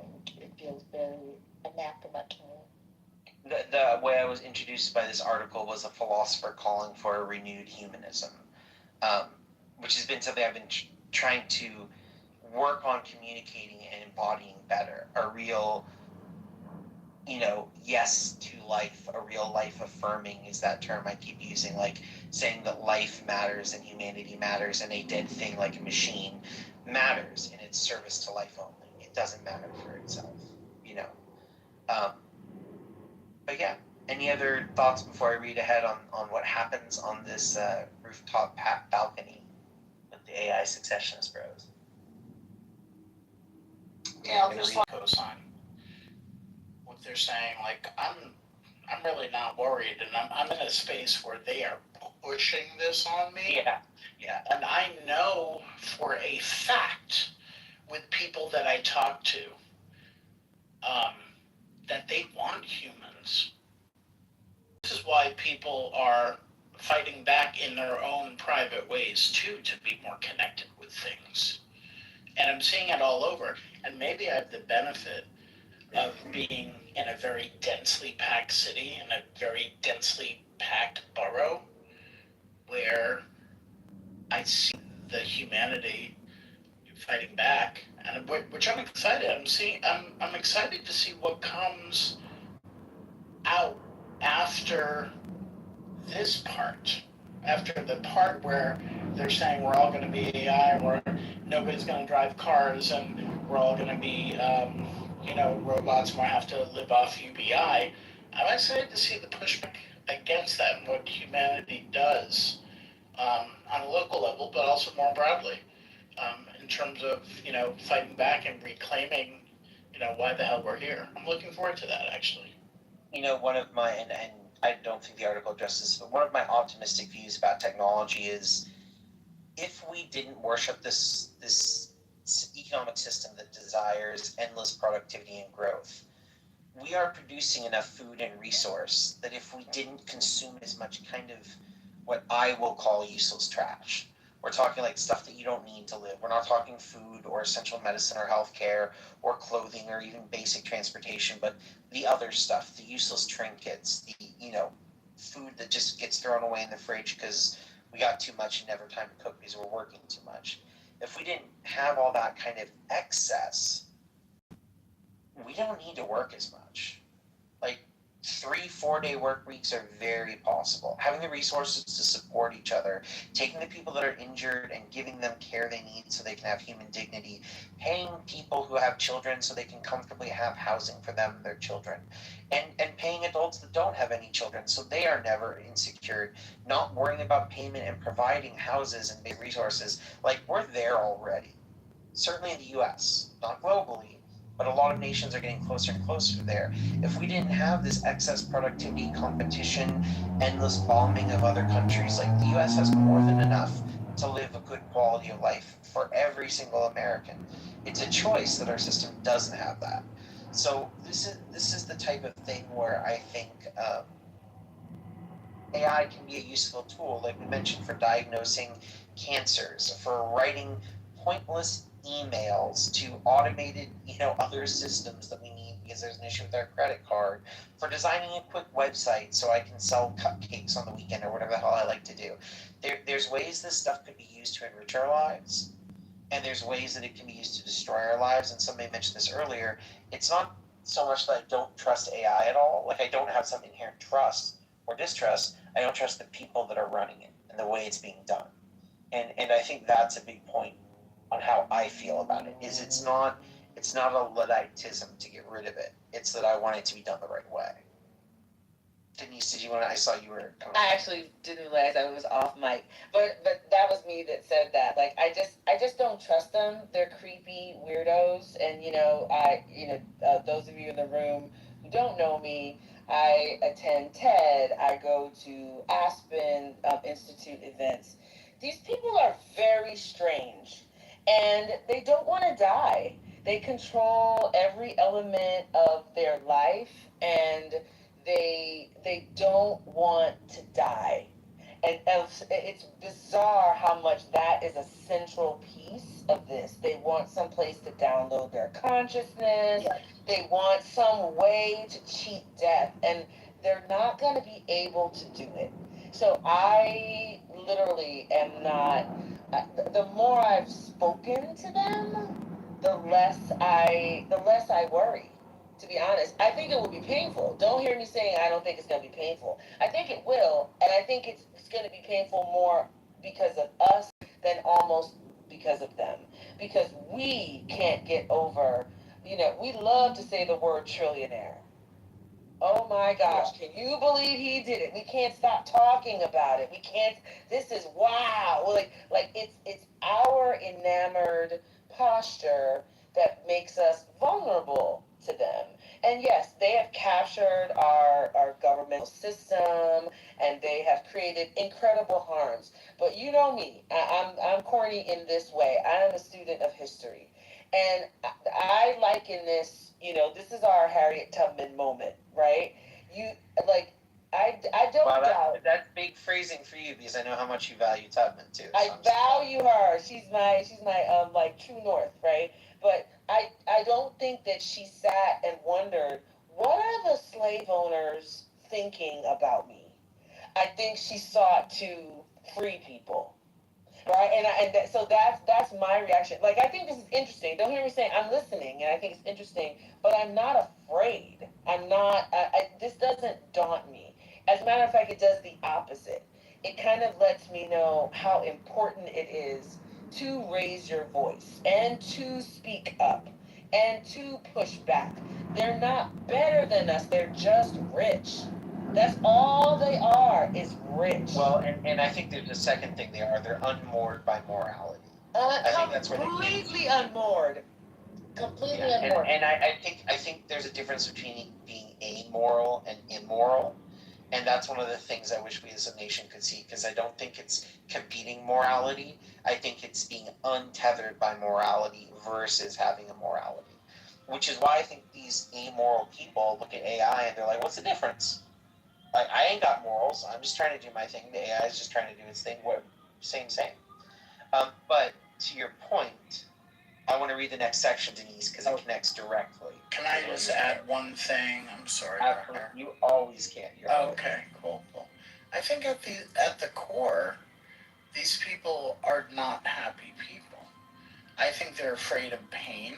I think they're afraid of the things that make life and being human, and they are deeply afraid of it. To your point, Denise, they don't want to die. What does that mean? What is at the core of that, actually? That they have to live together. That longevity is the accomplishment. That seems very odd and seems deeply sad at the core. So I just want to say that. Oh yeah, and Scotty, I think that's my thesis on AI over and over again, that it's not that people overvalue AI, it's that they undervalue, don't understand the value of humans.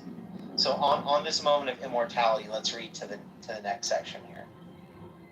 This is back to the article. There was some diversity of opinion among the group. Not everybody identified with the relatively new term, quote, AI successionist. Some were proponents of transhumanism, the movement that says we should use tech to proactively evolve our species into Homo sapiens 2.0. Transhumanists hope some version of humanity going, transhumanists hope to keep some version of humanity going, but definitely not the current hardware. They dream of radical life extension, cognitive enhancement, and eventually mind uploading. This is in brackets. Musk, who said he created his brain chip company Neuralink to help merge humanity with AI, probably falls, or at least fell, into this category. Back out of brackets.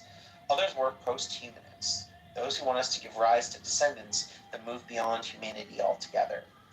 The biologist sitting across from me was very excited about the prospect of merging humans with AI, and this is me talking now. Here's where we get the immortality type stuff. He says, we should task AI with figuring out how to best do the merger, and then, quote, take it off the leash, and allow AI to control its own evolution, and by extension, ours. Of course, he said, not all humans will make it through the transformation. Only a select group of people will transition to the next evolutionary stage. Presumably, the type of people privileged enough to imbibe cocktails at Manhattan AI symposiums. So, here's where you get it. We're going to create something. We assume we are the chosen ones. We're going to create the thing that will literally absorb our humanity. And this is the word, oh, somebody help me, I'm having my anomia kick in. Eugenics? No, well, that too, but it's eschatological or whatever it is. The term for religions that have like end times and then rebirth. It's like they're reaching out for the way to destroy humanity and to make sure they're there to get their consciousness uploaded and merged, and to make sure they have it ready in this life cycle. So I do think there's a massive amount of death denial and this constant memento mori, but not to say, yes, we too shall die. It's to say we're going to die, oh hell no. Like I have to make sure like I exist beyond, and there's no way this can go. And we're here. We're the ones ready to go. So going on with this. The man seated beside me, a researcher from one of the major AI companies, was even more radical. Forget merger. It's okay if humans don't survive at all, he said. Human text has been used to train the AIs. In some sense, then, the human spirit will live on. So, quote, so on the cosmic level, he said cheerfully, I'm okay with it. Most people are definitely, now here's your point for many of you, most people are definitely not okay with it. The average person would probably find the answer of the worthy successor group repugnant. Yet the core question they pose cannot be ignored. Whether they picture us merging with machines or ultimately being superseded by them, technologists are developing innovations that could dramatically change what it means to be human. Think AI-powered brain chips that enable mind reading, or magnetic implants that give you a sixth sense, and genetic tools that could reshape the DNA of the future. All of these are links to businesses doing that, just for context in the article. As it becomes possible to direct our own evolution as a species, and potentially even create a new species that surpasses us, we have to decide, how do we know to what extent it does make sense to transform ourselves using technology? What kind of argumentation do we want? And what kinds do we absolutely not want? Augmentation do we want, and what type do we absolutely not want? What do we wish, ultimately, to become? This is a moral question, even a spiritual one, and it demands a spiritual response. The AI successionists are offering one. For anyone who finds it repulsive, the challenge is to offer a countervailing positive vision. And it's essential to do that now. I'm going to read this next session, then I'd like us to talk if everybody's down for it. And it's essential to do that now because as sci-fi as the secessionists might sound, they are building real political power. It provides a link to all their different groups within the text if you'd like to click it. With links to the authoritarian right. Several of the text heavyweights who've embraced secessionism want to escape the control of democratic governments. So much so they're seeking to create their own sovereign colonies. That can come in the form of space colonies, all of Elon Musk and Jeff Bezos, or in independent, quote, startup cities. It provides links to those, or, quote, network states built by corporations here on Earth. Currently, Peter Thiel and Mark Andreessen's favorite approach. And Verdon's investors include entrepreneur Balaji Srinivasan, a major proponent of the network state. These oligarchs have successfully cozied up to the Trump administration, clearing the way for their accelerationist vision. It has a link to the ways they've done this. They'll take the wheel unless we come up with alternative visions for the future. Now, they're going to provide what they think is the alternative. But what was interesting in reading this and hearing about these visions, seeing how these names connect and doing a little digging for me into their connections is this is really moving forward. There was recently a city in California, and again, this is all me talking away from the article. There's a city in California where they were buying up all this land next to a military base. It's kind of out in a quasi-desert area. And all of a sudden, everybody was freaking out. Was it a foreign government or what? Well, it turns out it's a city being developed in California. It's planned to house 400,000 people, making, a significant sized city in U.S. scale. And it's going to be a super AI tech-forward startup city. There's a city called Prospera. I forget if it's in, if anybody wants to chime in with what country in Latin America. And it's had all sorts of issues. Started rebellions in the government. There was the whole seasteading initiative, which was huge with the initial Trump administration. It's in Honduras. Honduras, thanks. And there was the whole Seasteading Institute that tried to set up colonies on old oil rigs. And all of these failed. Because the whole idea was to create a group of people that could do radical self-interested libertarian action. Libertarian in the choice of no restriction. And those people went. And put a bunch of those people together, and what do you think will happen? It's why there's a crazy quote from Elon Musk when he talked about colonizing Mars. He talks about maybe needing to put a kill switch or something because all the people in Mars could rebel or something like that. And you have to have a way to turn them off. And so these moves are really happening. Nation states are involved. Money is going here. And these visions are shaping a public policy.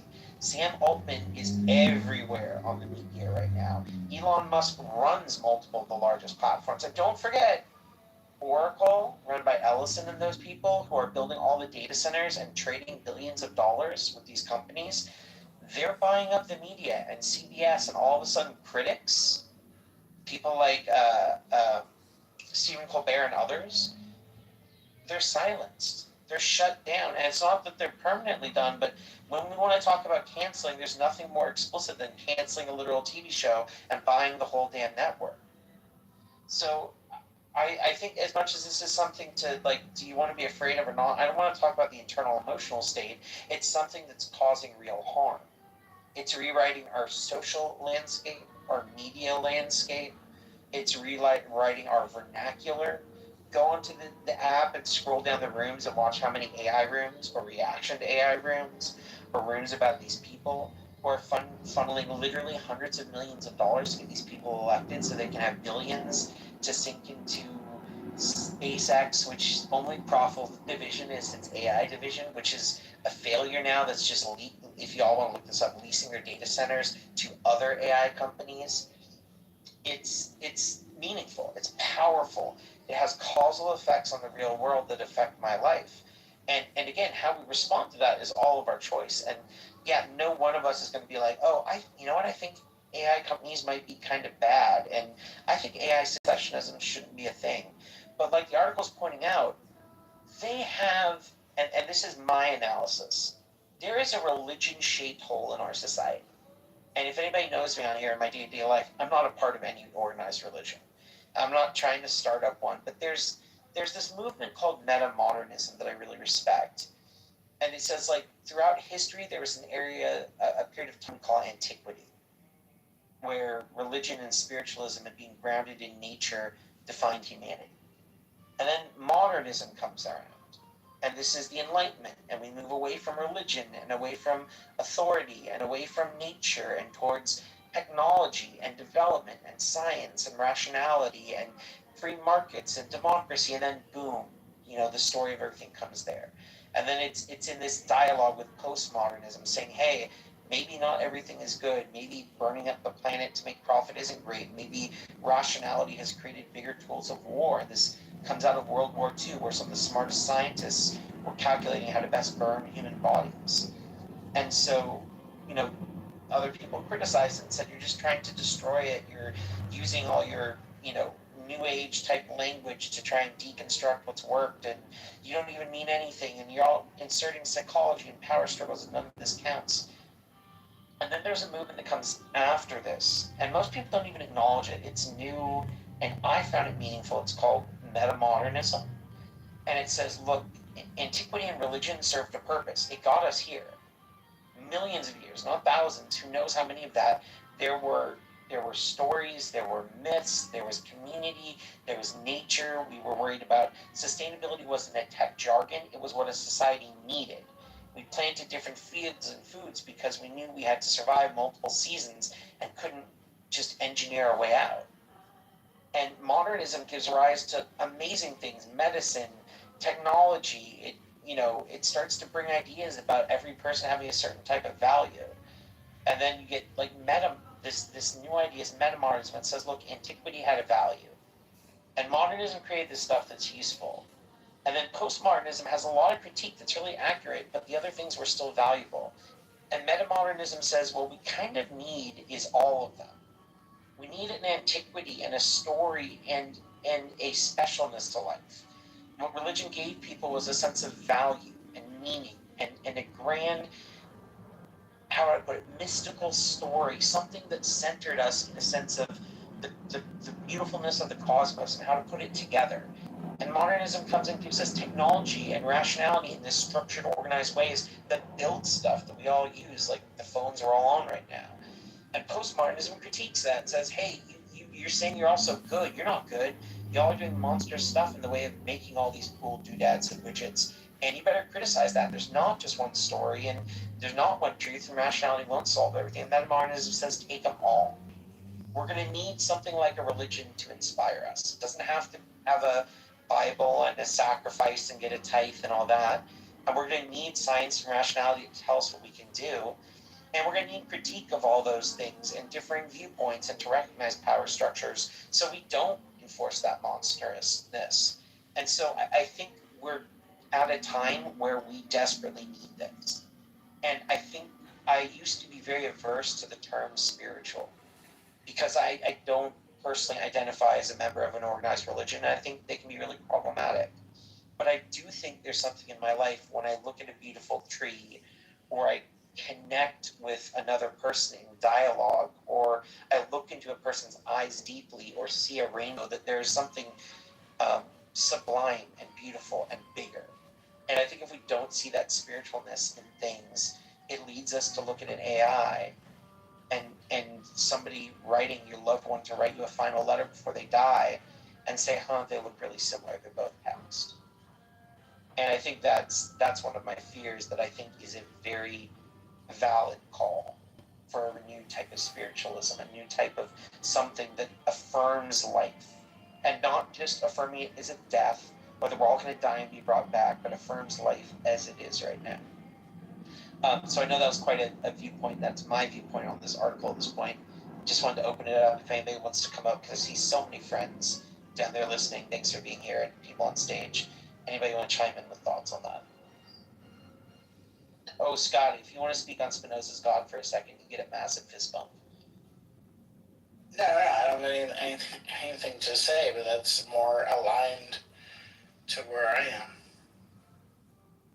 Yeah. It's all within us, all within nature, that kind of vibe. That's what I think about. Yes. And I trust Albert Einstein. that was his God then. I'm like, all right, I think we're on some. For everybody who's not familiar with Spinoza's God, and yes, Einstein was a big fan, he thought God was literally the sum totality of the entire universe. Everything that thinks and feels, but also every star, every galaxy, all past, present, future. And to him, that literally was God. It was just the sum totality of all reality, the greatest thing possible. And he didn't ascribe any mysticism or tradition or anything other than that. Just is what it is, and it's a very beautiful idea. And he did choose very consciously to use the term God.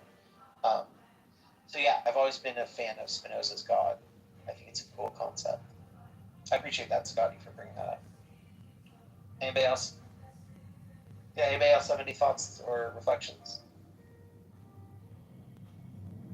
Oh, I'm surprised. I'm surprised neither Denise had any thoughts on that. I have a million thoughts, but I'm just like letting it. Do you want to say any of them, or you want to just let them sit in the box for a while? I mean, it's weird. It's kind of like what you call it. Is it spirituality? Is it some kind of collective reconnection around our value to each other? I feel like that's what I'm seeing. But it's like it's what you call it, right?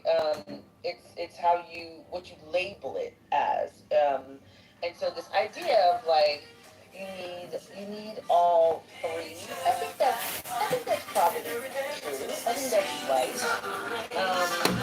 I think that.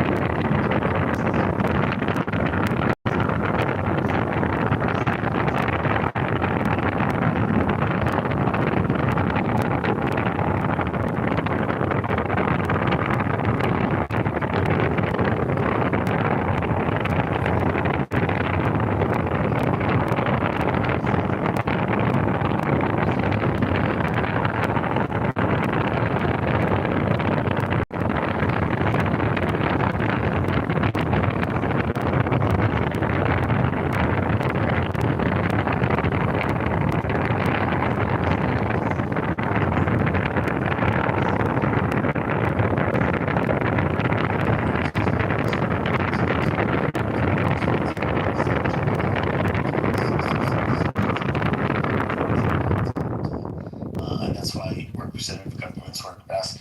Like I said, Switzerland is the closest probably example in the world of a direct democracy, and Wait, aren't you a subject matter expert on everything, Euro? I thought you knew everything. well, if I'm saying something wrong, point it out. But I can guarantee you, I'm right on this because I'm fairly familiar with Switzerland. I live close to Switzerland. Are you and Matthew brothers? I get the feeling that you and Matthew are brothers. The perfume maker? You know the perfume maker? He's another know-it-all. Regularly vote on laws, constitutional changes, and popular initiatives, and that's the form of government. Yeah, you know what's happening in Switzerland? There was a referendum last Sunday about capping the Swiss population. I mean, when you have a system where such silly things actually come into the referendum. Gabby, still following. I probably would if I still had mine. Yeah, I think they used to follow her. My issue with her was just like the whole hospice thing and how she's been She's being on the verge of death for. She's fucking crazy. Put it away. She's a lunatic. Childish request on this. And it's so weird. A terrorist organization such as Hezbollah attacking Israel, all the time. So Iran could say, look, somebody could say, this is not Iranian business.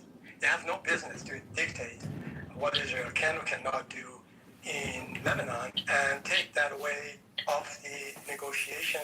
Why would they do that? But they want the war. Let me just finish this. The reason I'm pointing this out because you came across as you were saying that Israelis are poo-pooing the deal or are making it very difficult because they're attacking Lebanon. So I'm turning the table around. I would say maybe Iran actually is the problem here. If they take their request for Israel not to just leave those two alone, then I think a deal can move forward without any problem. So in this case, I would say Iran is the country, the party actually insisting very strongly for Israel to leave, to move out of Lebanon. So what do you think about this, Ali? I think the Americans agreed to it. The Americans agreed and thought that's actually required to end the war. It's part of the memorandum of understanding that my president signed. What are you talking about? We agreed to it, and that's what happens when you lose a war. You have to accept things that you don't necessarily agree to. I don't know what world you guys live in that you think that Iran didn't win this war, guys. They won. Well, yeah, you can tell yourself that and get drunk on that.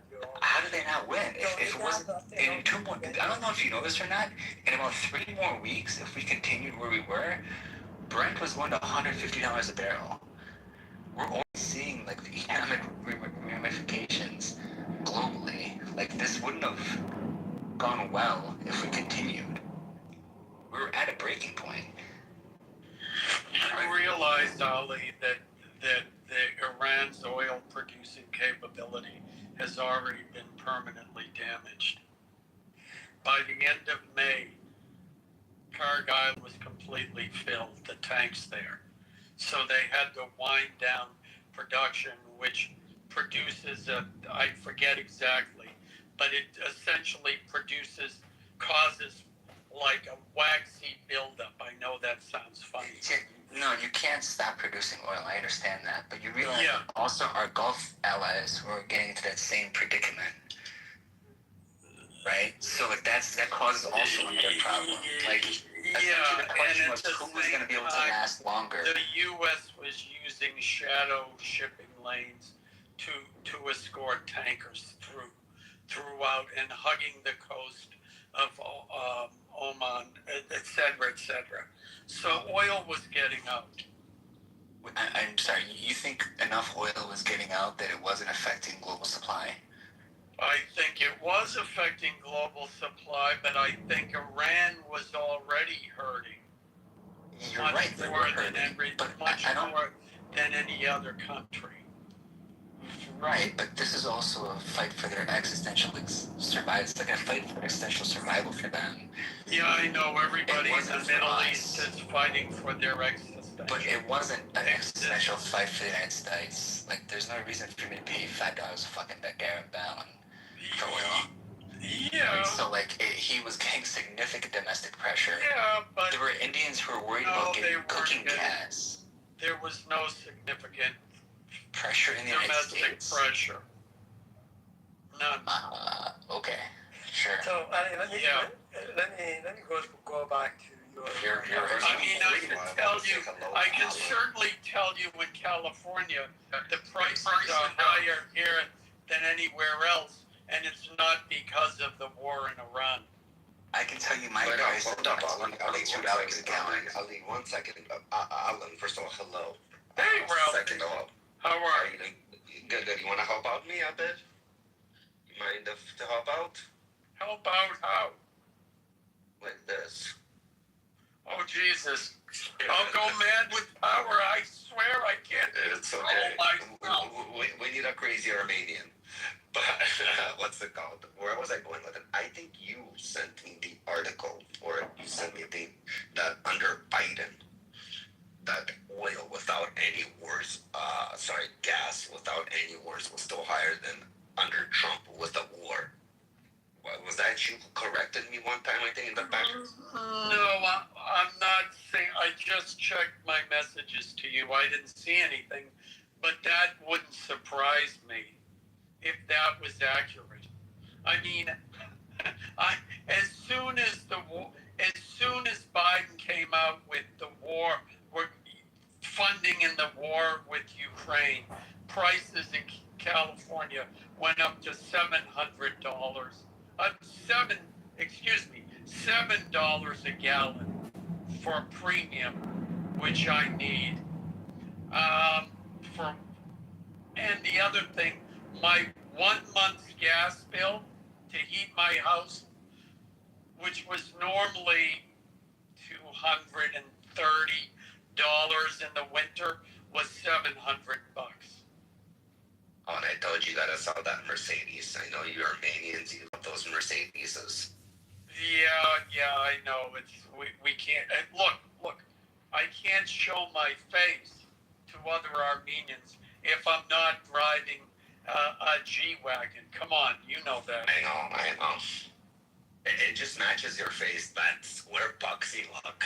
Yeah, that's right. So, let me just finish my discussions with Ali. Ali, I just quickly looked up some elements in the MOU, and I think, let me just tell you what it says about the question of Lebanon. So there are a few items in here. This one is under the title of sovereignty, non-interference, and implementation. If I say this correctly. So here's just one line in here. It says explicit language, but protecting Lebanon's sovereignty and territorial integrity is tied to the ceasefire on that front. So it is really vague about what the outcome of this kind of a language is, or what the expectations are, the Iranian expectation in terms of the sovereignty of Lebanon, whether that requires it for the Israelis to pull out completely, or strategically. So it's really vague.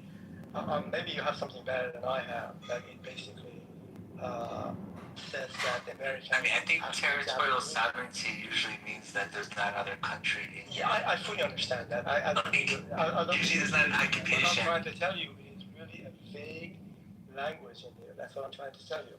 Now, I'm not quite sure what was I going to say. So I'm not sure how it's going to unfold, to what extent. I would love to hear from the other Ali, though. But Ali June, you and I know each other for a long time. How come are you talking about the handsome Ali or the handsome Ali? How come your opinion never mattered? I'm sorry, can you come in? It doesn't matter, like, progressively, it doesn't matter. It's like your opinion. It's like I could listen to you for hours and never fucking even understand anything. It's like I could never understand whether you would be a Persian, whether you would be a leftist, whether you'd be IHC. It's like your opinion never ever fucking mattered to me. Well, thank you for that. I have seen you in the previous room. You have a very unusual interest in what I say, and typically you're attacking me. I'm not quite sure No, why. I never Okay, so attacked let never me just care about your opinion. So what I'm trying I to thought say, your opinion never matters. But actually, to be honest, it wasn't about you. I brought up your opinion. Yeah, you're trying to make it personal. She's just giving you constructive criticism in a very harsh way. I am a nationalistic person. Muslim. How come? Okay, so you, I see your tactic. I see your tactic. I see your tactic. I see your tactic. Listen, man, she just gave you constructive criticism. It might be harsh, and you don't like hearing it. That's the problem. A lot of people have told you this, and I'm going to tell you this because you need to hear it. A lot of people don't think what you say makes any sense, and nor is it enriching or enlightening or educating in any way.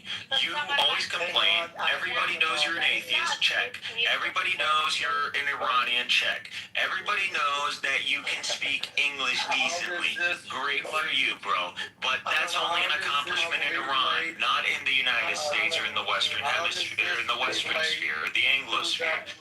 Here, this is the norm. So if you don't speak English, like, hey, man, like, that's a you problem. But here, you don't get any trophies for speaking English. In Iran, you might get a trophy for speaking English. So I know.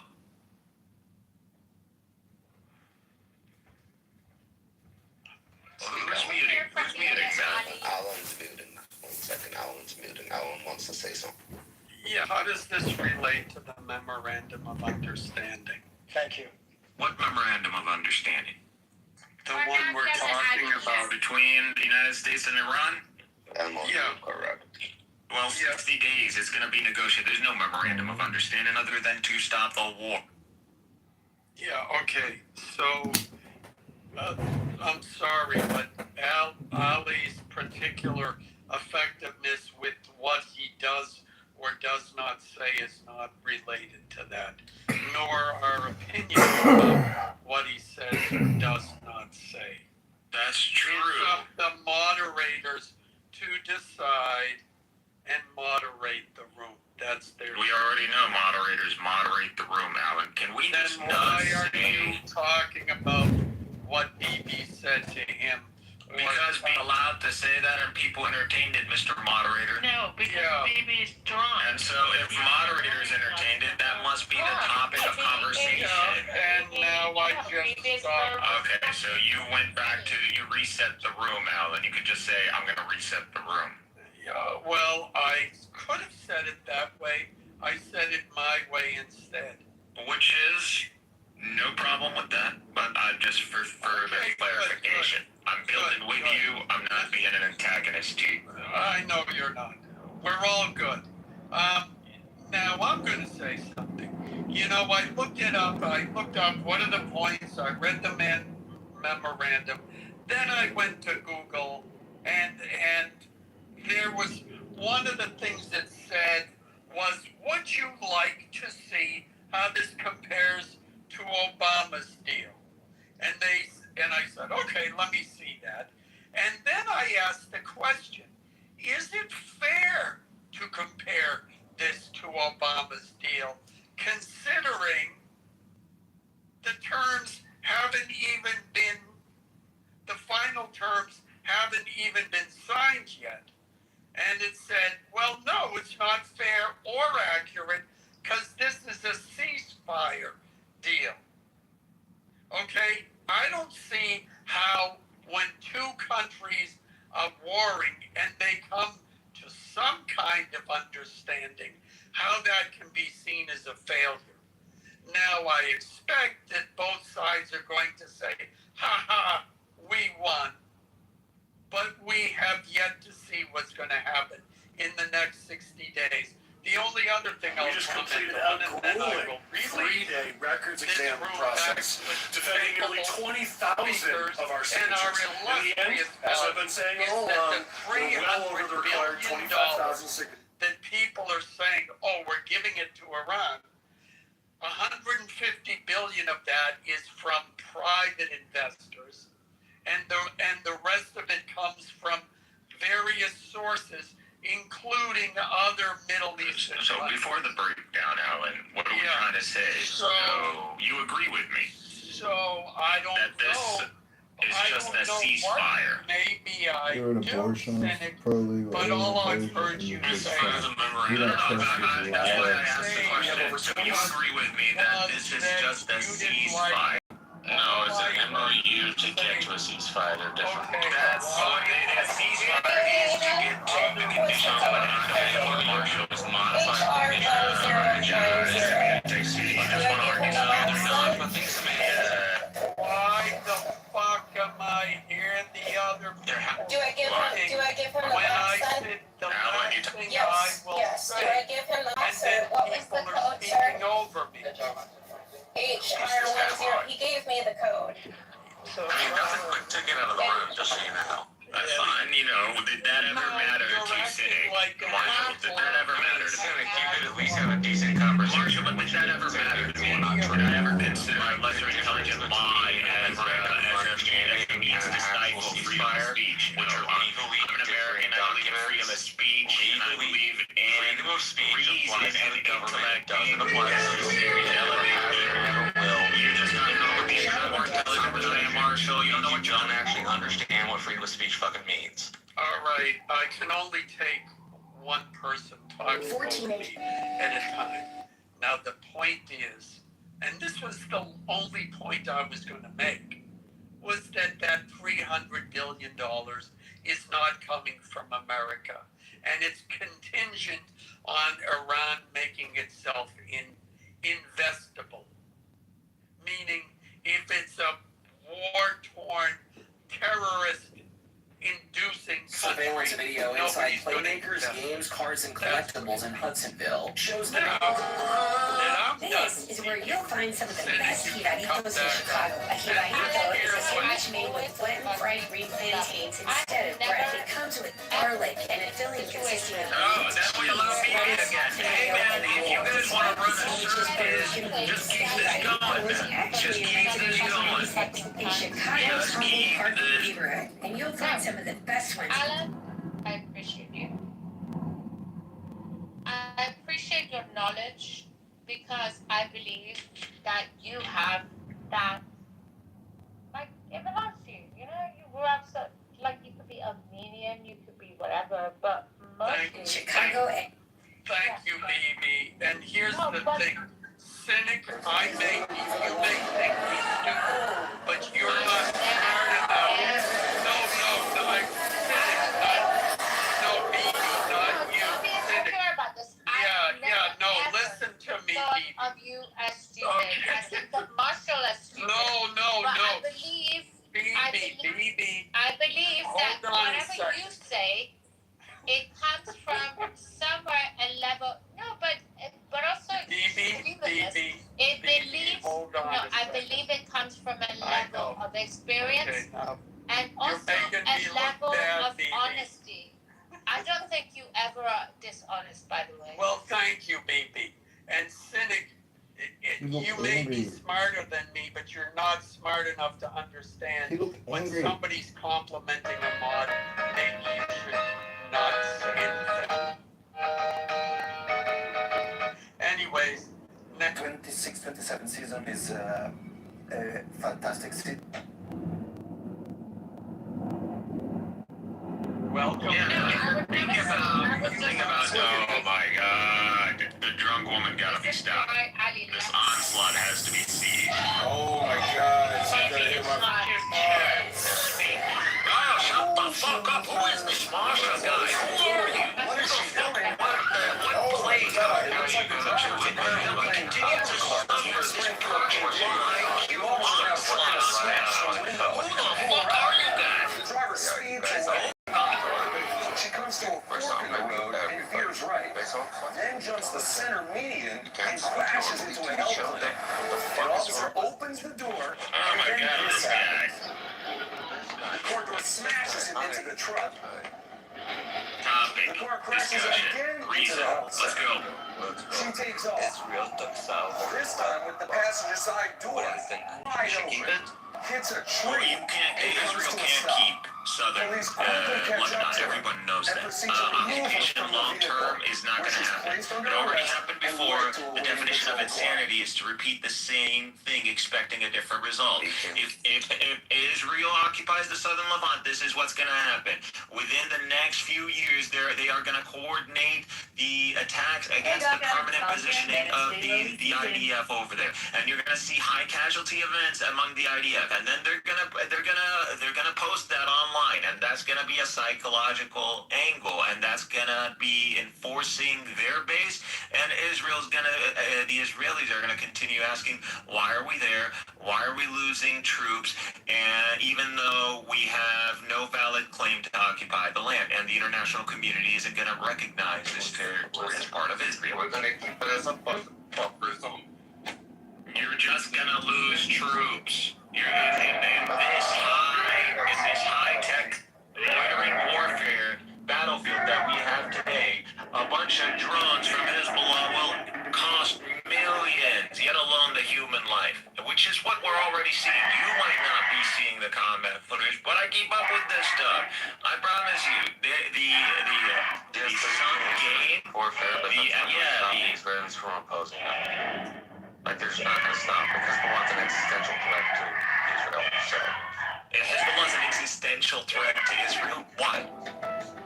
Because they opposes territorial integrity, which would make them an explicit. They oppose territorial integrity? They literally are within their border. They're funded by the Iranians who want the Iranians. So what?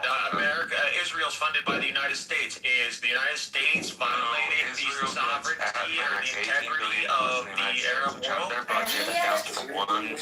Well, I asked you for an explanation of the economics that you asked. I'm just going based on what you said. You're saying, oh, Hezbollah's an existential threat. People can comment too. If you don't want to have your shit criticized. No, then why do you run to conclusions so fast as what you're saying is literally truth, common truth, like everyone should get this? No, it's not. You are fringe. You are fringe, Marshall. You're in goddamn Texas. You're Baptist redneck, bro. What are you talking about? Your views are nowhere normal. They're not normative. I know they're not. You are fringe. You are on the extreme right side of the aisle. You're an evangelical. You're an evangelical. You are not mainstream. You are not mainstream. Just say I'm not mainstream. Marshall has said that you are not mainstream. Holy shit, this white guy can't accept that he ain't mainstream. You a redneck. You a redneck. And you are not the actual subject of the room, which again means you've lost the discussion. No, I'm not lost. Look at him, setting himself up as judge, arbiter, and execution. You are talking about me Sylvester Stallone. You are not talking about ideas. We're talking about Marshall Rankin personally. You're nothing, bro. Like, pull your head out of your ass and actually be polite. It's not that difficult. I'm not going to be polite to someone who continues to run. Otherwise, I'm going to give you the shit I'm saying the entire time we're talking. Who's muting? Can we have our back and forth or what? Your motherfucking taught you. It's not that difficult. You don't have to try hard. Just have a redneck. You're a redneck. Your views are not normal. You cannot justify your views. You just said Hezbollah is an existential threat to Israel. Justify that. You said, they violate Israeli territory integrity. Okay, both of you stop right now. Is Hezbollah? First of all, there will be no direct attacks on each other. You guys want to argue facts. Okay, Thank you. Argue fucking facts. No, you're the one that's arguing and getting emotional, Sidney. Because he is presenting things as if they were fact when they're not. And I'm telling him to justify them, and he cannot do. I literally justified them. You wouldn't shut your mouth long enough. Okay, go ahead. I'm going to shut the fuck up. Justify them in a way that we can all realize them as integrity is literally attacking the border on which a country exists. If you don't like that, take it up with the international relations. Okay, that doesn't mean an existential threat, you goddamn moron. That's exactly what it means. Okay, so go ahead. There you go. You just made a claim. I want you to back that up. I want a source, Marshall, where it says violating another nation's territory integrity means you are an existential threat to them. I'm not giving you a source. You're not needing it. You're such a fucking moron. You just admit that you're such a moron. There you go. Take the L, put it up your ass. It's academically not required because it's a commonly agreed upon thing. Just eat the L. No. Well, you just got held. How are you not getting? You just got held. I just got somebody who got emotional and how can you can't justify it. Violating another thing. Okay, so the United States, Epic Fury, violation of Iranian territory. That does not mean the United States is an existential threat to the Persian people or Iran. That's crazy. You're crazy. Nick, are you Muslim? Say it right, woman. Say it right first. You know, you're not a white person. Masha, you're from goddamn Iran. You live closer to India than I do. If you don't believe that, take it up with the international relations community. I can't fucking help you. Marshall, you have things that are actually substantiating with evidence and your statements being backed by some reference. Things that are in the common parlance per the academic record. Blah, blah, blah, blah, blah, blah. You need to show me under international law where violating another nation's sovereign territory means you're an existential threat. Yes, you can't find that because you just spoke out of your head. No, because it's common knowledge. It's common knowledge. Fallacy of authority. Fallacy of authority. Fallacy of authority. That's called fallacy. That's what salacious are called. You can wear all the glasses you want. You ain't gonna cover that hick accent. I can hear that accent, and I know you're a redneck. Yo, Maz, control this shit. Well. So I have this titanium guard. Y'all know you were talking more, Doctor, so I figured you were going to do it. I mean, let's put it. I mean, Cynic is a Muslim fuckhead. That's all. And I could figure out. Well, I'm honored to be a Muslim fuckhead. Mrs. Masha, you're an atheist, brain-dead camel, and Alan is literally can't. He knows better. He knows where the hierarchy is. That's why he's gonna laugh like that. He can call me a dickwad all he wants, but he knows who's making the intelligent, rational points. No, but so you said you're fucking. Hold on. You said you're fucking Muslim, and this is how you speak to a fucking woman. What oh my God, here we go. They want to pass judgment. Who are you and why do you believe you deserve it? Oh, because you're a mod.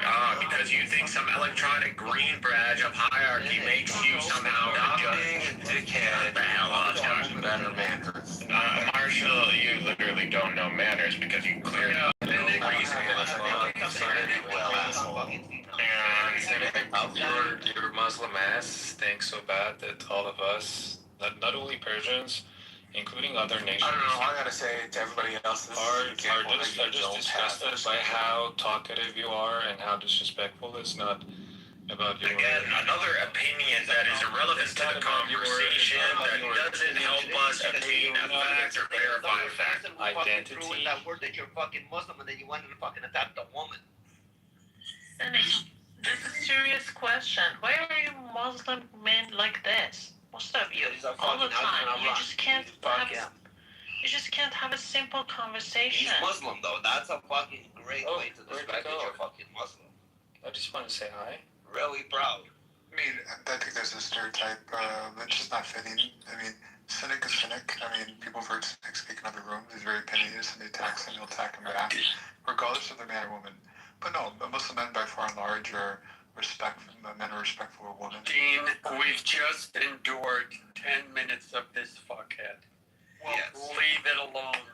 Ellen, I don't know if he's still in the room, but Cynic is a different character. That's all I'll say. So he's pretty intelligent. Something in terms of he's really on the mark. Intelligentness, he shouldn't be doing it. You can surprise me anything. Yeah, he should. I agree. Yeah, but Dean, he saying he's intelligent, he might know some facts or may have read some newspaper accounts, but he's not intelligent.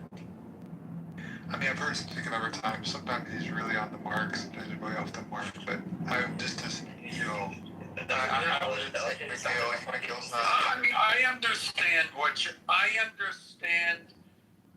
what you're saying and why you say it, but intelligence, and I think you're intelligent enough to understand this, that intelligence encompasses many different things, and he is lacking in a number of things that actually matter. Specifically, the points he made about Lebanon and what would happen real estate there, those, I thought, were fair points. The problem is that everything else he said negated that and turned the entire room against him. Okay, yeah, I can't speak for that because I didn't hear that. That doesn't seem very intelligent to me. I mean, I can't listen. If he's a proud Muslim, don't tell me you're a proud Muslim and go attack a woman. It's not what we do. I'm sorry to say, it's disgusting. Of course. So if you're fucking having a verbal diarrhea come out of him right now, that's his problem. Said it come up and fucking. I need you to stop talking, though. I need you to stop talking. Can you stop talking? I already heard your question a million times. Can you stop talking? No, Marshall, that doesn't mean you're allowed to interrupt. Marshall, I will literally break my foot up your ass. You are not strong. You are not intelligent. I am more educated. I am more powerful. I am stronger. Educated people don't have to tell you. You didn't even go to the military. Don't sit here and act more patriotic than me. You are not more intelligent. You are not more patriotic. You are not stronger. I am better, stronger. Everything. I am he. Believe that. I would literally say that in your face, and I would literally 9. How old are you, fucking idiot? I'm so fucking sick of this. Cynic that you can't control yourself. He's trying the first sign of man is controlling your emotions, and you don't. He's trying to manhandle this, whatever he's trying to do. He's trying to fucking intimidate. Yo, he thinks he's a bad guy. Come, fucking talk to me. Come. You think I'm scared of you, Cynic? You're bigger than me. Come. Never had a fucking bottle broken over your head. Come, speak to me. We can't keep doing this, man. We really can't keep doing this. The only way... No, you want to hear from me. You want to try to prove that you can get me by getting me on some wrong point or a misrepresentation of fact. That's what you want to do. But all you can do is my character, even though you know that requires judgment. Anything requires judgment is subjective. Everything subjective can only be mitigated if we ground it off stage. Everybody shut the fuck up right now. Yeah, okay, wait. Everybody out. Yeah, wait. Cynic came in and started insulting people, and now he's claiming, oh, all you can do is talk about my character. Typical scumbag, idiot, asshole behavior. That's all, Cynic. You're a cunt. Okay? You are an absolute cunt. Now come up if you want. Hold on. Shut up, Phoebe. Please. Don't be like this to Alan. Hold on. Cynic, I'm bringing you back up. But stop fucking attacking people. Nobody gives a fuck how big you are, how strong you are. It's not a fucking pissing competition. Go straight to your fucking point. Everybody mute the fuck up, mic up, start speaking straight to your point, and then when somebody else speaks, you mic up and you let them speak and don't fucking interrupt them until they're fucking done. Guys, I can't bring him up. Somebody else tried to bring him up. Straight to your fucking point. Everybody mic the fuck up. But before he coming up, I want to ask a question so that he could answer. That's enough. Okay, we can't bring him back up. Can somebody turn off hand raising? So he can back up on his own. Guys, turn off hand raising. There we go. Yeah, bro, so I'm just gonna read what I wrote in the chat, because, again, I don't waste time, man. Even though they are by no means even close to deserving the merit to be a judge over the matters that require the mitigation of men. And we have to continue, and for some reason, we have to continue to hear someone put their foot in their mouth as if we humans are primates or animals or monkeys or maybe even worse, like goldfish, that we forget in seconds. No, man, I'm not gonna continue to hear you gaslight me, attempting to make a mockery out of this discussion, and to somehow force me to leave the room to seek fertile grounds. I mean, if you're continuously welcoming on me, that means that you want me here for some reason, or you see me as a dragon that you want to conquer. I don't mind fantasy, like I like fantasy too, but fantasy, everything has to come to a climax and a conclusion, Doctor. Every director has to have a climax and a conclusion. You just went on a fucking monologue. I said, go straight to the fucking point. You just went on a fucking monologue, a fucking child crying. Yeah, you're just dumb. You just can't understand what I'm saying, you dumb bitch. Shut the fuck up. Okay. Bro, shut the fuck up. You haven't said anything intelligent but whine. You look like a bitch. You got glasses on. You sound nasally as fuck. You can't even showcase why you haven't even engaged in any physical activity. Clearly you haven't. Rabbi, you look like a pig roasting on a beach. Shut the fuck up. Like a pig. No, you wouldn't. No, you wouldn't. All I would have to do is run a circle around you. That's all I would have to do. All I would have to do is make sure your fat body doesn't somehow lay a big weight on top of you. And then you would literally gas out in 50 seconds. That's all it is. And then I would go and just put something around that big fat neck of yours because your neck fat will fucking suffocate you already. Because that's all I would need to do is just apply extra pressure on that triple chin of yours, and you would literally die. You would pass out in 9 seconds. You will meet God in 15 seconds.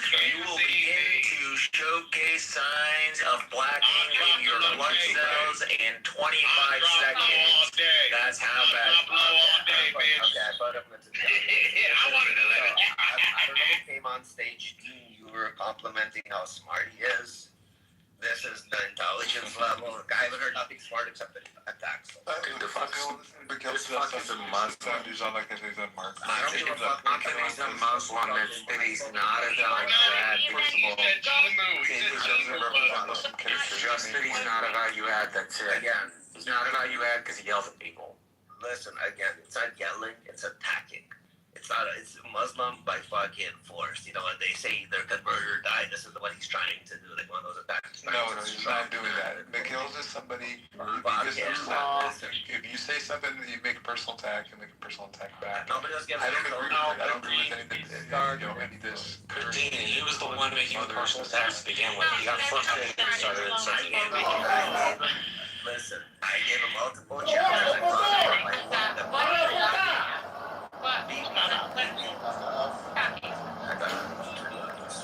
I told him, come on stage. Everybody get the fuck up. Everybody get the fuck up. I'm on a fucking monologue. I need to try it again. Fucking yell. Fucking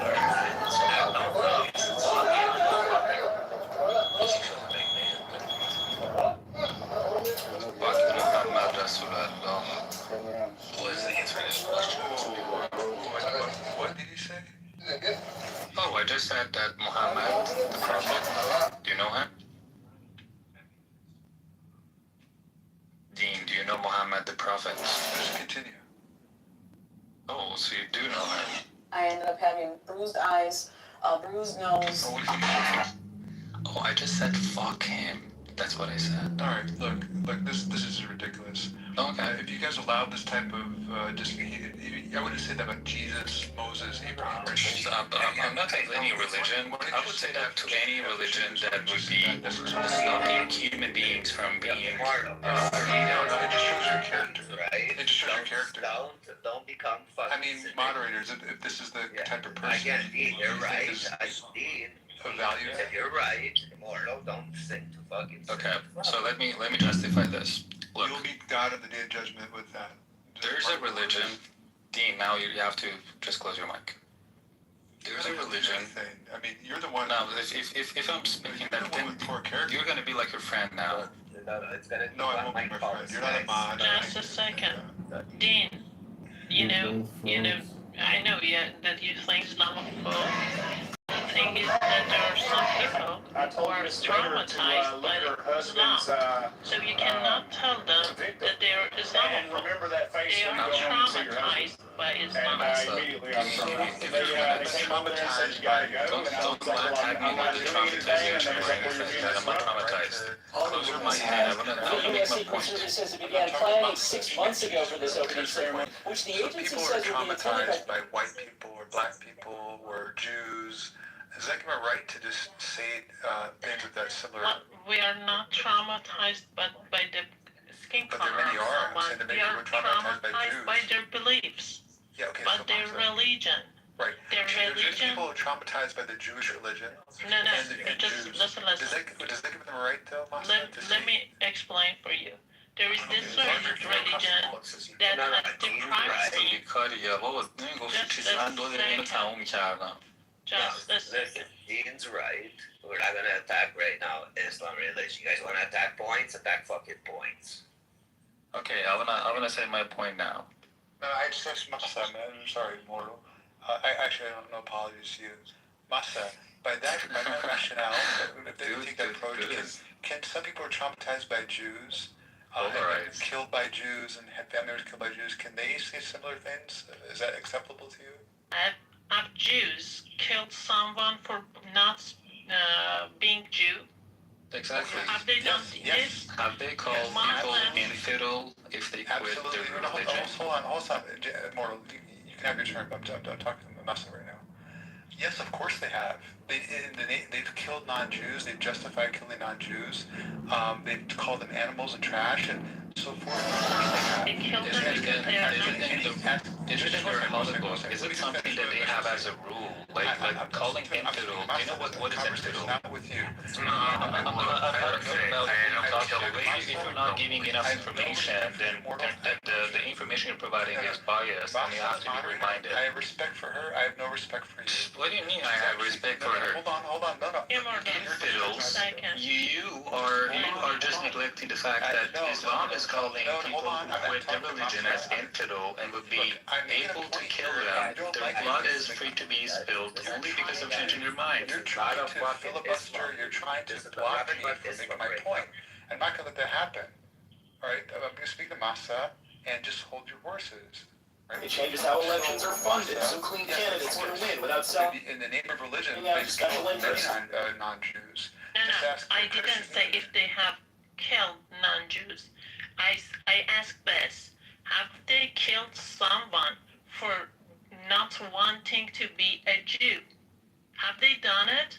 Because Muslims are... Just let me finish. Muslims have been killing us for not wanting to be Muslims. That's it.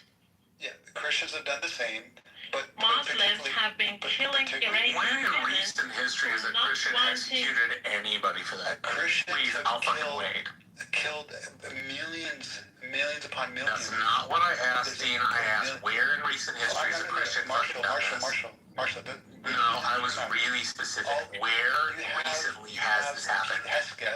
People are putting Jesus on the name of bombs. Okay, that's not an answer. That's you making up an answer. In the name of Christianity. That's not an answer. That's you making up an answer. Answer the question I asked you, not the one you wish I asked. Is that what you're doing, Marshall? I want a consistent answer from a person for the question I asked, not a question I didn't ask. Okay. You are inside the Give me a consistent answer. Where in recent history has this happened? Marshall. Then answer the question, Dean. Marshall, no, I'm talking to myself. I can't answer. There's no answer for You don't get to be in the middle of a public room and say something incredibly stupid and expect nobody to respond. Like, that's nonsense. Answer the question. Where in recent history has this happened? The same as JFK. By the way, Questions where in recent history has this happened? Otherwise, you're pulling shit out of your ass and you're not being honest. Give me an answer. It is not different. You still act like that, and they still try to justify that. That's hilarious. Somebody's been traumatized by other faith who are killing other people. No, I'm not traumatized. I expect you to give me an answer that matches the question I asked, not the one you wish I'd asked, because you can't answer the question I actually asked. Continue speaking with you because I mind that you answer the question I asked you. Where in recent history have Christians done this? Where in recent history have Christians done this? Where in recent history have Christians done this? Where in recent history have Christians done this? Where in recent history have Christians done this? Marshall, Dean, Immortal. Helen. Yeah. As a mind? No, yes, I'm going to speak now. All right, I'll make it very simple. In 2020, in the war with Azerbaijan, Muslims killed Armenians, and Jews helped them. And yet here I am on a stage with both Jews and Muslims and Christians talking to all of you. If I can find it in my heart to listen to all the stupid shit you guys are saying and not be triggered and offended, I think everyone else can too. So let's leave the, I'm deeply offended by what people said, because as far as I'm concerned, you're all a bunch of fuckheads. Okay, so, but yet somehow I have the emotional maturity to continue this conversation. So, let's discuss some actual points, because Marshall, Dean is not going to answer your question. Dean, Marshall is not going to stop asking, and Immortal is not going to change his mind either. So I'm going to go on mute. It's up to the other mods. I am done. You guys can do whatever the hell you want. He wants to obfuscate in front of everybody else. That says all he needs to say. No, Mark, I don't understand that's anything not else. the case. I simply asked because people have been traumatized by people of their faith because have been killed by that. No, you obfuscated. I asked you that question. You didn't give me a clear answer. It's not that difficult. You obfuscated. You moved the goalpost. Now people have been No, killed. you obfuscated, bro. By the way, the fact that I'm Islamophobic is not because of being traumatized. I actually have never been traumatized by this fucking religion. It never hurt me, but the fact that it has continued. You just shut the fuck up when I'm speaking. The fact that it has done this over the history and still doing the same. That is one thing that makes us all Persians hate this fucking religion, and that's exactly what's happening to Iran. And this is exactly why you are opposing the revolution in Iran, because in Iran, Iranians are against this fucking religion. And you, as Muslims, hate the fact that Iranians, as a Muslim country, as a former Muslim country, are now against this. No, it's still by far tens of millions of Muslims. Your parents, or at least your grandparents and great-grandparents, were probably practicing Muslims, praying and so forth. They love Allah. This is what that has been changing. That's your family. That's your family. I know. You don't have to tell me, and this has changed. Yeah. This has changed. This is something you cannot see. This is something that you cannot comprehend because you're not an Iranian. I've spoken to many Iranians. Look, I understand. You spoke to many Iranian. I am an Iranian. You stupid bitch. Look, you need to stop that. You would never think my face twice your size. He's an idiot. Well, Dean, what I will say, Dean, what I will say is, okay, Dean, what I will... Clubhouse warriors here. Yeah, Dean, I deal with it all the time. You just got to, it is what it is. But Dean, what I do think you are missing is a significant amount of Shia Muslims that are jailed inside Iran, as well as left and have had multiple generations of assets in England, France, Switzerland. All over Western Central, and even Eastern Europe. So there's a big population of Shia that don't like these motherfuckers either. A big population. And I would. No, I understand. I've talked to many Iranians from both sides of the fence. Yeah, Dave. Iranians within Iran. You are talking to many Iranians from both sides of the country, and at the same time, you cannot even comprehend a person as an Iranian identifying themselves as an Iranian with here with about 4 decades of experience, and not only him, but a lot of friends in Iran still, and their family members, telling you the fact that Iranians are past from this stupid religion, and at the same time you're saying that, oh no, there's a lot of Iranians who still are practicing that. I am not saying that they're not practicing. What I'm telling you is that the difference between the new generation and the previous generation is something that you cannot comprehend only because you've not lived in Iran, only because you are not in Iran. Let me make some examples for you. I'm an Iranian woman, okay? I'm an Iranian woman. In my whole life, I was forced to get dressed the way Muslims wanted me to do. I never believed in Islam. I never wanted to cover my hair. I never wanted to dress that way, but I had to because Muslims forced me. My whole life. Let Dean tell us about his friends that are doing that hijab. Come on, Dean. Yeah. Just let her finish. Let her finish. And I'm going to speak. In my whole life, I was the second gender because some Muslim men were ruling that country, and I was seen as the second gender. I was more capable of many other men, but I was the second gender because of Islam. I faced a lot of difficulties just because of Islam, and I had to leave my family, go to the other continent to have a normal life as a woman. And now you're here telling me why do you have Islamophobia? Fuck that. There are different ordinances that prevents a I have to be consistent because people have been traumatized by Jews, because Zionist Jews. Dean should be consistent because they have the right to feel that way about Jews and Judaism. No, people don't have to be consistent. This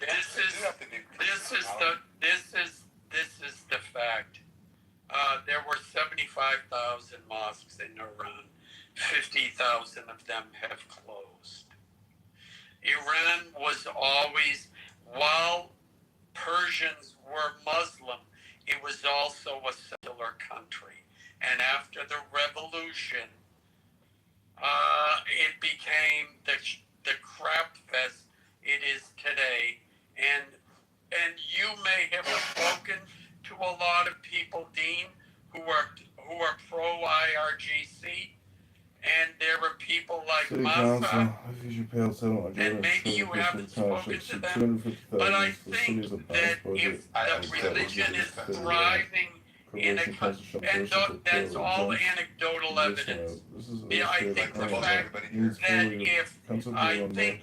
if a religion is flourishing in a country, 50,000 out of 75,000 of those places of worship do not close. I think the number's supposed to go up, not down. So I would tend to think that Massa's sentiment is more accurately reflective of the sentiment in Iran than the people you've spoken to. Well, there's you can see that on my profile picture, Dean. Look at my profile picture. Just 32% of Iranians are identifying themselves as Shia Muslim. Just 32%. Okay? Other people in Iran don't consider themselves as Muslims. Do you understand that? They don't consider themselves Muslims. You have to add Sunni there. It's just 37%. So nearly 37 point something. There's about 40% or so. Yeah, and 60% are not Muslims. Right. The majority are not Muslims. No respectable Sunni who prays to Mecca will ever support the IRGC or even look at them or their followers. Look, I never said I supported the IRGC. I hear from both sides their reasons, their rationales. Look, if we funded 30 Now, billion in and I security, agree, then how there's much some is the monthly terrible, interest some payments? terrible Which levels stuff. of the primary But the recipients whole are ignores for the the interest IR. payments? It's complex. A lot of it's also brought in by sanctions. A lot of the frustrations, even if you had. Who says it's complex? It's very obvious. Just bring your points. Your 18. Look, if there's like 5 people against one here speaking, it's not going to be a. No, it's not. It's supposed to be free. I'm not saying that, Robbie. I'm not saying that, but Immortal keeps on interrupting me. Don't cry, Dan. Don't cry. Just say. I'm not crying. Just don't interrupt. Just chill. One mic at a So, time. yeah, I've seen the survey results, and I know that if you had the best, I said 18 government, Masa, if you had your top 10 people you run in the government, or whatever, your administration, they would still have a lot of the same difficulties if they did not kowtow and bow down to Israel and the U.S. You would still face sanctions. You would still have crippling effects. So instead of producing 2.1 million barrels per day, you'd be producing 700,000. Your oil production would be cut by 2/3. People be starving. What's it have to do with the fact that Islam is calling Muslims infidels like Persian souls? I don't know. Dean, you know that before Islamic Revolution, Iran was a pretty normal country. We had a good life there. It was a good place to live in. Everything ruined after the Islamic Revolution. Under the dictator, though, it was a good life. Under the guy that was oppressing the Oh my God! You know the one that you're calling a dictator. Were you even there? Were you even there during that time? No, you were there. Were you there? No, you were there. She wasn't. But the funny thing is, she has so much to say about Iran, but yet she ran away from Iran. The propaganda fed in the past half century. Do you know why I ran from that country? Because they were slaughtering our own people. Do you understand that? Do you understand that? They were killing our people. It's not a made up story, Harvey. Al Jazeera wrote about it. Come on. Look at it. They slaughtered 40,000 people. They slaughtered 40,000 people. I'll give you that one, Harvey, for sure. In 2 days, they slaughtered 40,000 people. And now you're telling me why I ran out of that country? That's actually very disputed because of, first of all, Israel's there. They even said in Mossad post that we're there right with you. There's so many. I need my 2 minutes and I'm gone. Then I'll leave it for Dean and Harvey to continue their propaganda. Drop site to ZTO and so forth, some reliable independent sources of news. Okay, can I get my 2 minutes now? You know what? I would like to give Immortal 2 minutes. I haven't heard him speak uninterrupted. Are we capable of that, folks? Alan, it's not fair because I'm not 120 seconds. You want 2 minutes, Dean? You can get it too. That's fine. Oh, come on, I would like if I get 2 minutes, that's fine. You already got 10 minutes. I only need 2. So here's the point. I understand that people like Dean, as Muslims, or Cynic, or other people who are wise Muslims, democratic ones. Those are not killing people because of their beliefs. Actually, they might have in the past, but right now they're a little bit more educated, so it's not happening in the 21st century for people like Dean. But unfortunately, in Iran, it's still happening.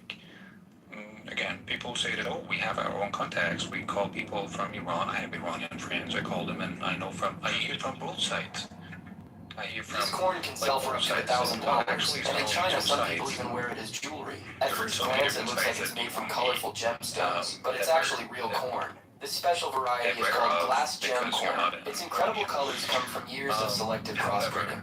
The point is that because of the past half century and the power of Islam being practiced in the whole country, actually the 16th biggest country of the world, the oldest country of the world, the oldest, holding the oldest language, an ancient language, which is still being spoken.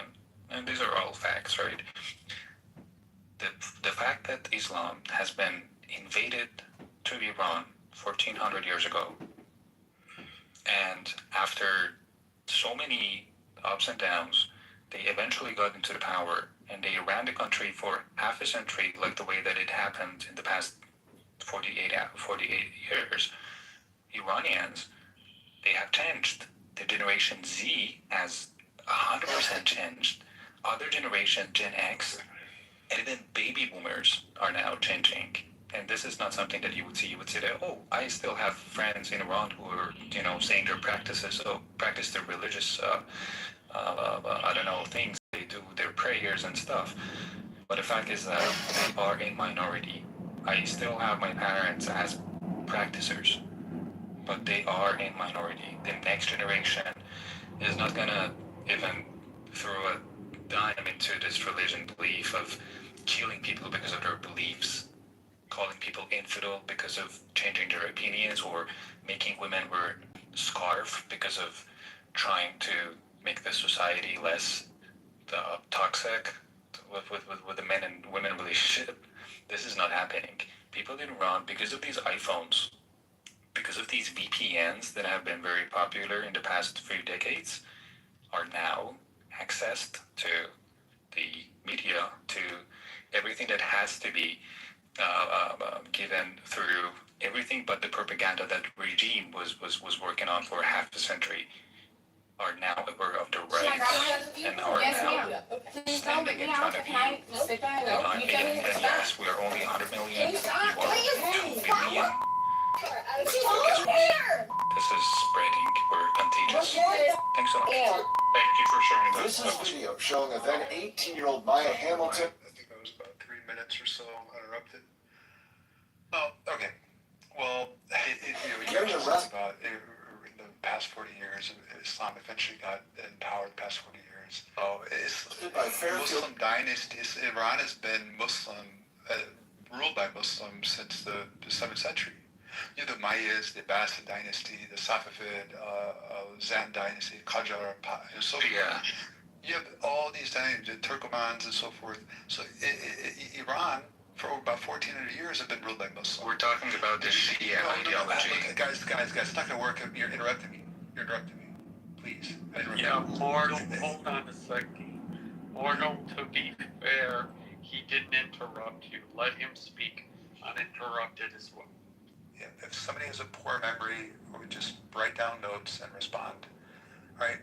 So the thing is that, there was a nice try by saying, I understand Muslim democratic ones are more educated, and therefore they're not murdering or killing people. No, the Muslims actually were more educated for the past, about 800 some years, when they were essentially the superpower of the world.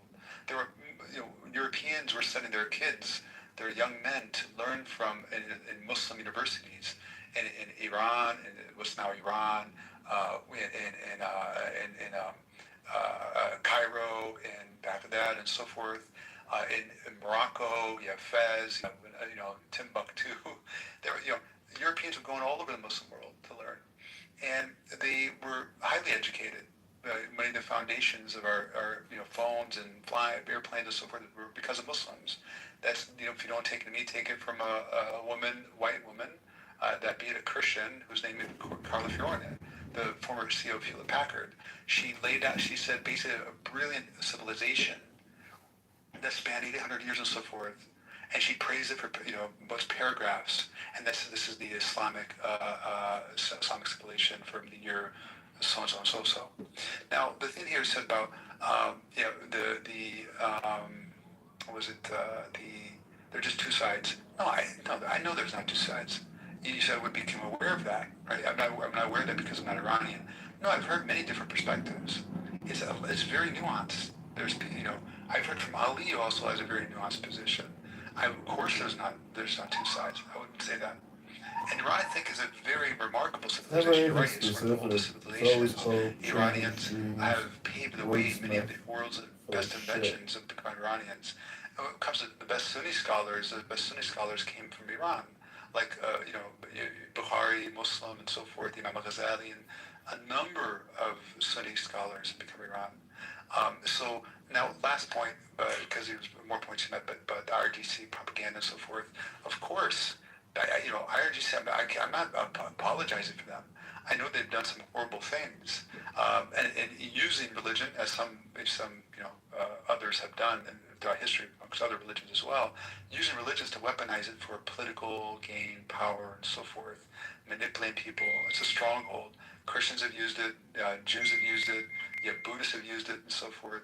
So it's been done plenty of times. I think I've used about as much time as he did, so I don't need a bell for that. So, Dean, you realize how Iranians became Muslims? Do you know that? Have you seen what ISIS did in Syria and Iraq? That was the exact thing Arabs did in Iran and forced Iranians to convert and become Muslims. That is what happened in Iran. Iranians were Zoroastrian. They weren't Muslims. They forced them. They made them to become Muslim by killing them, by raping them. Okay? That is how Iranians became Muslim. And after that, generation after generation, Iranians tried their best to keep their own tradition. Iranians tried to have their own culture. Okay? It was very difficult. They have done a lot to save it. We have done a lot to save it. And we will not give up. And we will save it. Okay? So don't think that it's just about these 4 decades. No. It's been a battle for centuries. Not just for a few decades. No. It's not like that. Can I have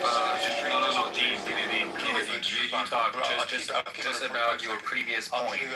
No, your uninterrupted speech is over now. 2 points that you mentioned about the day that Islam came into the country and still ruling. The fact that I said in the past half century, Shia ideology has been in the works. One by one. I promise you, 45 seconds, I'll be done. Okay. Just right here. If you look up ChatGPT or Google, how did Iran become a Muslim country? Iran became a Muslim country through two defining historical phases. The Arab Muslim conquest of the Sasanian Empire in the 7th century, which led to centuries of gradual conversion, and the 16th century Safavid era, which established Shia Islam as a state religion and permanently shaped the nation's cultural and religious identity. The Arab Muslim conquest of the 7th century, in the mid-7th century, the Rashid Caliphate invaded the Sasanian Empire, Persian. By 651 AD, the Sasanian state collapsed, bringing Muslim Arab rule to the region. However, conversion was not immediate. No, hold on. Almost done. The Iranian population retained their Zoroastrian faith, distinct language, and cultural traditions for centuries, gradually converting to Islam over a long period. By the 11th century, the vast majority of Persians had become Muslim, and it goes on. So this is actually this is actually all right. Okay. That's still like the fact that they invaded Iran is the actual reason of the presence of Islam in the country. And just for your information, for 2 centuries, for 200 years, okay, Iranians were banned from speaking Persian in Iran. So the fact that Iranians saved their language it shows that how much effort they dedicated to it. Yeah, this is the oldest nation of this fucking planet. It is historical fact that Arabs forced Iranians to speak Arabic for 200 years. Okay, just one last thing. I mean, the point that he said that I said that Islam is only 47 years old in Iran. I was meant to say this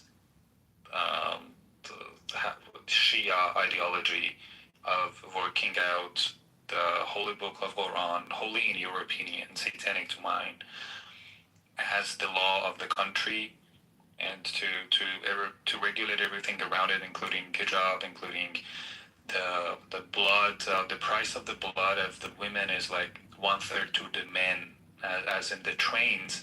They locate women in the front and then at the very end of the train because of any collisions. Possibly it would have less pay to the insurances. And not only that, but there are so many other rules that are against the identity of not only women but also those people that are not identifying themselves as men or women, because Islam didn't have it at that time, probably. Oblivious. Okay, but Immortal, when did women get to vote in the U.S.? I believe 21, 18, 19, something like that. Yeah, like the first state was like 1896. So it takes a while for these changes to happen. But as you mentioned, the change of the iPhone, letting people see what exists in the West has caused massive and quick changes throughout the world. And now we have the counter change in the U.S. where we're trying to pretend like science doesn't exist anymore and try to take us back to pre-1920. But that was also just a metaphor of telling you how the propaganda of the regime, how the science doesn't exist. How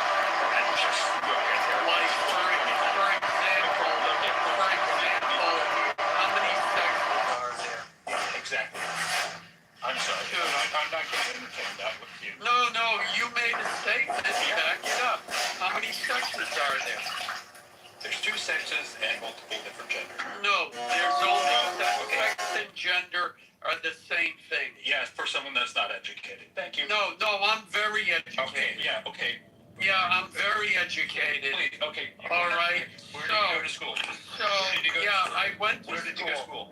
Yeah, where did I? I'm not going to dox myself, but I can tell you this. When I took my graduate record exams, at that time, it was out of 800. I got 800 on one test and 799 on the other, and I didn't even bother to study. So that's how intelligent I am. And I could have graduated high school a year early, but I didn't bother with that either. That's how intelligent I am. So to claim, and this is a typical, we're done with this, by the way, this is a typical leftist bullshit argument. Yeah, right. If you don't agree with me, you must be uneducated, because only educated people could come to the same conclusions. Yeah, only educated people. So we're not going to entertain When's the last time you read the scientific journals on gender? I did. Which one, sir? And then tell me, why did they outlaw gender-affirming care in the U.S.? Some people are worried, Mark, changes how it Because the numbers are proving, first of all, number one, there is no targeting of transgender people. That's a lie.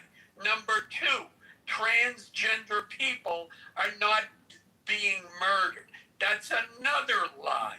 Number three, if you do nothing with transgender teens, it will resolve by the age of 21.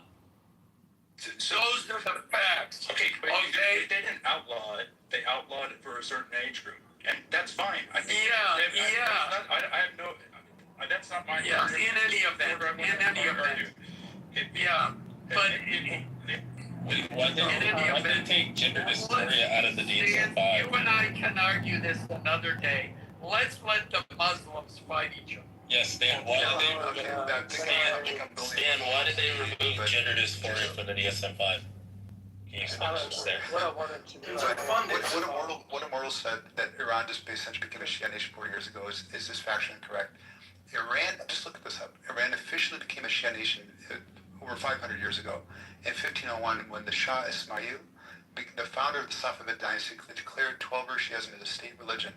Prior to this, Iran was a predominantly Sunni Muslim religion for centuries, and then we established that ISIS did not force them to convert, just like, back then Arabs did not do what ISIS did and just force them to convert. The Iranian, again, quote, the Iranian population retained their Zoroastrian faith, distinct language, and cultural traditions for centuries, gradually converting to Islam over a long period. Right? No, this is actually referenced. I'm actually looking at reference ChatGPT. You can look up in Google. There's references, and this historically would happen. Hey, Dean, do you think this all came about? Dean, do you think this all came about because the Sunnis got tired of reading all the dirty hadiths about Prophet Muhammad? And then they were like, yeah, we're just going to throw all these out and throw out hadiths and downstairs. There's no dirty, well, I can't say, there's no Sunan Abi Dawud 47:17 is graded Sahih. It says, and for the woman, the mother, and the baby both go to Jahannam. But that goes for the father too. They go to hell. No. It's a mother. It says, and for the woman who buries alive her newborn daughter, the mother and the baby both go to Jahannam. No. Sunan Abi Dawud 47:17 is grading Sahih. Right. It's al-Arba'ah. No. The scholars of truth says, and the babies don't go to hellfire. Yeah, I know, because the Quran says that they're innocent. Yeah, I know. No, yeah, exactly. Yeah. So you're just saying that the Sahih al-Albani hadith is contradictory to the Quran? I mean, there's hadith. Is that what you're saying? There's hadith that contradict each other.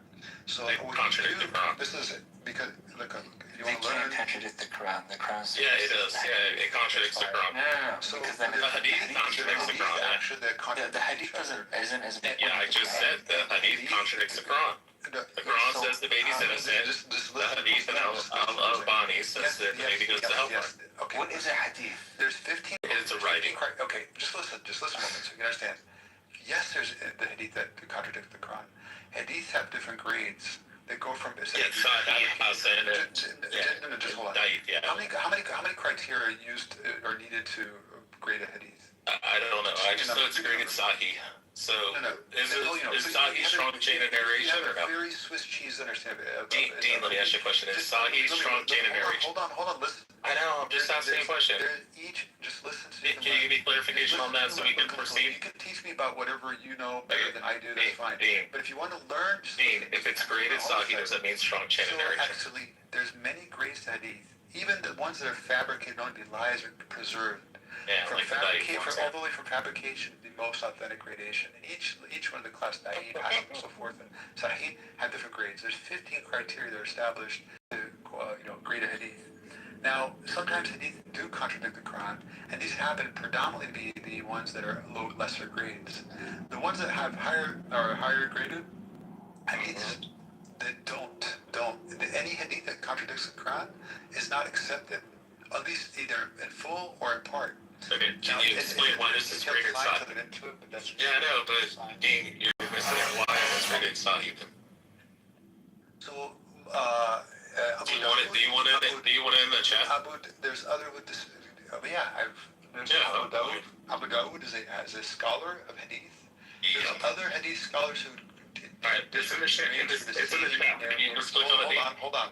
Do you know there's other scholars? Okay, it's Sunan Abi Dawud 47:17. Amir reported the Messenger of Allah, may peace be upon him, as saying, the woman who buries alive her newborn girl and the girl who is buried alive both will go to hell. This tradition has also been transmitted by Ibn Masud from the Prophet, may peace be upon him, to the same effect through a different chain of narrators. Yes. Great, Sahih al-Albani. Okay, so what? The Prophet was wrong. There you go. So the Quran supersedes the Prophet. I don't know if you understand that the hadiths don't supersede the Quran. Let's say the Prophet said that. It's irrelevant. Yeah, it's irrelevant, yeah. Because the Quran supersedes it. Yeah, the Quran. Wait, how about if it comes from the mouth of Aisha? How about Sunan Abi Dawud? It can come from the mouth of the Prophet Muhammad himself. It doesn't matter. You're clearly on a position where you want to listen. Okay, I've studied this, and I've studied the... How about Bukhari? But if you want to... Bukhari doesn't matter as much as and you want to be stuck in your ignorant view of first of all, hadith in general, and this particular hadith, go ahead. Okay. Let's get back to the... Sahih al-Bukhari 44:28, the Prophet in his ailment in which he died, he used to say, "Oh Aisha." We're going to get back to the This is narrated Aisha. So it says, "Oh Aisha, I still feel the pain caused by the food I ate in Gaiba." Who buries and at this time... Who kills the child? Yes, if they don't repent. No, the baby goes to hell. It says the baby goes to hell. No, the baby doesn't go to hell. No, it says Sunan Abi Dawud 47:17. But again, first of all, there's different here. Ma'uda, there's different interpretations of the word itself, right? And also the context itself. This is the context of Jahiliyyah. The Prophet clarified here that the people who commit this act will go to hell unless they lived to accept Islam or were forgiven. Okay. Dean, I have a question. Just for clarification. specifically, again, like I said, Yeah, the Quran contradiction. I get. There's some hadith. I said that contradict the Quran. The Quran always supersedes it. The Yeah. Quran specifically, explicitly. So just throw it out if it's Sahih. Should we bonus this? Yeah, throw it out. Yes. Yeah, it happens. Yeah, Allah Ma'ana. So how about Bukhari? What is a hadith? It's a writing. We all know. A writing about what? But a scholarly interpretation is the tafsir. We know what it is. Interpretation of what? A tafsir is the scholarly interpretation. A hadith is a writing. Show me What is a hadith? Yes. A writing about what? I've already said it's a writing. Show me tafsir. A writing about what? You're not. Okay, Dean, I have a simple. Okay, Dean, I have a simple. Okay, Dean, hold on. You're missing the most Ali, important chill part. out, bro. Seriously. Like, go beat yourself with a cat of nine tails. I get it. Ali used to do that too. So, Dean, I have a question. If it's Sahih Bukhari and it's narrated Aisha and it's graded Sahih, do we accept that if you're Muslim? No, it depends because there's some. So just throw Bukhari, Sahih Bukhari. Hold on. Do you want to answer me? An answer? Yes, Sahih Bukhari, 4428. Dean, I know you don't want me to read this because this one really hurts. You have a conversation. You have to allow me to answer. Okay. Look, I'm going to ask you a question, and when you speak in 2 seconds, I'm going to interrupt you. That's not how conversations go. That's fine. I'm asking for clarification on the study. Physics, Because it ties together with the Quran. Talking about politics. You have to let the person answer. I get that. It's just the art dialogue. I mean, I don't know. Okay, do you want to make dawah or no? Do you want to make dawah or no? People like your professors. Have you been in a job where you speak like this as well? Dean, do you want to make dawah to me or no? In a group of people, Allow the person, especially Dean, I get that, Dean. I get we're both super autistic. I get that. Let me answer. So do you want to make Dean? Okay, yeah. I'll ask you the question. Can I answer your question? And Sir 69, 44 You through guys 46. got around 3 minutes, and then I'm going to speak. That's fine. Okay, so Surah 69, 44 through 46. Allah says, if I were to find one false word in my prophet, I would seize him by his right hand and I would cut off his aorta. And Sahih Bukhari 4428 narrated Aisha. It says, in his ailment in which he died. He's asking questions.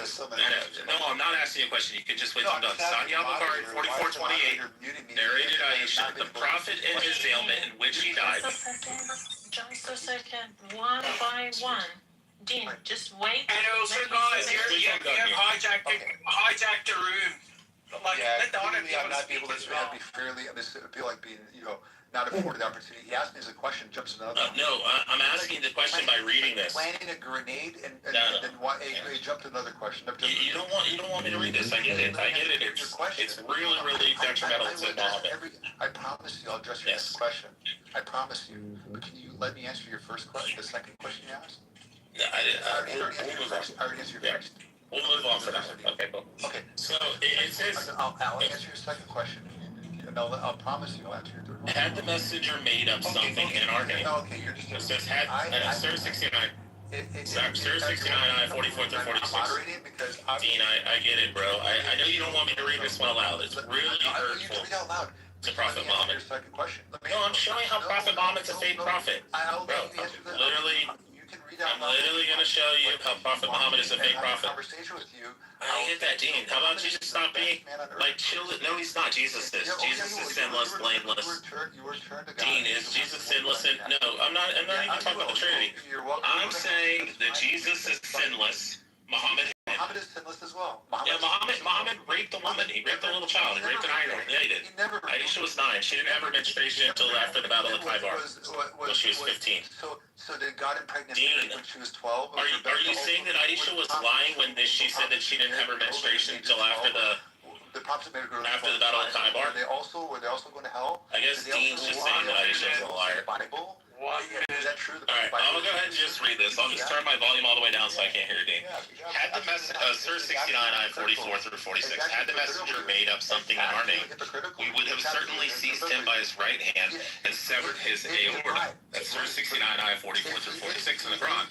And this is the hadith that attaches to it. Sahih Bukhari 4428 narrated Aisha, the prophet in his ailment in which he died, used to say, Oh Aisha, I still feel the pain caused by the food I ate in Taiwan. And at this time, I feel as if my aorta is being cut off from that poison.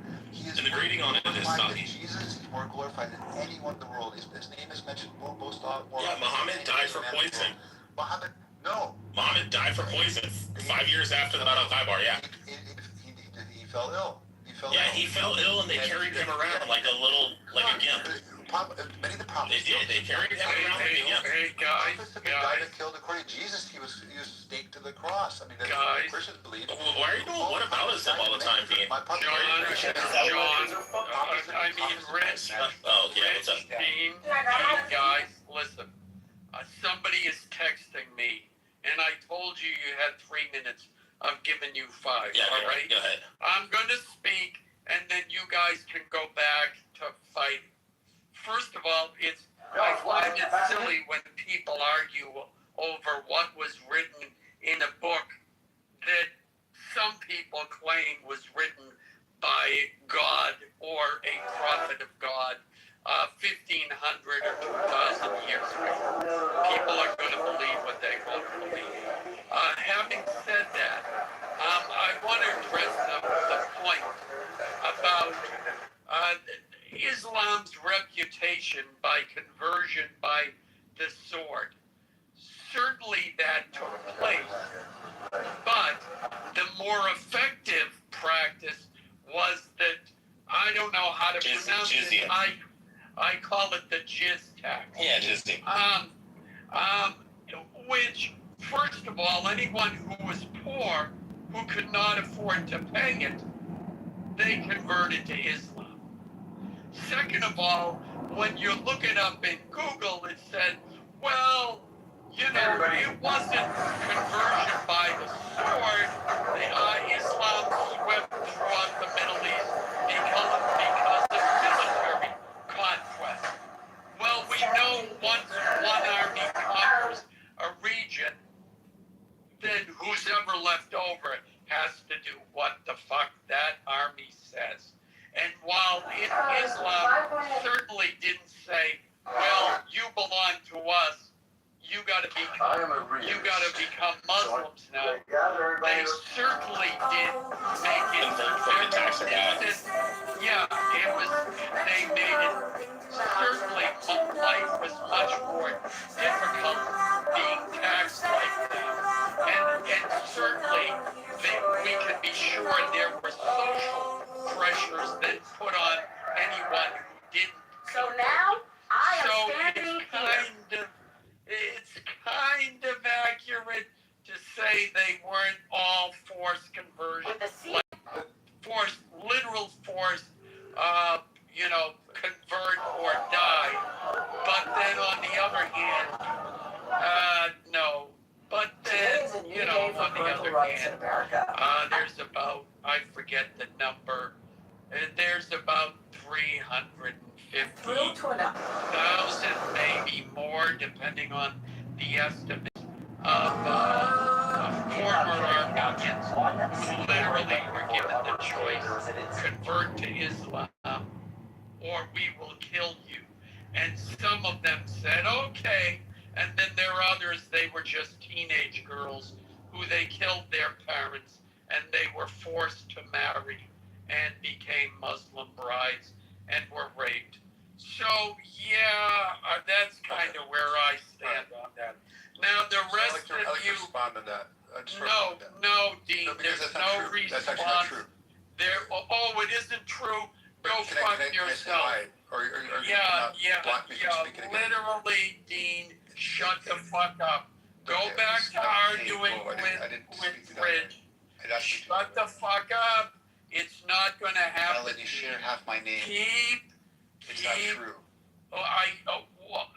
What do you mean I share half your DNA?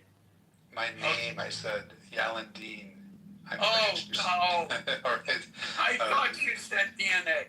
Go back to arguing with Fridge. I mean, I could be part of media. You don't know that. Yeah, doesn't matter. Then you're, I don't know what to say. You could be, but you're not. In any event, go back to art. Okay, no need to go back to art.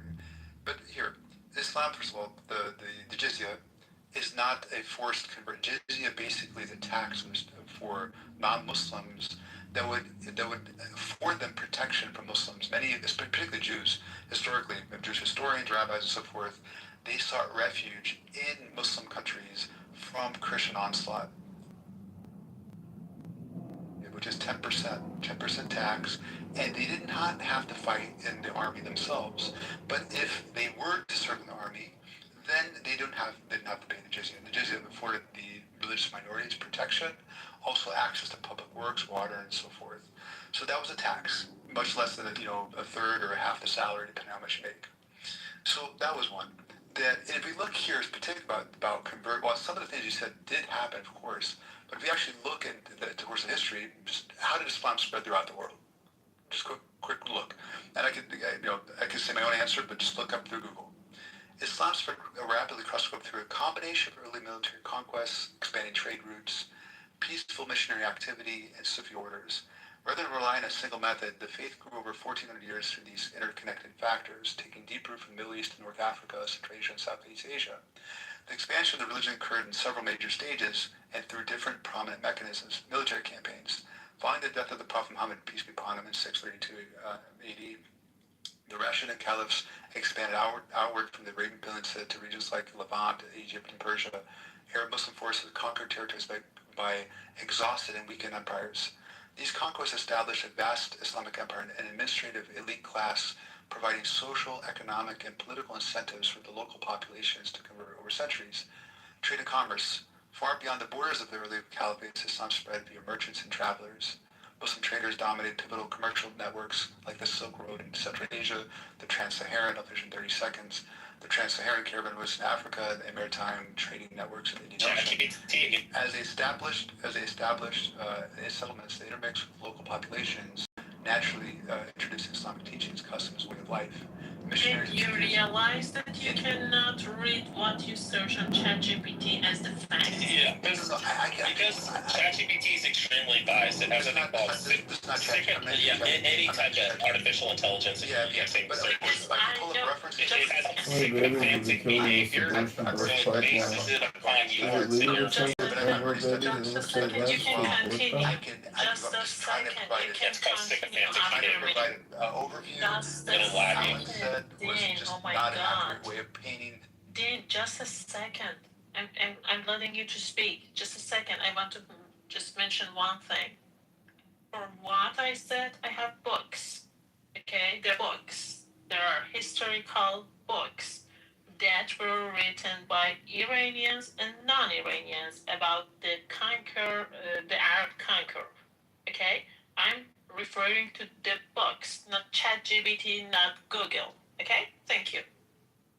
Okay, yeah. And for us, I have books as well. I have books on this topic of Islamic history. I've read articles. I've researched this. There's papers from universities from the west to the east. So they're all referenced. I'm just providing an overview. Dean, what was the highest percentage of jizya and combined with property taxes? Oh, there's some places they charge higher. They charge like 80%. 40%. Yeah, with the Mughal India, it was 80%. Mughal India. Land and jizya tax combined, implemented by the Muslim. How much did Mughal India? Yeah. All right, let's look at it. If that was, it says Mughal India, the combined burden of jizya tax, land tax, said to exceed 20% in annual farm produce. Some extreme later accounts is 33 to 80%. Oh, yeah. Yeah. 33. So it seemed like it was below 3, but they mentioned as high as 33 to 80%. So the jizya was a flat 20%, and then the land tax was between an additional 13 and 60%. Hey, there's people, again... It's a tier system, is why. Yeah. So there's governments... So the bigger your property, the more tax. There's governments, like... So do you think those people decided my question for there's governments there's Christian governments, for example, they went against Christian teaching. But do you think that would influence a person to convert, so that way they only have to pay a zakat, which is a flat rate? So that if they're charging... Do you think that would influence a person? They're going against... I can't think there's Muslim governments that actually went against the Quranic teaching. They actually went against Islam. Can you show me the Quran where it says what the jizya tax is? Incorrect. Just a second. I'm answering the... Dean, show us in the Quran where it says the flat rate jizya tax. I'm addressing that. So there is... The jizya is 10%. So if a government charges more than that, they could could be going against Islamic teachings. It depends on what else is being offered for that tax. For example, we pay in America, we pay a third of our taxes. Sorry, I have to stop you because you want to stop. No, I'm trying to address what we are talking is that people were a black job. like doing the thing that they were doing was discrimination. That's Donald Trump. Against some other people who had a different religion. Now you're trying to even justify that. Yep. Okay, I mean, that's what forces people to convert. You tell them they're going to pay up to 80% taxes of everything they fucking earn on their farm. Of course they're going to convert, just pay as a cop.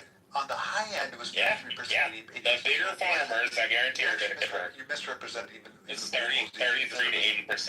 Yeah, and the high end, as high as. Just look. So the flat rate at the time for Jizzy was 20%. Then they had a land tax. 38%. So it's not even actually I read the entirety of it. 30%. Based just reading English. It's 33 to 30% because you says high as, estimates as high as. So when historians look at something, they should look as high as. They look what is most likely what was charged. Here in this case, it was on the high end 33 to 80%. So no. The high end is the 80%. The high end is the 80%. The low end, when it says the high end and it shows two different numbers, we know which is the higher number, which is 80%. 33% would be the minimum, which is the 13% land tax, and 20% jizya. And then if you're a bigger farmer and you have larger piece of property, it's up to 60% land tax. Consensus or the majority of scholars believe. So yeah, going back to the jizya is not just charging 10%, you get nothing for it. No, the tax for third class they actually get military protection from their enemies because minorities, particularly Jews, who have a good track record in Muslim countries throughout history, have been protected. They have their rule under rabbinical law. They have their synagogues and so forth. Because protection for Muslims, protect them from themselves from killing them. Millions over history. Muslims like to kill Jews. We agree. Our great grandfathers like to turn them into pigs and apes and lizards. 6 million Jews in the past went. So they actually. They're going to charge you a tax if you Your time is up, Dean. I gotta go. Yeah, this is an American room. You're a Demi in this room, Dean. No, I can't have a conversation. No, you're an autistic Demi in this fucking room. This isn't American room. Here on stage. Dean, what you're doing is not conversation, it's a monologue. Yep. No, Masa. Okay, it is not a conversation. You're reading from your This Alan has a green bean. and reading it. Because you knew Alan would put you in the goo, that's why, Dean. Unless they interrupted me. Because you knew Alan would put you in the fucking goo, Dean. That's why. That's the only reason you kept quiet. And I responded. Dean, Alan would have moved your bitch ass down to the audience if you would interrupt. Who I think has disgusting character. And I bet if they made me a moderator right now, you'd shut the fuck up when I talk too. No. Yeah, if they made me a mod, if Alan made me a mod right now, Rafi did, and I started talking, you would be quiet because you know I moved your ass to the audience. That's the only reason you were quiet when I was talking. I didn't interrupt Masa. Yeah, because she's a fucking mod. She can have a normal conversation. She's a mod. You're proving my fucking point, you fucking retard. Immortal. What Alan did, he stepped in, or Masa did. Yeah, notice how you only argue with people that don't have authority over you. Because you're the Demi in this room. Dean, you get 2 minutes to speak. So, what Immortal did, he spoke 2 minutes uninterrupted. And then I also spoke 2 minutes uninterrupted. But you can't do that. And Alan made it very clear that if you interrupted, he was going to move both of us down. So I think that having a conversation here, and actually I've spent way too much time in here at this point. I'm going to go back to Amir's room. No, I have. You got to go suck Amir's Indian Pakistani dick off. No clue what I'm doing for people. You know, and I thank God, I thank Allah. Dean, can we talk about how Prophet Muhammad sucked his grandson out of penis? Alan, Masa. Dean, can we talk about how Prophet Muhammad sucked his grandson out of penis? I'll just rental car. Dean, can we talk about how Prophet Muhammad sucked his grandson? Or when he... Oh, really? I really wanted to talk about when Prophet Muhammad went down to the river with a bunch of little boys to do wudu and prayers. And when he came back up, it says that Aisha had to clean the cum stains off his clothes. Jesus Christ, really? Yep. What the fuck? Yeah, it says that Prophet Muhammad went down to the river with a bunch of boys to do wudu, his washing. to cleanse himself and then do prayers. And then it says that when he came back up, Aisha was frustrated because she had to clean the semen stains off his clothes. Why is he going down the river with a bunch of little boys coming back with semen stains? And that's in the Quran? No, it's in the Hadith. These are the writings of like people like Aisha. This is why all the Shias reject all the Sunni shit, because they open it up and they read about like the book of Suckling. They read like the book of Suckling that says that if a man and a woman aren't related or they're not married, that the man and woman should be put to death if they're alone together. So Aisha goes and she's on a caravan and she goes behind a rock to go pee, and when she comes back out, the caravan's gone. And this young strapping like 18, 19-year-old dude rides up on a horse and he picks her up and he brings her back to her hometown. When she gets there, everybody starts screaming, kill them, we have to stun them to death. Well, Muhammad shows up the next day and he's like, what's going on? And they're like, oh, we're going to have a trial. We're going to put these two to death because they were alone together. And he's not her husband. And then Muhammad magically wakes up the next morning and says, Allah says that if a woman breastfeeds a man 9 times, he becomes like her child. And then they're allowed to be together. And then they abrogated it to 6 times. And the book of Suckling was actually destroyed after Prophet Muhammad died, and it says that a baby goat went into Aisha's bed and went underneath the bed and ate the book of Suckling. You want to know what really happened? When Muhammad died, he was actually begging for a pen and paper, even though he was illiterate, and he wanted to write shit down. They told him no. And then after Muhammad dies, where he died from poison, it says that what I guarantee happened is they picked up this book and they're like, bro, what the fuck is this? And they're like, book of Suckling, you breastfeed a man 6 times, and then he becomes like her child, and then they're allowed to be together because family is allowed to be together. And then I guarantee they just threw the shit in the fucking fire. They're like, bro, we gotta fucking destroy this shit. So there's also another example of another guy named Zayn who was his adopted son, and he had this beautiful wife named Zainab. And he comes to her and he says, oh, Prophet, I'm not happy with my wife. Her and I are fighting, and I'm just not happy with her. I want to divorce her. Well, he instructs him, go ahead and divorce her. And then Muhammad turns around and immediately marries her. And then he realizes that Zayn cannot be around Zainab.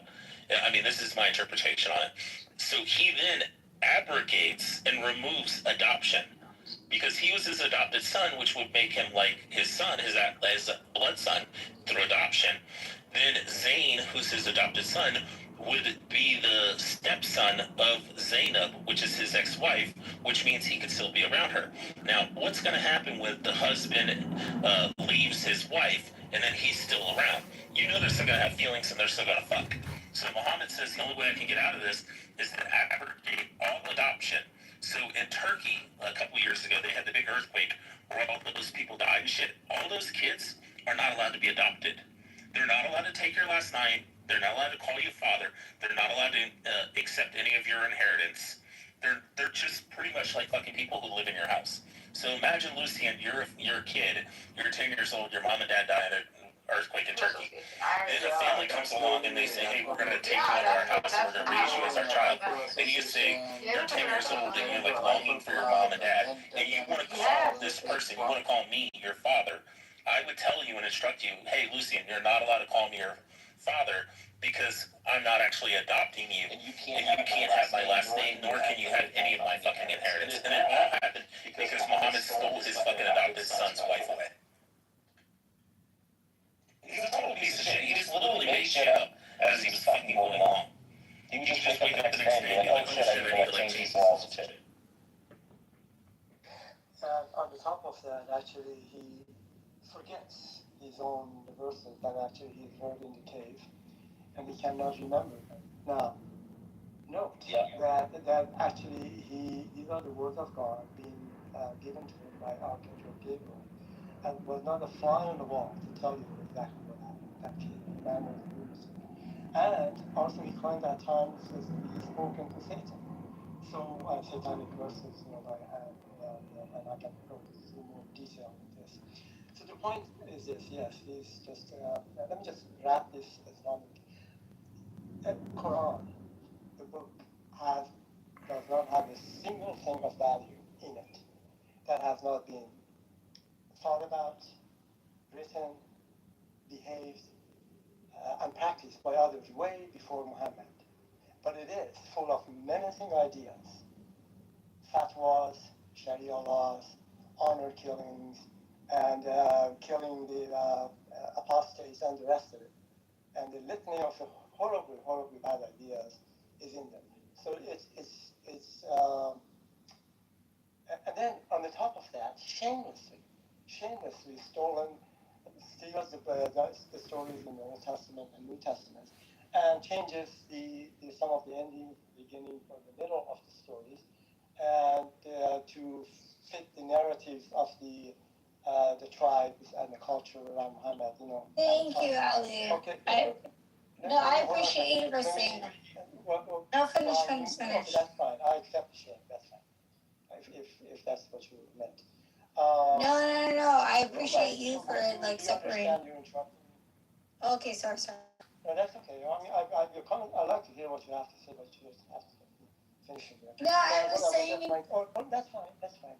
So what I'm saying is, in order to bring credibility to this nonsensical, barbaric, horribly badly written book, Muhammad and his friends around him, they kind of shamelessly copy the stories from the Old Testament and New Testament to bring credibility to the book itself. Without that, there's nothing in it of value. That's kind of one point that I wanted to make. And second, I wanted to talk, looks like being left. The point that I think I'm trying to make, and perhaps others are trying to make, that when you mix a potion, that is, the ingredients are religion and the government, the results are horrifically bad. This is particularly true in the case of Islam. If you look at the 6 theocratic Islamic Republic of X and Y and Z in the world, which the government is, Islamic Republic of Iran, for example, the plight of the citizens in the country, Iran, Afghanistan, Yemen, and the rest of it, is horrifically bad. And particularly the women and the children, they get the brunt of this, barbaric religion. The problem is, I think somebody mentioned it. For example, Quran, actually the beginning of it starts with a verse from the Quran, the Constitution of Iran, and then immediately pretty much incorporates most of the Sharia laws into the Constitution of Iran. So it is not a good thing, and there's really nothing degrades the kind of destroys a country and a culture when religion, in this case Islam, and the government is mixed, and you can see the result. Just see what's going on in Afghanistan, in Iran, in Yemen. I mean, I don't have to tell anyone here what's happening to the people under the Islamic Republic of different countries. The last point that I wanted to make is, I forgot. I just let it go. So, please go ahead. Listen, Lucian, last thing I was going to mention to you, Lucian, there's a hadith about this where Muhammad's men went into a neighboring village, and there's 2 separate hadiths. One says that the men went in there, they defeated the neighboring city, and then they captured the women who were married, and their husbands were still alive. And then one of the hadiths says that they wanted to have sex with the women, but they knew that they were thinking that that would be considered adultery and rape, because the husbands are still alive, and they're forcing themselves upon the women. And then the other hadith says that they did already have sex with the women, and they thought that, oh my God, we just committed adultery and rape. So then Muhammad goes and wakes up the next morning, and he gives 424 in the Quran. And this verse says, and for the woman, I'm sorry, hold on, I'm trying to remember, dang it. I'm sorry. Do not commit adultery except for those whom your right hand possesses, and all others are permissible as long as you pay the dowry. So what it's saying, simply, is that he wakes up the next morning and creates this verse in the Quran that says, yes, you can have sex with these women, even if their husbands are still alive, even if they're still married to these men, as long as you capture them in battle with your right hand. You can have sex with them. And any other women outside of that, you have to pay a dowry and marry. But you can just literally capture sex slaves and have sex with them as much as you want. You also heard Dean talk about the charter of... Are you here? Hello? And Rafi? Yeah, Alan's there. Hello? because I want to go. So I just wanted to. Oh, just go. You can Irish goodbye here. I'm here. Don't worry about it. John, chill. Well, I'm just saying that Dean. Oh my God, John, chillitism. Hello? Hold on, Norm. Are you gonna stay here for a minute, or are you gonna bounce around? I can stay, especially if you need me. Yeah, because I want to march you up, but don't. That's okay. I was gonna say that the former speaker. We were talking. You're acting like really muffled though. Hello? That's better. Is there a topic or a cue? Yeah, we were roasting Dean, that sociopathic Islamist piece of shit. Is that? Can you hear me? Yeah, we're talking about the white convert Dean. I don't know if he's white or not, but he's into the. He is. He's a white convert. I've had a conversation with him. What happened to my turn, guys? Hi, Let's hear from you. H, you go first. Guys, let H go first. She's a girl. Go ahead, H. Thank you. I appreciate that. Thank you guys so much. No, I just wanted to say, I 100% agree with what Ali was saying. Like, a lot of, you could see, like, in the UK, with the whole, like, Pakistani situation, the fucking race. Like, these people need to be shit the fuck back, straight up. Like, it's like, people also have to separate culture from religion at the same time. 100%. Like, when it comes to, certain, crimes against humans, throw away the fucking key. Like, raping women, like, that's like, I'm sorry, Pepe, you were talking about it the other day, and I'm like, yo, that's fucking insane. Yeah, normal. Did you guys hear about this in the UK? What's happening? Yeah, rape. About the UK, Pakistani ring with the rapists and stuff? Yes, of course. Yeah, and then obviously coming in from other country and all the Europeans said, go home. Oma, look, your husband's the same height as you. And Oma, I apologize. You are an asshole. If you are kicking me, You're a Thai, so you're short. So you are lame gay ass jealous of me. But Oma, can I say something? Okay, I apologize for not responding to you. No, you cannot say something to me. Say it in the back channel, baby. Okay, but you came from me. I just wanted to tell you, I didn't. I'm a lady boy, so what the fuck are you? Oh God, oh my God. Anyways, how's everybody doing tonight? How are you, Ali? How are you, Abnormal? American on this ass. Some of us are saner than others. You can't control for that. American on this ass, my ass, okay ass. Stop lying. Okay. So I wanted to make a last comment here. Norm, that okay? I was making a couple comments, and this is the last one I wanted to make, and I forgot to make it. Oh, hi, and Dean actually was saying that, and Muslims do this all the time. They say, look, don't blame it on Islam. Just blame it on people who are using Islam as a political tool or mechanism to lead people.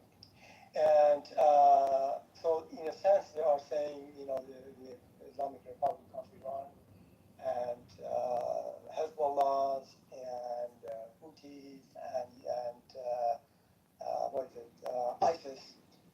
These are bad actors. These are people, they're not good Muslims, they're bad Muslims. And then the point is that I've always asked them, as a matter of fact, if you talk to, for example, a Hezbollah leader, if you talk to an ISIS leader, if you talk to a Houthi Yemeni, they will tell you actually that, tell the Muslim that their interpretation of Islam is not correct. So we're always left with the silly answer that the bad actors had a wrong interpretation of Islam. And so they can never answer this. This is the first kind of point that they go to in terms of defending the question that I just made. And actually, Dean made the same comment. Anyway, it just never works because every one of these groups that I've mentioned, they think they have the correct interpretation of Islam, and they blame others for either being too soft, well, typically all the time being too soft, and not being a good, strong Muslim as first comment. Yeah, but Ali, if you look on the basis of the Quran, the Hadith, and Tafsirs, the ISIS terrorists and the Hamas fighters are actually fulfilling what the Quran and the Hadith and Tafsirs instruct them to do. No, they make their own religion. Brother, No, I am it's a not. Muslim. They make their own religion. There's like 99 sectors of Islam. They're like fucking psychopaths. And I'm gonna be honest with you. Yo, like, how you telling me I'm Muslim? They're Shia Muslims. The truth, Muslims, 99 sectors. The truth to Sunni Muslims are ISIS fighters. There's 99 sectors of Islam. And there's like psychopaths. It's the same way. It's like me saying, no, can I be honest with you? Hey, buddy. And the one are right, which is ISIS. ISIS are actually fulfilling. And a bitch ain't one. Yeah. Thank you, El Normal. Ain't a bitch ain't one. Facts. No, there's like a lot of like psychopaths that think like they have to separate culture from religion, right? Like I came like from where I come from, they fucking circumcise women, and I'm like, oh shit, and they try to tie that shit to religion, and it was like a cultural, it's a cultural thing. And I'm looking at these motherfuckers like they try to tie that shit to religion. I'm like, yo, you guys are fucking retarded, 100%. Like these people are barbaric. You know who Waris Geary is? Yes, of course. Wait, H, can you show me what ISIS does that goes against the Quran, Hadith, or Tafsir? Me with Waris Geary. 100%. Like they're extremists. They're like. No, can you show me like an example of what ISIS does that goes against the teaching? Yeah. Oh wow! Like first of all, from what I know, what I was taught, the Islam that I know is respect thy religion. We believe in the Old Testament. That's not true. Yes, we do. You believe that Jesus I was told God? you. Wait, you believe Jesus was God? No, I believe Jesus as prophet. Do you believe that the Old Testament prophets and everything like that? Yeah, we believe the same story. Alright, you know what? I'm not a strong believer, but like to me, it's all different stories. But they're all Abrahamic like religions, right? But for me, like in Islam, like this is factual. I'm sorry, but like Islam believes in the Old Testament. I can swear on the Bible. Bet you didn't know that, buddy. See, there's a lot. You can swear on the New Testament? I can't swear on the New Testament. And see, the New Testament is equivalent to these extremists making their own fucking religion. Sorry, buddy. Wait, H, I thought you respected Shut the fuck up, you fucking overweight piece of shit. Nah, like, you know what's crazy? You want me to swear to the New Testament. It's equivalent to me swearing to these fucking retards that are like making their own religion. That's all I'm saying. Like, to me, I swear by the Old Testament. PPR, that's me with Waris Geary. Thank you, El Normal. And El Normal, you're a fucking goof. Remember? How's that? El Normal's not a goof. He's actually very educated. He's a very... Projection alert detection system has been activated. You left out the part how I date hot models. H, do you agree in the Quran that it's acceptable to have sex with women that you capture during war? And she's the Chevalier of the Legion of Honor. Thank you, El Normal. But like, listen. H, do you agree with the Quranic? Do you agree with the Quranic verse where it says that you can have sex with women? Like I said, there's 99 sectors. You know, in Islam, they tell you there's 99. In the It's not Quran. in the Quran. Please pull it up. Please pull it up. Do not commit adultery except for those whom your right hand possesses. Roman Catholic Empire. Let's be honest. It's in the Quran, 424. Let's move on. We're not going anywhere with this. Yeah, I'm Somali. Yeah, you're so mad. Retarded people, right? Born and raised in Canada. Sorry, buddy. Smarter than you, fucking goofy ass Yeah, bitch. but I know your Quran better than you. Yeah, I'm sure you do. You didn't pull up the one verse, you fucking goof. 424 in the Quran. Recite it. Not adultery except for those whom your right hand possesses. Yeah, and recite it from the Old Testament, you fucking goofy. She's not putting her fucking Quran. Yeah. Hey, hold on. So what I wanted to do. Go ahead, Ali. I wanted your something is on here. Anyway, I wanted to bring us to a much recent kind of a hadith and interpretation of Quran. This is by Ayatollah Khomeini. Actually, he is the the leader of Iranian revolution, and the book is Iran. So I wanted to kind of he wrote two books. Norman, you're hot mic it. He wrote two books and actually interpretation of the Islamic Sharia laws and the rest of it. So I'm going to read. I can put actually the Norman, you're hot mic and we can hear you too. Yeah, no. Intentionally, not listening. That is. Also, I'm not full Somali, you fucking Arabic bitch. I'm half Arabic too, you fucking goof. Who's Arabic? Sir, you have Arabic in your fucking bio. Yeah, it's a burner right now.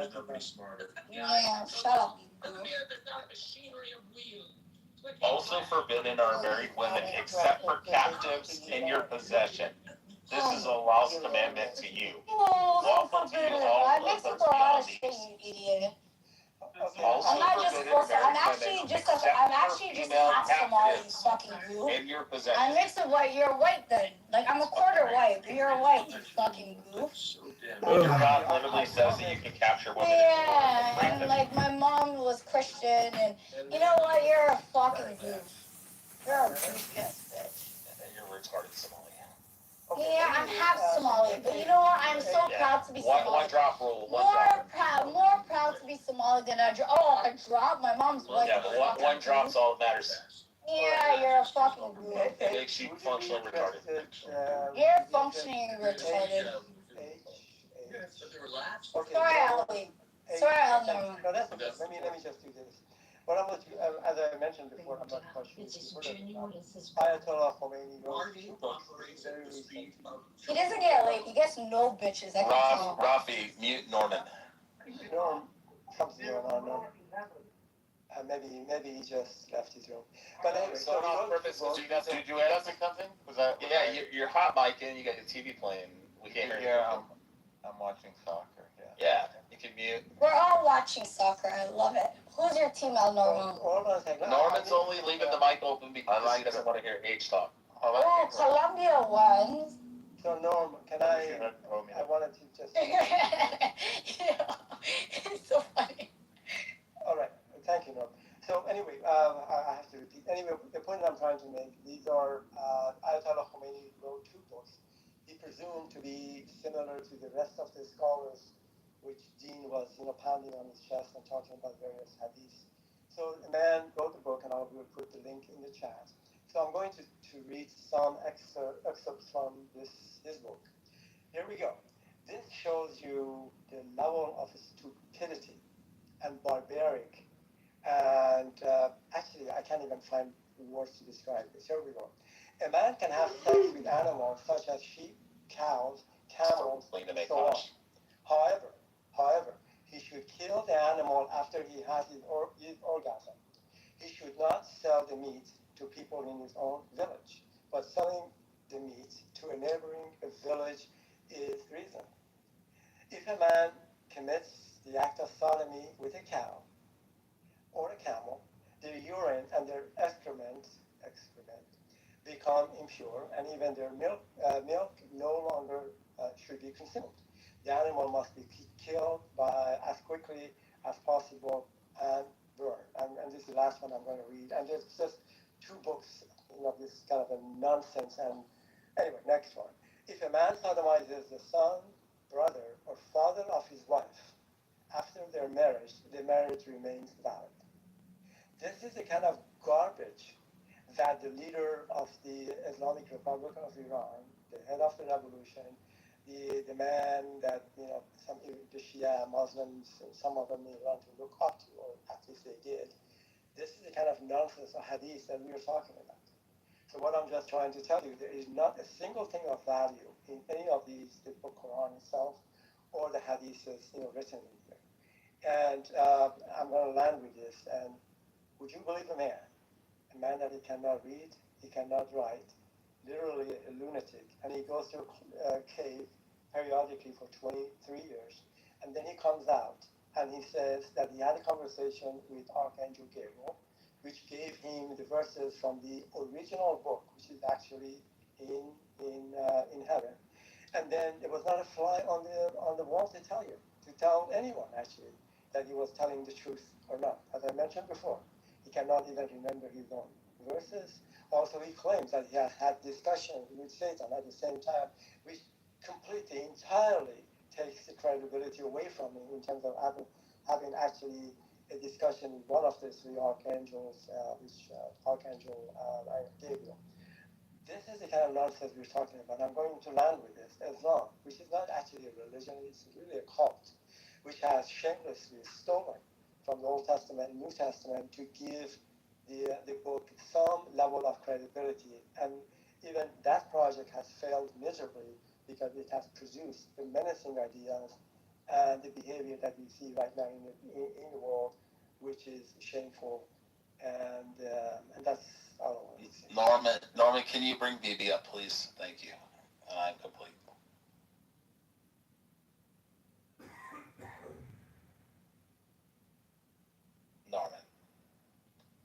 Nigga, shut up, bro. You and Shut the fuck up. I hope you die, babe. Fucking goofy ass niggas. Like, I can't fuck with you guys. Honestly. You want to respond to H? Stupid ass nigga. Also, we're not big on the N-word in here. I don't give a fuck what you're big on. You're a goof. Alright, so in Quran chapter 4, verse 24, also forbidden are married women except for female captives in your possession. It means you can fuck female captives. Take it easy there, Rich. That's what it says in the Quran. I'm literally reading the Quran. Be profane. Okay, it says also forbidden are married women except for female captives in your possession. What do you think that means? I just said don't be profane. I'm only using extreme language to convey. What about the Slavic slave trade? The Euro-Slavic slave trade? What about the transatlantic slave trade? Are you doing what I'm not going to argue with the ignorant motherfucker, but it's okay. You know what? How about we have a competition? Let's see who's hotter. You post your picture, I'll post mine. Wait, are you doing whataboutism now? Oh, God. I'm not even going to argue with the ignorant motherfucker. Sorry. We already know what you look like. You're yeah, I'm pretty hot. I don't... there's people that can confirm on the app. What do you look like? Let's see. What's your ancestry? You know what? It sounds like you're just like a mad motherfucker that lives in the basement that pays for OnlyFans. Hold on. Pause. You sound like the motherfucker that plays video games in their basement, that pays for OnlyFans, jerks off in their basement, and watches the streamers. I don't play video games. Sorry. You sound miserable. But you know what? I wish you all the best. Seek therapy. Brother, I wish you all the best. Alright, let's compare photos. Because we know you got a big forehead and a fucking... Oh, let's go! Ooh, baby boy, I don't have a big forehead. You're Somali. Go ahead and post your photo. Let's go. You post your picture, I'll post mine. I already did. PTR.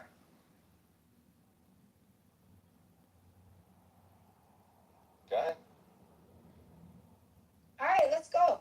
I'm gonna post my real picture. Is that your real picture? Yeah, that's good. Alright, so swear to your mom.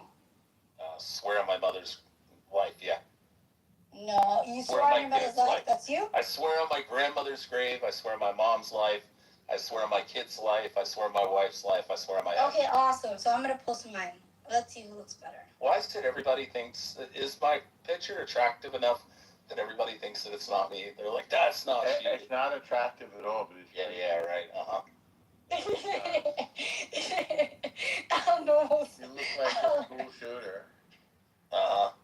You do look like a school shooter. A little bit. But you're like cute. I'm not a hater. I'm not a hater. Put your You're like a cute school shooter. Put up your I am the captain photo. Alright, say less. I'm gonna post my picture. Did you say less? She didn't. Yeah, I did. Yeah, that's funny. You know the real MVP is Al Normal. Like that's my friend. Like I like Al Normal because he has like a good sense of humor. You need to learn from him. DJ Music. Yeah, I'll follow you back. Norman's a Jew though. I love Jews. My daughter's best friend's a Jew. Gross. Like, my best friend's a Jew. I love my Jewish community. I grew up in Kosher City. Gross. Oh, jeez, yuck.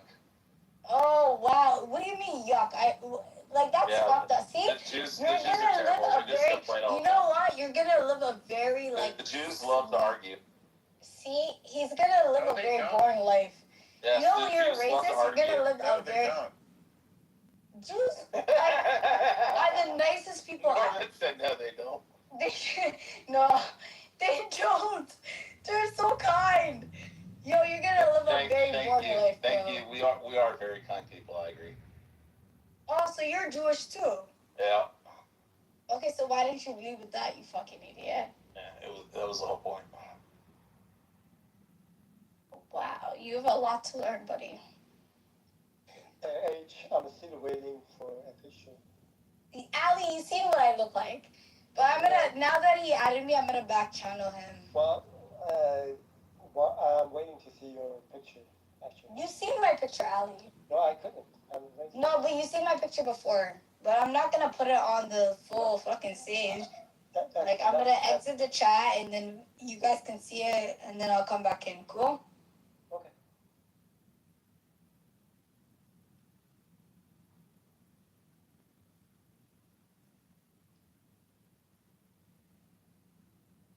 Everybody always says that. I said, that's not you.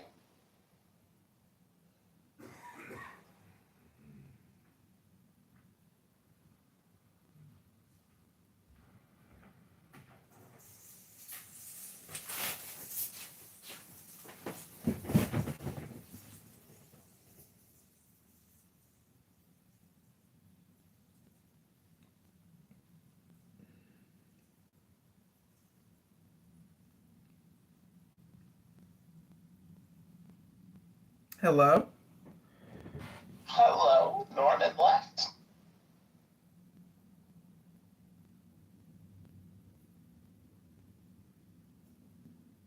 Rafi, are you there?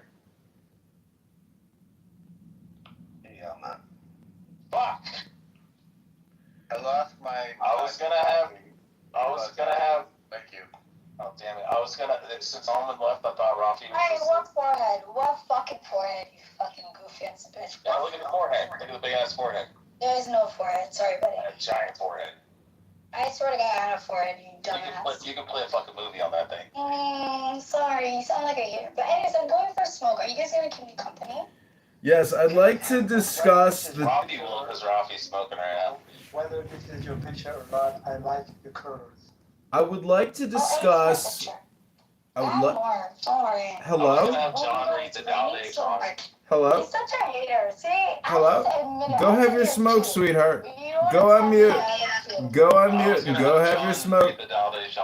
No, I'm here to discuss the 10 most commonly cited controversial aspects of Sharia based on global debates, human rights reports, and scholarly discussion. Number 1, hudud, corporal punishments, amputations for theft, flogging for adultery or fornication, and stoning to death for adultery.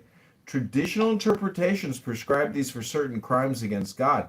High proof thresholds, you have to have multiple eyewitnesses, make them rare, but they are seen as cruel and unusual by modern standards. Number 2, death penalty for apostasy. Leaving Islam. If you leave Islam, you will be killed. Classical jurisprudence in major schools often prescribes death for adult male apostates, with variations for females or repentance. This directly conflicts with freedom of religion. Enforcement varies. Some countries apply it, others do not. Number 3, blasphemy laws. Insulting Islam, Muhammad, or the Quran can carry severe penalties, including death. This restricts freedom of speech and expression. Number 4, gender inequality in family and testimony law. Women often receive half the inheritance of male siblings. A woman's testimony may be worth half a man's. Show me Uzbekistan versus Colombia. FIFA. Critics see symmetric subordination. Supporters cite contemporary roles in financial protections. I can't with Dial de la FIFA 2021 told you should have done the Dao De Zhang. Colombia game right now. You don't listen to him. The Dao De Dong. Number 5, male guardianship and mobility restrictions in strict application. Saudi Arabia historically, Afghanistan under Taliban. Women may need a male guardian's approval for travel or work or marriage or certain medical decisions, limiting autonomy, education, and employment. Basically, women are slaves. Number 6, harsh. Oh no, that's propaganda. I was in the Middle East. I went to Saudi Arabia. I was partying. I can show you videos. Okay. This is from Somalia. He's reading. Please hold your comments till we're finished. Go smoke your cigarette. I love it. Number 6, harsh treatment of LGBTQ plus individuals. Same-sex acts are criminalized with severe punishments, including death if you suck a dick or put a dick in your booty hole. I've seen a guy Under traditional interpretations, viewing them as sinful. Number 7, child marriage and restrictions on women's divorce. Permissibility of marriage to prepubescent girls based on Aisha's marriage in Hadith. And barriers for women initiating divorce contribute to concerns over consent, child rights, and gender-based violence. Number 8, discrimination against non-Muslims. Historical dhimmi status involves special taxes, jizya, restrictions on building places of worship, and unequal legal. Smoke your cigarette, honey. Go on mute. Modern applications vary, but critics point to second-class citizenship. Number 9, jihad as armed struggle. While jihad broadly means striving, including personal improvement, rules for offensive, defensive, holy war, and classical fiqh are controversial in the context of modern international law and terrorism justifications. This is the last one, number 10. Overall supremacy and incompatibility with secular law and democracy. Some interpretations hold Sharia as divine and superior to man-made laws, including leading to debates over integration in pluralistic societies, theocratic governance, and conflicts with constitutions or human rights treaties. Important context. Many Muslims and reformers advocate contextual, modernistic interpretations aligned with human rights, emphasizing justice and mercy over literalism. Harsh penalties are often not enforced due to evidentiary bars of secular reform. Public opinion among Muslims. Where are you reading this from? I'm reading it from Uranus. Please finish smoking your cigarette and go on mute. I finished smoking, but where are you reading this from? All jokes aside. I just told you I'm currently on the planet Uranus.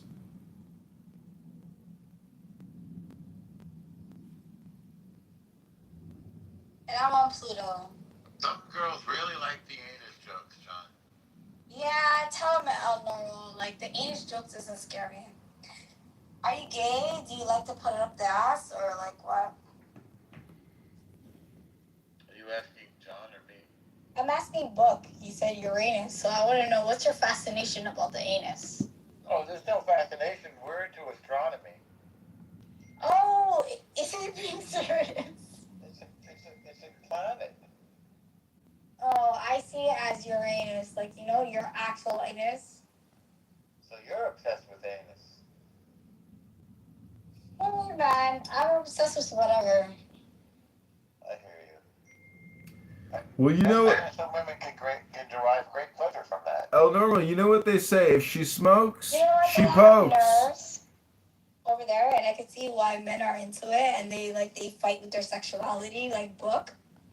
Just say you want to fuck a bitch in the ass. Just say that. Well, if she smokes, she pokes. I'll smoke weed, buddy. I know. It only takes a cigarette to poke. Right. Whatever you say, Book. Well, all communication is projection, so without further ado, if she smokes, she pokes. And hypnosis. Don't forget, all communication is spam. We're living in the worst communication spam epidemic we've ever seen. Every single day, the Democrat industrial complex puts out 100,000 tons of lies and propaganda and spam. It's so unbelievable. I'm 100% convinced that politicians are just video creators They don't actually do anything. They lead nothing. All they do is create spam videos all day, every day, and they release it on a calendar, on a schedule, all day, every day. It's nothing but spam, and it's destroying us. Every day. Well, it takes one to know one. It takes one to know one. Actually contributed to that. That's one thing I'll agree. The politicians are like fucking retarded. Like whoever listens to them are like super retarded. And there's like people that are super passionate. They're like, yeah, Republican this, Republican that. They're all in bed together. Sorry to break it down to you guys. Trump's the greatest president of all time. Trump is iconic. The man wants to be on the $200 American bill. I rate that. Actually, his signature is going to be on all U.S. currency. Iconic. Did you see we have a new Federal Reserve chairman? Chairman Powell is no longer with us.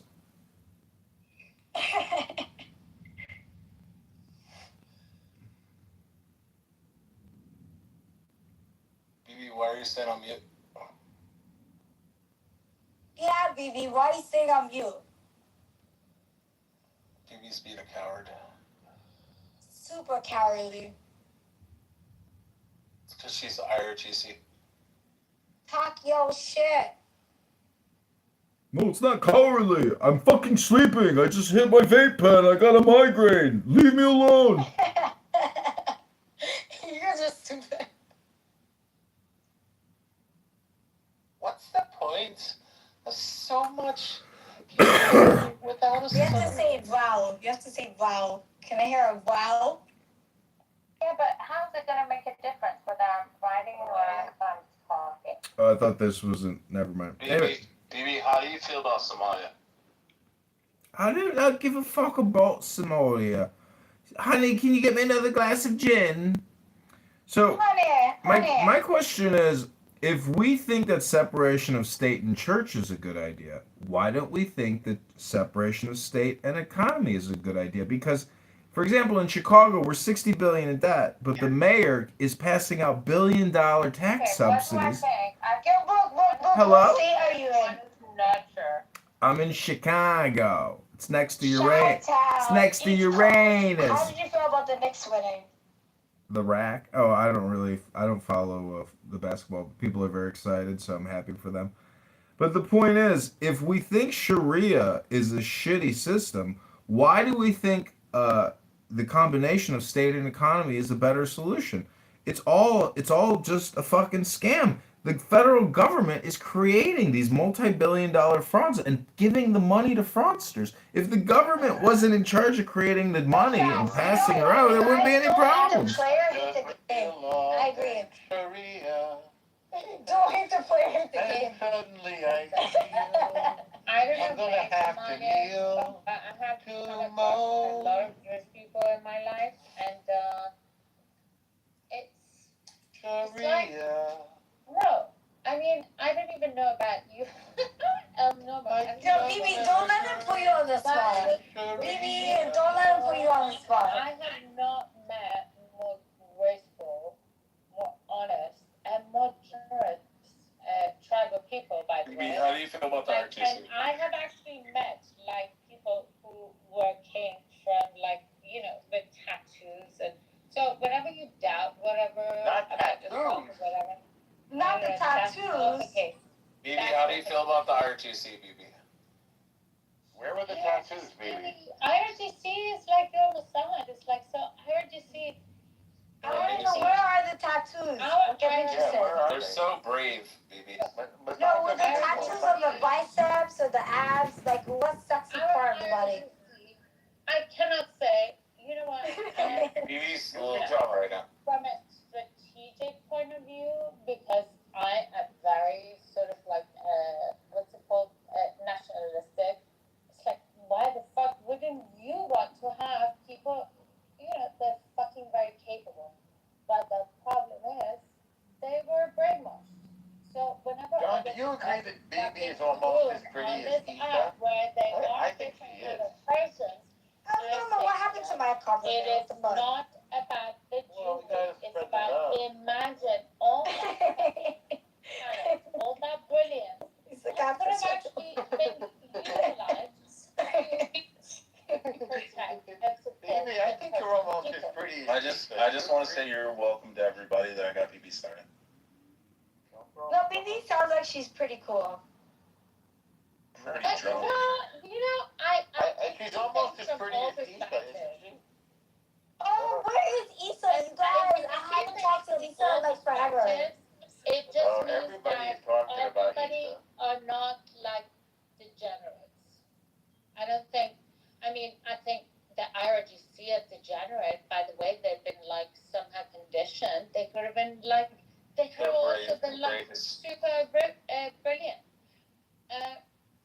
The Jews also, they're not conditioned to think like everybody's against them. They could also just, benefit but also so with the Jews, they choose a host and then they like benefit like full on, but they benefit because they think for whatever reason they're gonna get something back, and it's not paying attention or whatever. But for me as a Persian, I'm like, you can fucking do that on your fucking own, and now you fucking have your own fucking country. I believe in you.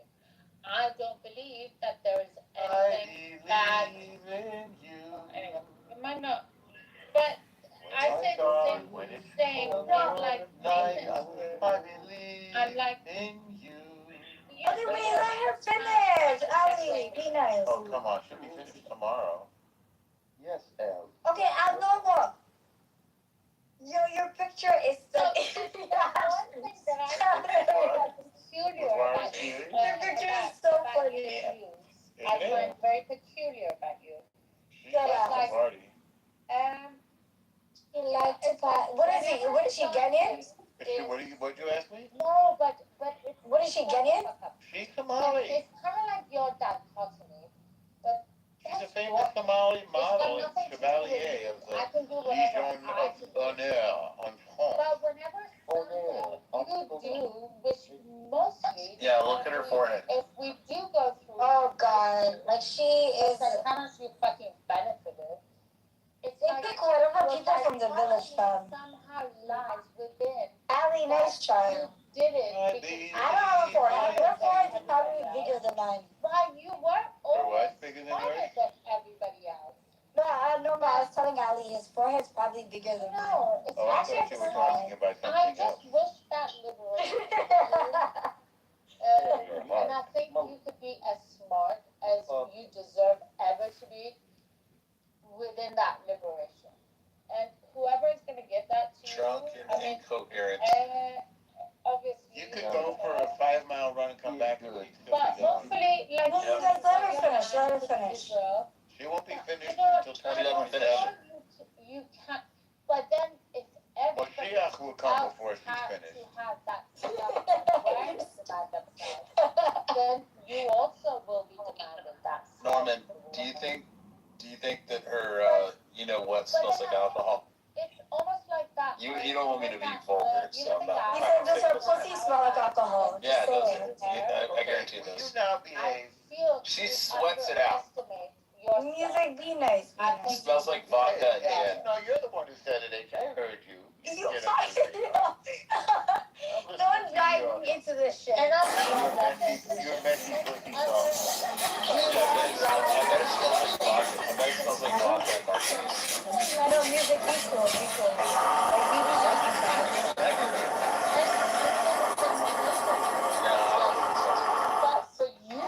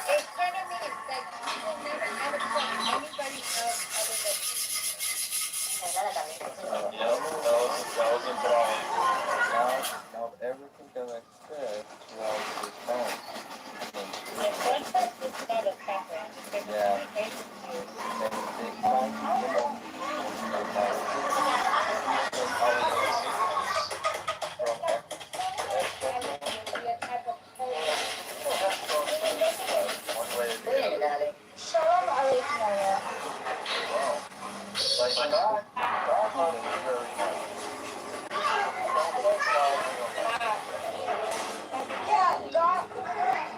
God loves anybody who loves God.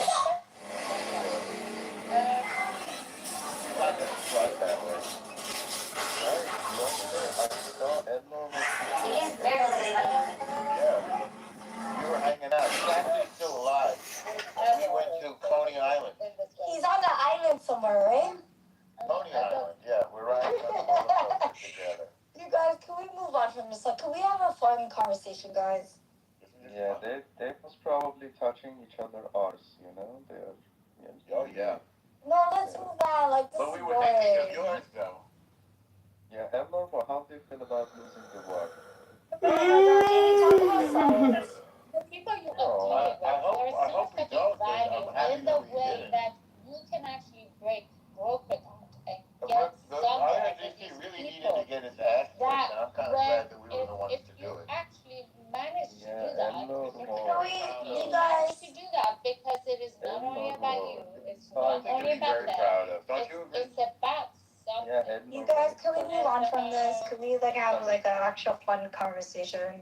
I'm having And by the fun. time but that is a fucking major responsibility. And Right, go back to pussies that smell like vodka. and it's got nothing to Yep. do.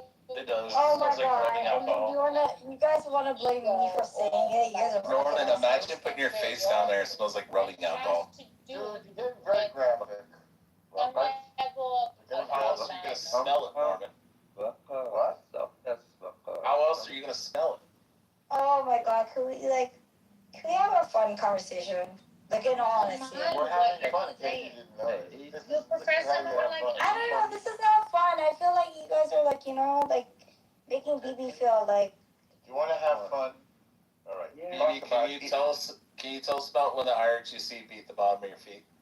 Oh my God. He Music. was at a party or something. Phoebe likes it when we talk about Issa. That's her secret crush. Let's talk about Issa. Okay, So, anyway, which team do you think Issa likes in soccer? to celebrate, guys. Celebrate Which the deal team do you between think America. Issa likes in soccer? Switzerland? Either Spain, Switzerland, or where the fuck she come from? Or Guatemala? Guatemala, yeah. Yeah, if you say what the fuck from, you can say Israel. Panama. Immediately. Colombia. Guatemala, yeah.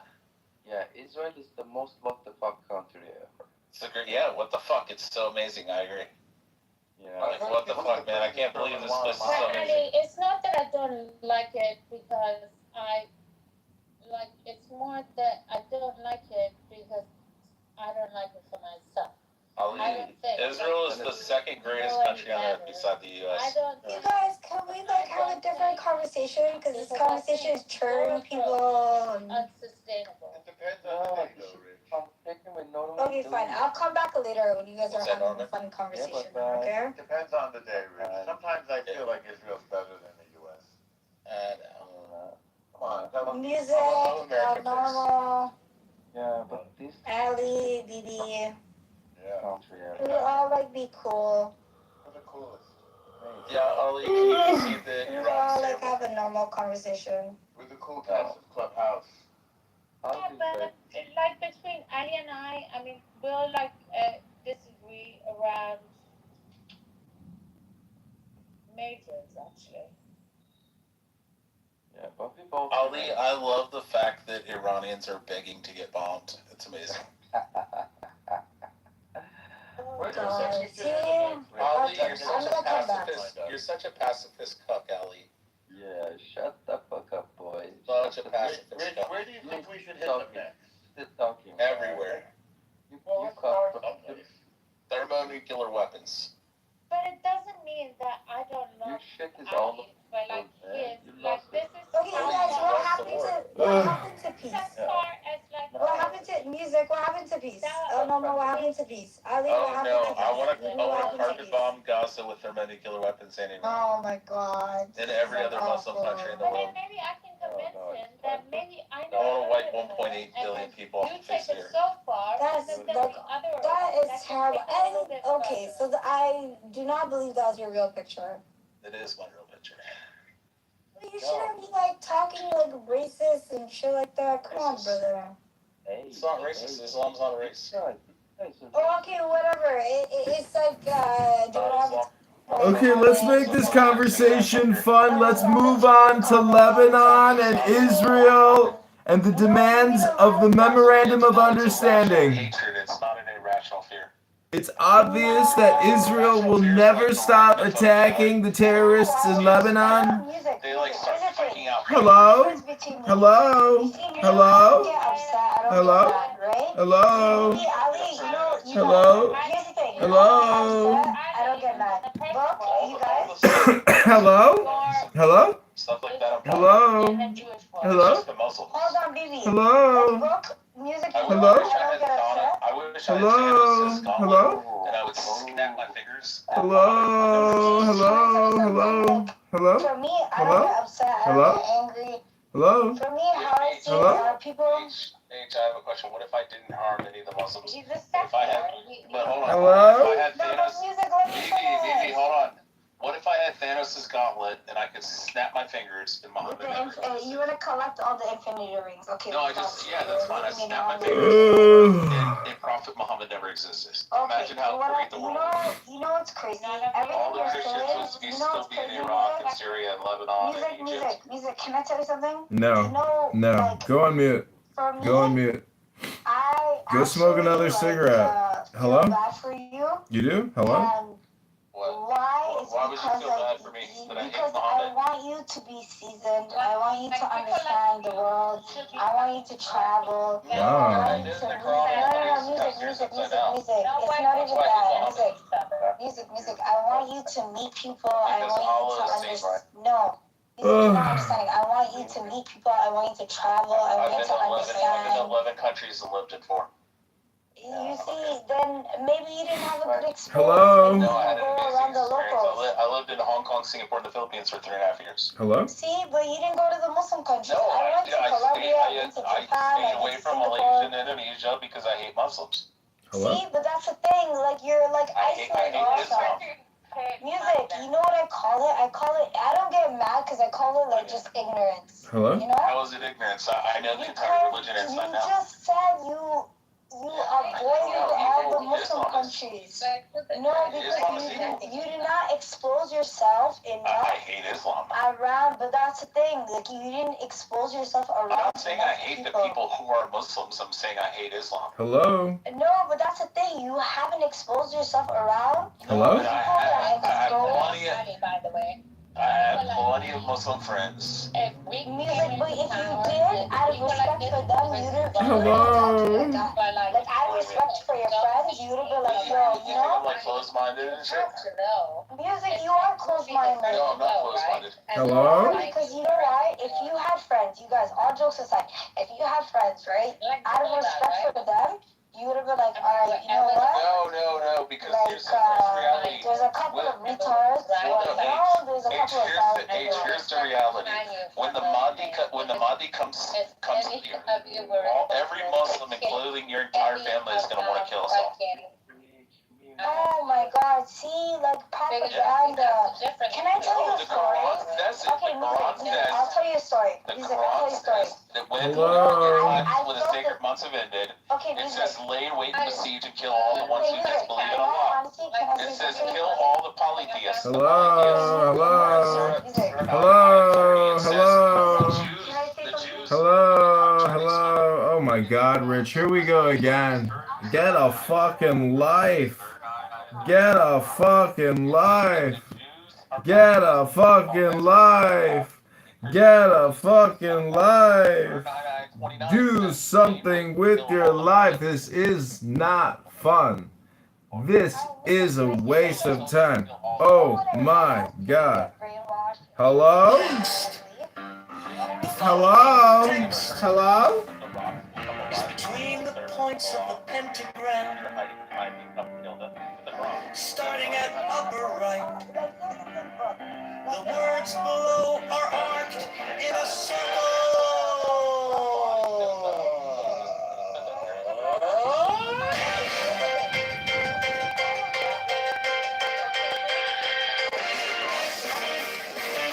What's it like being retarded and you can't stop talking? You just won't shut up.